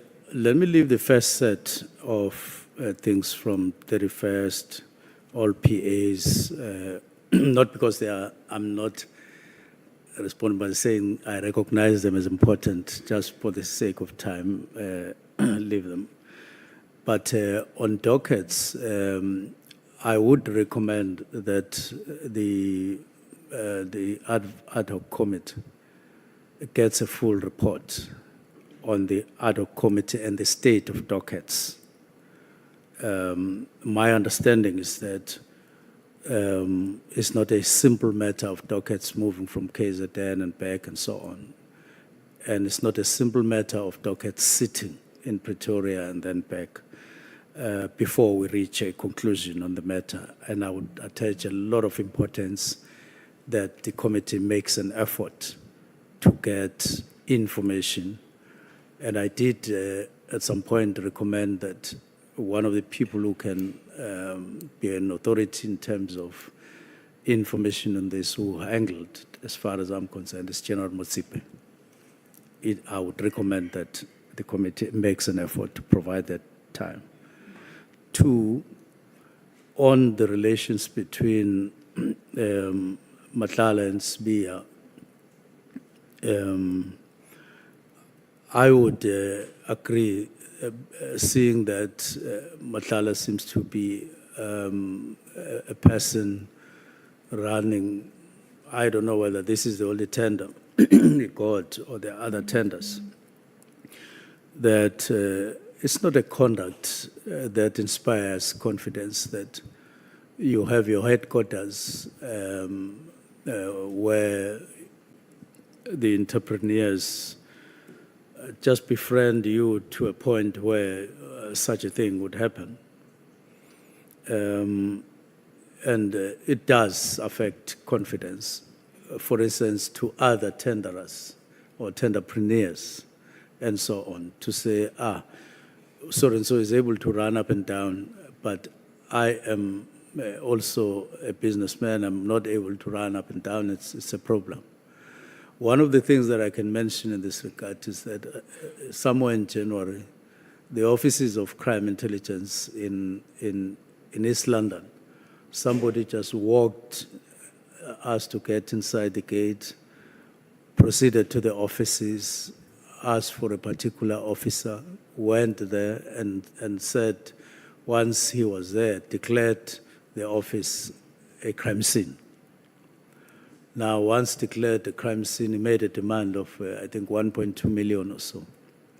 And then the officer in that office went out, came back with 1.2 million, gave it to this person. Person climbed down, walked out of the building, out of the gate, just walked, no car, and then walked and disappeared, although subsequently arrested by DPCI. But I'm saying those things, they contributed in one of the directives to say, what kind of people do we have in crime intelligence? And in Randbeck as well, there was also a report that 600,000 disappeared from the hands of officers who were there, distributed it amongst themselves and so on. So those are the matters. So I would say it does take confidence. It does need to be looked at, our behavior in relation to business people and so on, if we are to inspire confidence. Leave that, go to, I do want to just pass the affidavit. We had a discussion with Honorable Malema on this in this committee, and I said I share his views in terms of the affidavit, but sharing the views as I do, that is the very thing that is being used to keep on poking at me to say, there's a person I relate with when I say I don't relate to Nhlanhla, I've never spoken, but there's still things that are running. Now, when the lawyers get an affidavit, I don't think I deserve to be, well, criticism is always, but I don't deserve to be, well, I would say we need to equally recognize that that is the very same person that is being used to say this one relates to the other. So when the affidavit says something and people tend to disregard that, I have a feeling that says that we are choosing, we choose sides and so on. Let me pass that. So go to the fundamental question that what needs to be done when there is a situation like that and people in South Africa feel the way. I would have said openly to this ad hoc committee that down the line you would have needed some measures, maybe not wholesale overhaul, but you would have needed measures to overhaul certain aspects of South African police service if you are to gain confidence. One of those is to say, what is the standard? What are the norms and standards for a police station? And I've put it to management that let's do the norms and standards for a police station. Because police and policing is not just head office. Police and policing is what people see on a daily basis and what they hear on a daily basis. Now, what is the system that station commanders use to police their area and so on? What informs them? And then overhaul the system of vehicles in police stations. This practice of a car breaks down somewhere, Kukumbu, in the Eastern Cape. Then an email has to go to the district office, then to the provincial office, then to head office. And then the person who fixes cars says, I want to wait until there are 15 breakdowns before I go down. It just is taking us nowhere. It doesn't build confidence and so on. Make the system work in favor of those who are on the ground, who are chasing criminals on a daily basis. You need an overhaul there. We spoke about that, But I don't think that as of now, we are talking. In other words, build confidence from the floor and upwards, and do tangible things. If you have a police station which you promised some 5, 10 years ago and you haven't done so, and there's crime, people will say it's because that police station has not been delivered. And therefore juggle the way you build infrastructure, your model of building infrastructure of police. And so there are quite a number of things. I call them enablers. We identified them and we spoke about them. Build down, and let's not talk too much. Let's talk less and do the job on the ground, and then deal with deal with matters. As long as we have this rate of matters, the drugs and firearms, which affects people on a daily basis, where they are losing their relatives and so on, people killed innocent. And for that, you need resources. Let's be realistic. You need resources. And you're not going to get those from Treasury. You are going to have to deal with the matters on the ground. I would say it's a long process which needs drastic steps, of course with caution because you are dealing with people to take. But if you draw back, if you sit back and you think that there's going to be confidence suddenly, I don't think that is realistic. It's not. Unfortunately, Mpemba, as I end, there are risks in doing these things, these reforms and so on. There are risks. It's not going to be like sleeping on a bed. There is it's going to cause some gravel in terms of feelings and so on. But you need these changes. You need these changes on the ground so that you bring confidence to the people. And it needs that kind of resolve internal. Thank you. Thank you so much, Chief Whip. Thank you so much, Honorable Minister. We have come to the end of this session. No. Speaker kanjani lapho Chair? No. I'm saying we have come to the end of the session, not of the proceedings. We are going to break immediately and come back at 5. Thank you so much.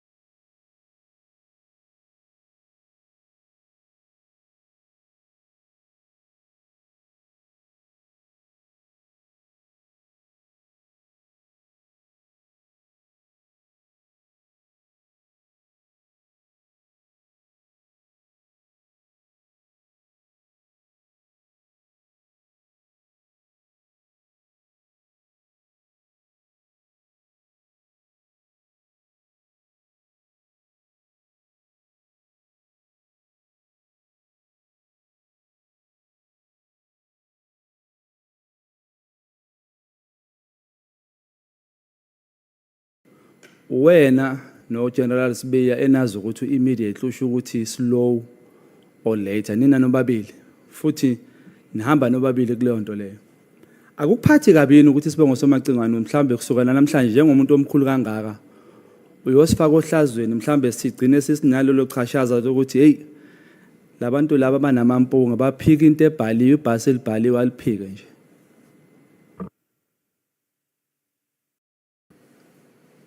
Ngicabanga ukuthi kulolo daba selixoxiwe lwafinyelela ekugcineni. Kodwa ke senginga-add nje ukuthi anything noma yini ehlukumeza isibongo sasemachuneni noma ngabe yini iqhama ngayiphi indlela njengoba noma yini ehlukumeza abantu besinye isibongo ingabaphatha kabi. So noma yini eqhamukayo engaphatha kabi isibongo sasemachuneni ingiphatha kabi or ingangiphatha kabi noma ngabe yini. So ngaloko ke mphathi wami ucabanga ukuthi mhlawumbe ungalithatha lethuba ulisebenzisa ukuthi usho ukuthi cha lokuthi ngiqinisa ikhanda ngithi immediate uminisha lokho engaminishi lokho for the sake of isibongo sabantu bakithi angihloniphise ngijike leyo mpendulo. Ucabanga mhlawumbe lokho? Cha angikucabanga. Hayi ngikunikele lelo thuba mphathi wami. How confident are you kuma skills and competency wakababa uGeneral Sibiya? Ngubuza lokho ngoba in his competency report, specifically page 8 and 9, it says he failed. In his words, it was not positive.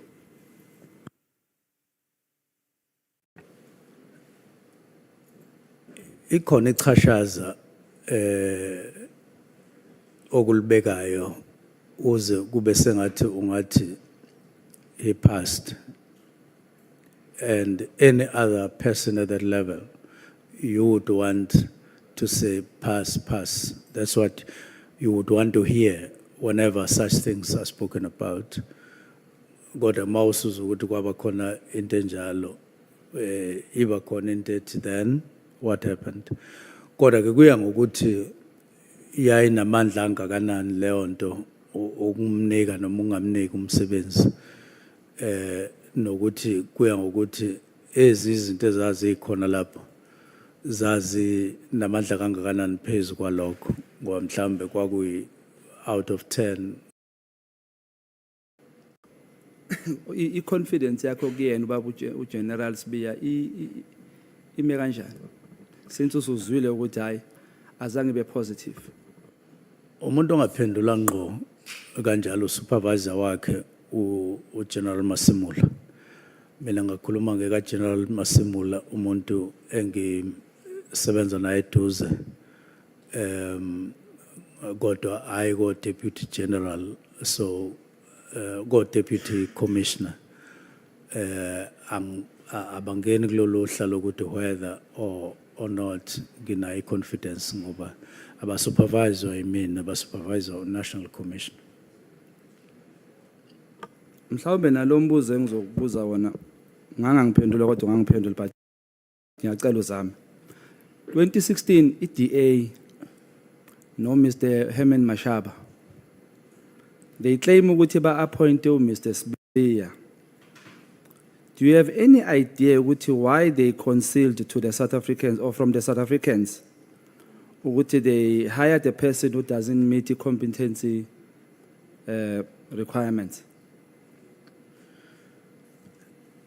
Inkinga nje ukuthi esengeke ngikuzwa ngabanye abantu nanjengoba kuna le commission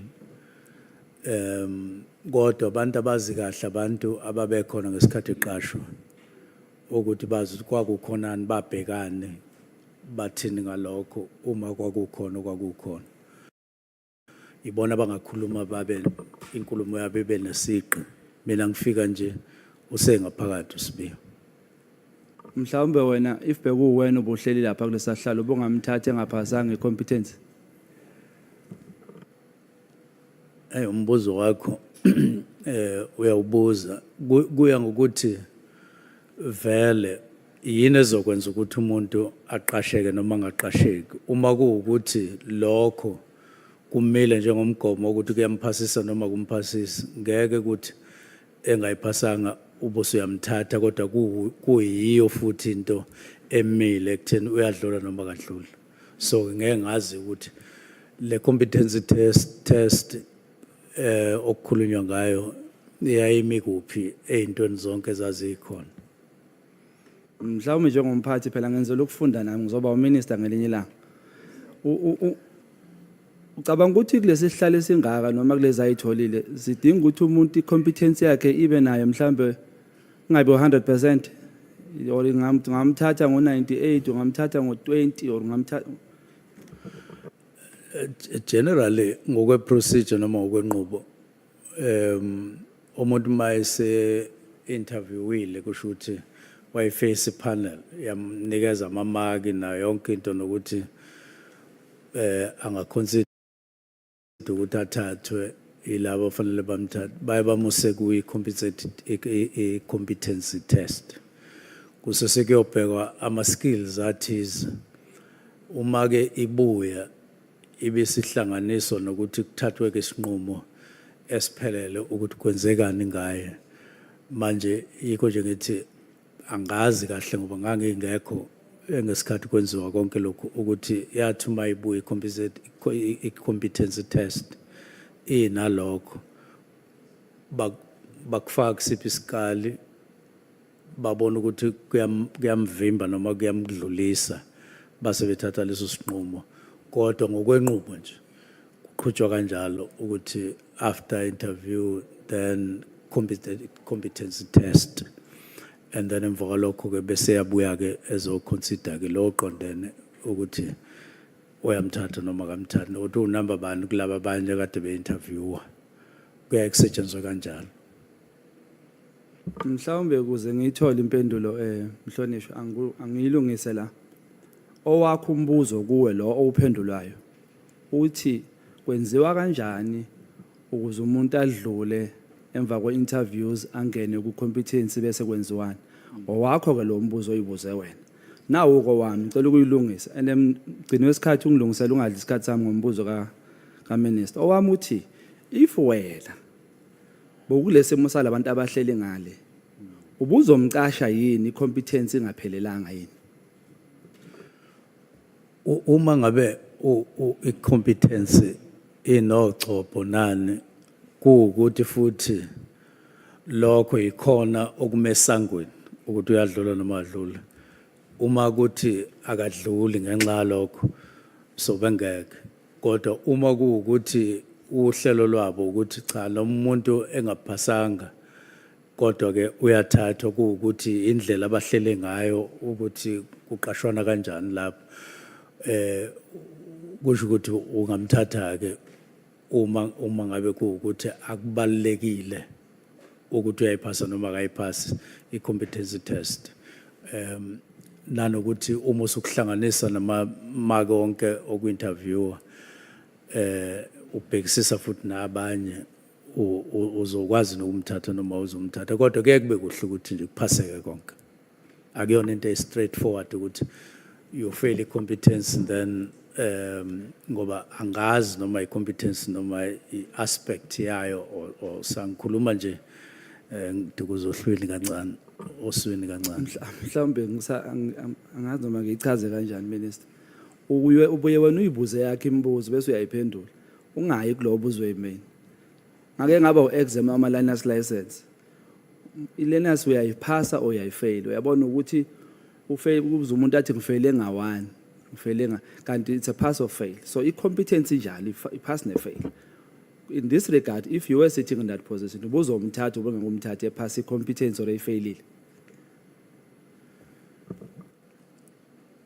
Manje kulukhuni ukuthi ngiphendule ngendlela ofuna ngayo ngoba usubuzile wona oqeda manje mase ngiphendula mina ofuna ukungalusa cha bese angilungisa ngakwazi- ngixolise mphathi Yes, wami. bese ngakwazi Ngenzela ukuphendula. ukuthi Ngithi uphendule ngiyaphendula lo nje. ubuzwe yimina. Ngiyaphendula nje Okay, kahle ma. ngithi i-competency test abanye abantu baye bethi nomuntu eyifailile kodwa athathwe kuye ngokuthi i-criteria yabo lo kwenza ukuthi umuntu athathwe ukufeyila nokuphasa kuyingxenye into lokho abanye bathi ayi uyifeyilile i-competence kodwa yile ngxenye ye-competency test so singamthatha or ayi ufeyile le ngxenye ye-competency strong kakhulu ngeke aze athatheke or abanye bethi ayi babona ukuthi anga-improve something like that. So kuye kube khona izinto akubi straight ukuthi fail i-competence then or pass i-competence angayiphasa futhi i-competence uthola ukuthi ngapha kwi-interview ayikhona khambanga kahle then awusamthathi-ke njalo kodwa enze kahle ngale competence so akuyona into straightforward as far as I know. Asidlule mphathi. As a minister, lapha esiphoyiseni wena obhekelele umthetho from cabinet. Are you allowed ukuphula imithetho noma kunezinto uma uphulile imithetho sithi hayi le ngoba iphula uminister singayibeka eceleni? Cha, awuvumelekile ukuphula umthetho. Singakwazi ukwenza lokho. Okay. Ngikubuza ngoba ngifuna sibheke impendulo zakhe endaweni eziningi. Did you give uNkabinde noma chief of staff uNkabinde an unlawful or illegal instruction to record Baba Mkhwanazi on the phone? No, I gave him no instruction. I only made a suggestion to him. Uyazikhumbula uthi kuyena ngimtshelile ukuthi abomrecorder. Ngikhumbula ngathi he must consider. Esha ngaqoleka ngamacengwane. Mhlambe singayibuyele emuva siyoyihlola mhlambe ngelinye ilanga. Kodwa ke wena in your words uthe umtshelile ukuthi aka record Mkhwanazi asibambeke ngale yakho kindlela. Okay. Do you think umnikeze umbono oqondile yini ngaleyo ndlela umnikeze ngawo? Mhlambe wacabanga ukuthi ngabe ukuthi umnikeze into illegal? Cha akukho illegal ukuthi uma ngikhuluma nawe ngifisa ukuthi ngikurecord ngazathu simbe ongavumelekile ukudlulela kumuntu wesithathu ukuthi alalele nina nobabili bese ya recorda. Njengoba sibaningi la mphathi wami njengoba uyidlulisile ke le voice note ubumtshelile ukuthi ngiyakurecorda noma uzokurecorda uNkabinde ngizoyidlulisa? Hayi mina ngimrecordanga. Usho ukuthi uNkabinde uyena ophulele umthetho? Wala ngazi noma uphulile. Asibuyele emuva mphathi wami ungangishiyi. Ngiyakuthembela kakhulu kuwe ukuthi wena uphethe umthetho. Kodwa muzothi awazi noma uphulile. I-act ithini ngokurecordana? Lo mbono unikeze uNkabinde ukuthi ubomrecord uma ekhuluma nawe. Is that a lawful instruction, not also a instruction? Umbono omuhle yini lo? Ukurecorda umuntu okhuluma naye wena akuyona into unlawful. Oku-unlawful ukuthi nithi nikhuluma nebabili bese bakhona umuntu on record. Njengoba uNkabinde enzile. Enze kuba Kuwena. erecorda mina sikhuluma naye. Wena esikhuluma nawe la eParliament wena oze nayo. Uyithathephi? Angisezwa ke noma sikhuluma ngento eyodwa. Sikhuluma nge-recording mphathi VN voice note.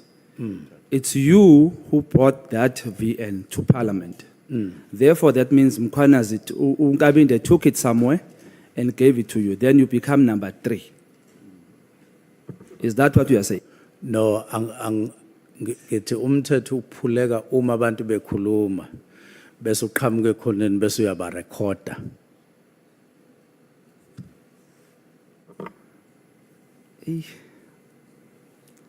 Mhlambe yima ungakuzwa.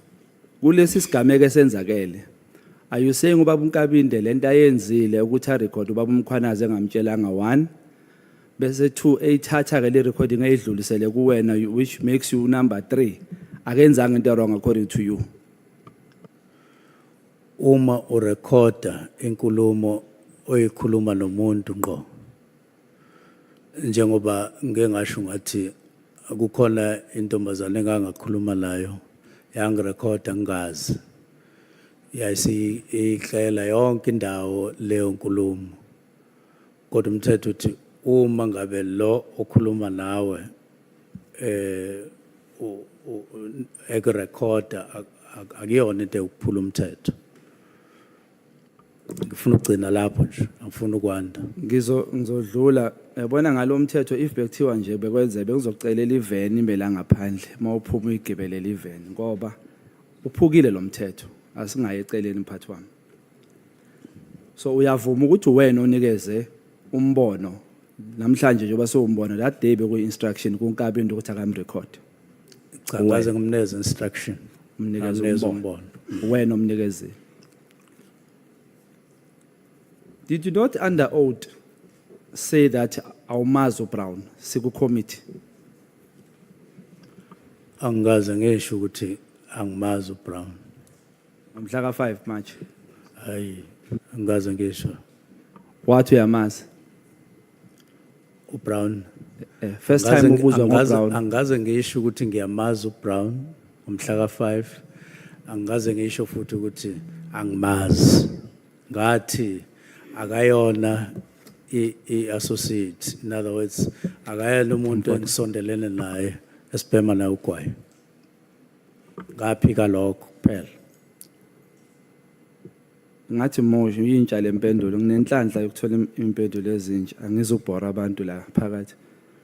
Cha ngithi mhlonishwa idlalile la isayilalela ithi the person that General Mkhwanazi is talking about is not my associate. Isho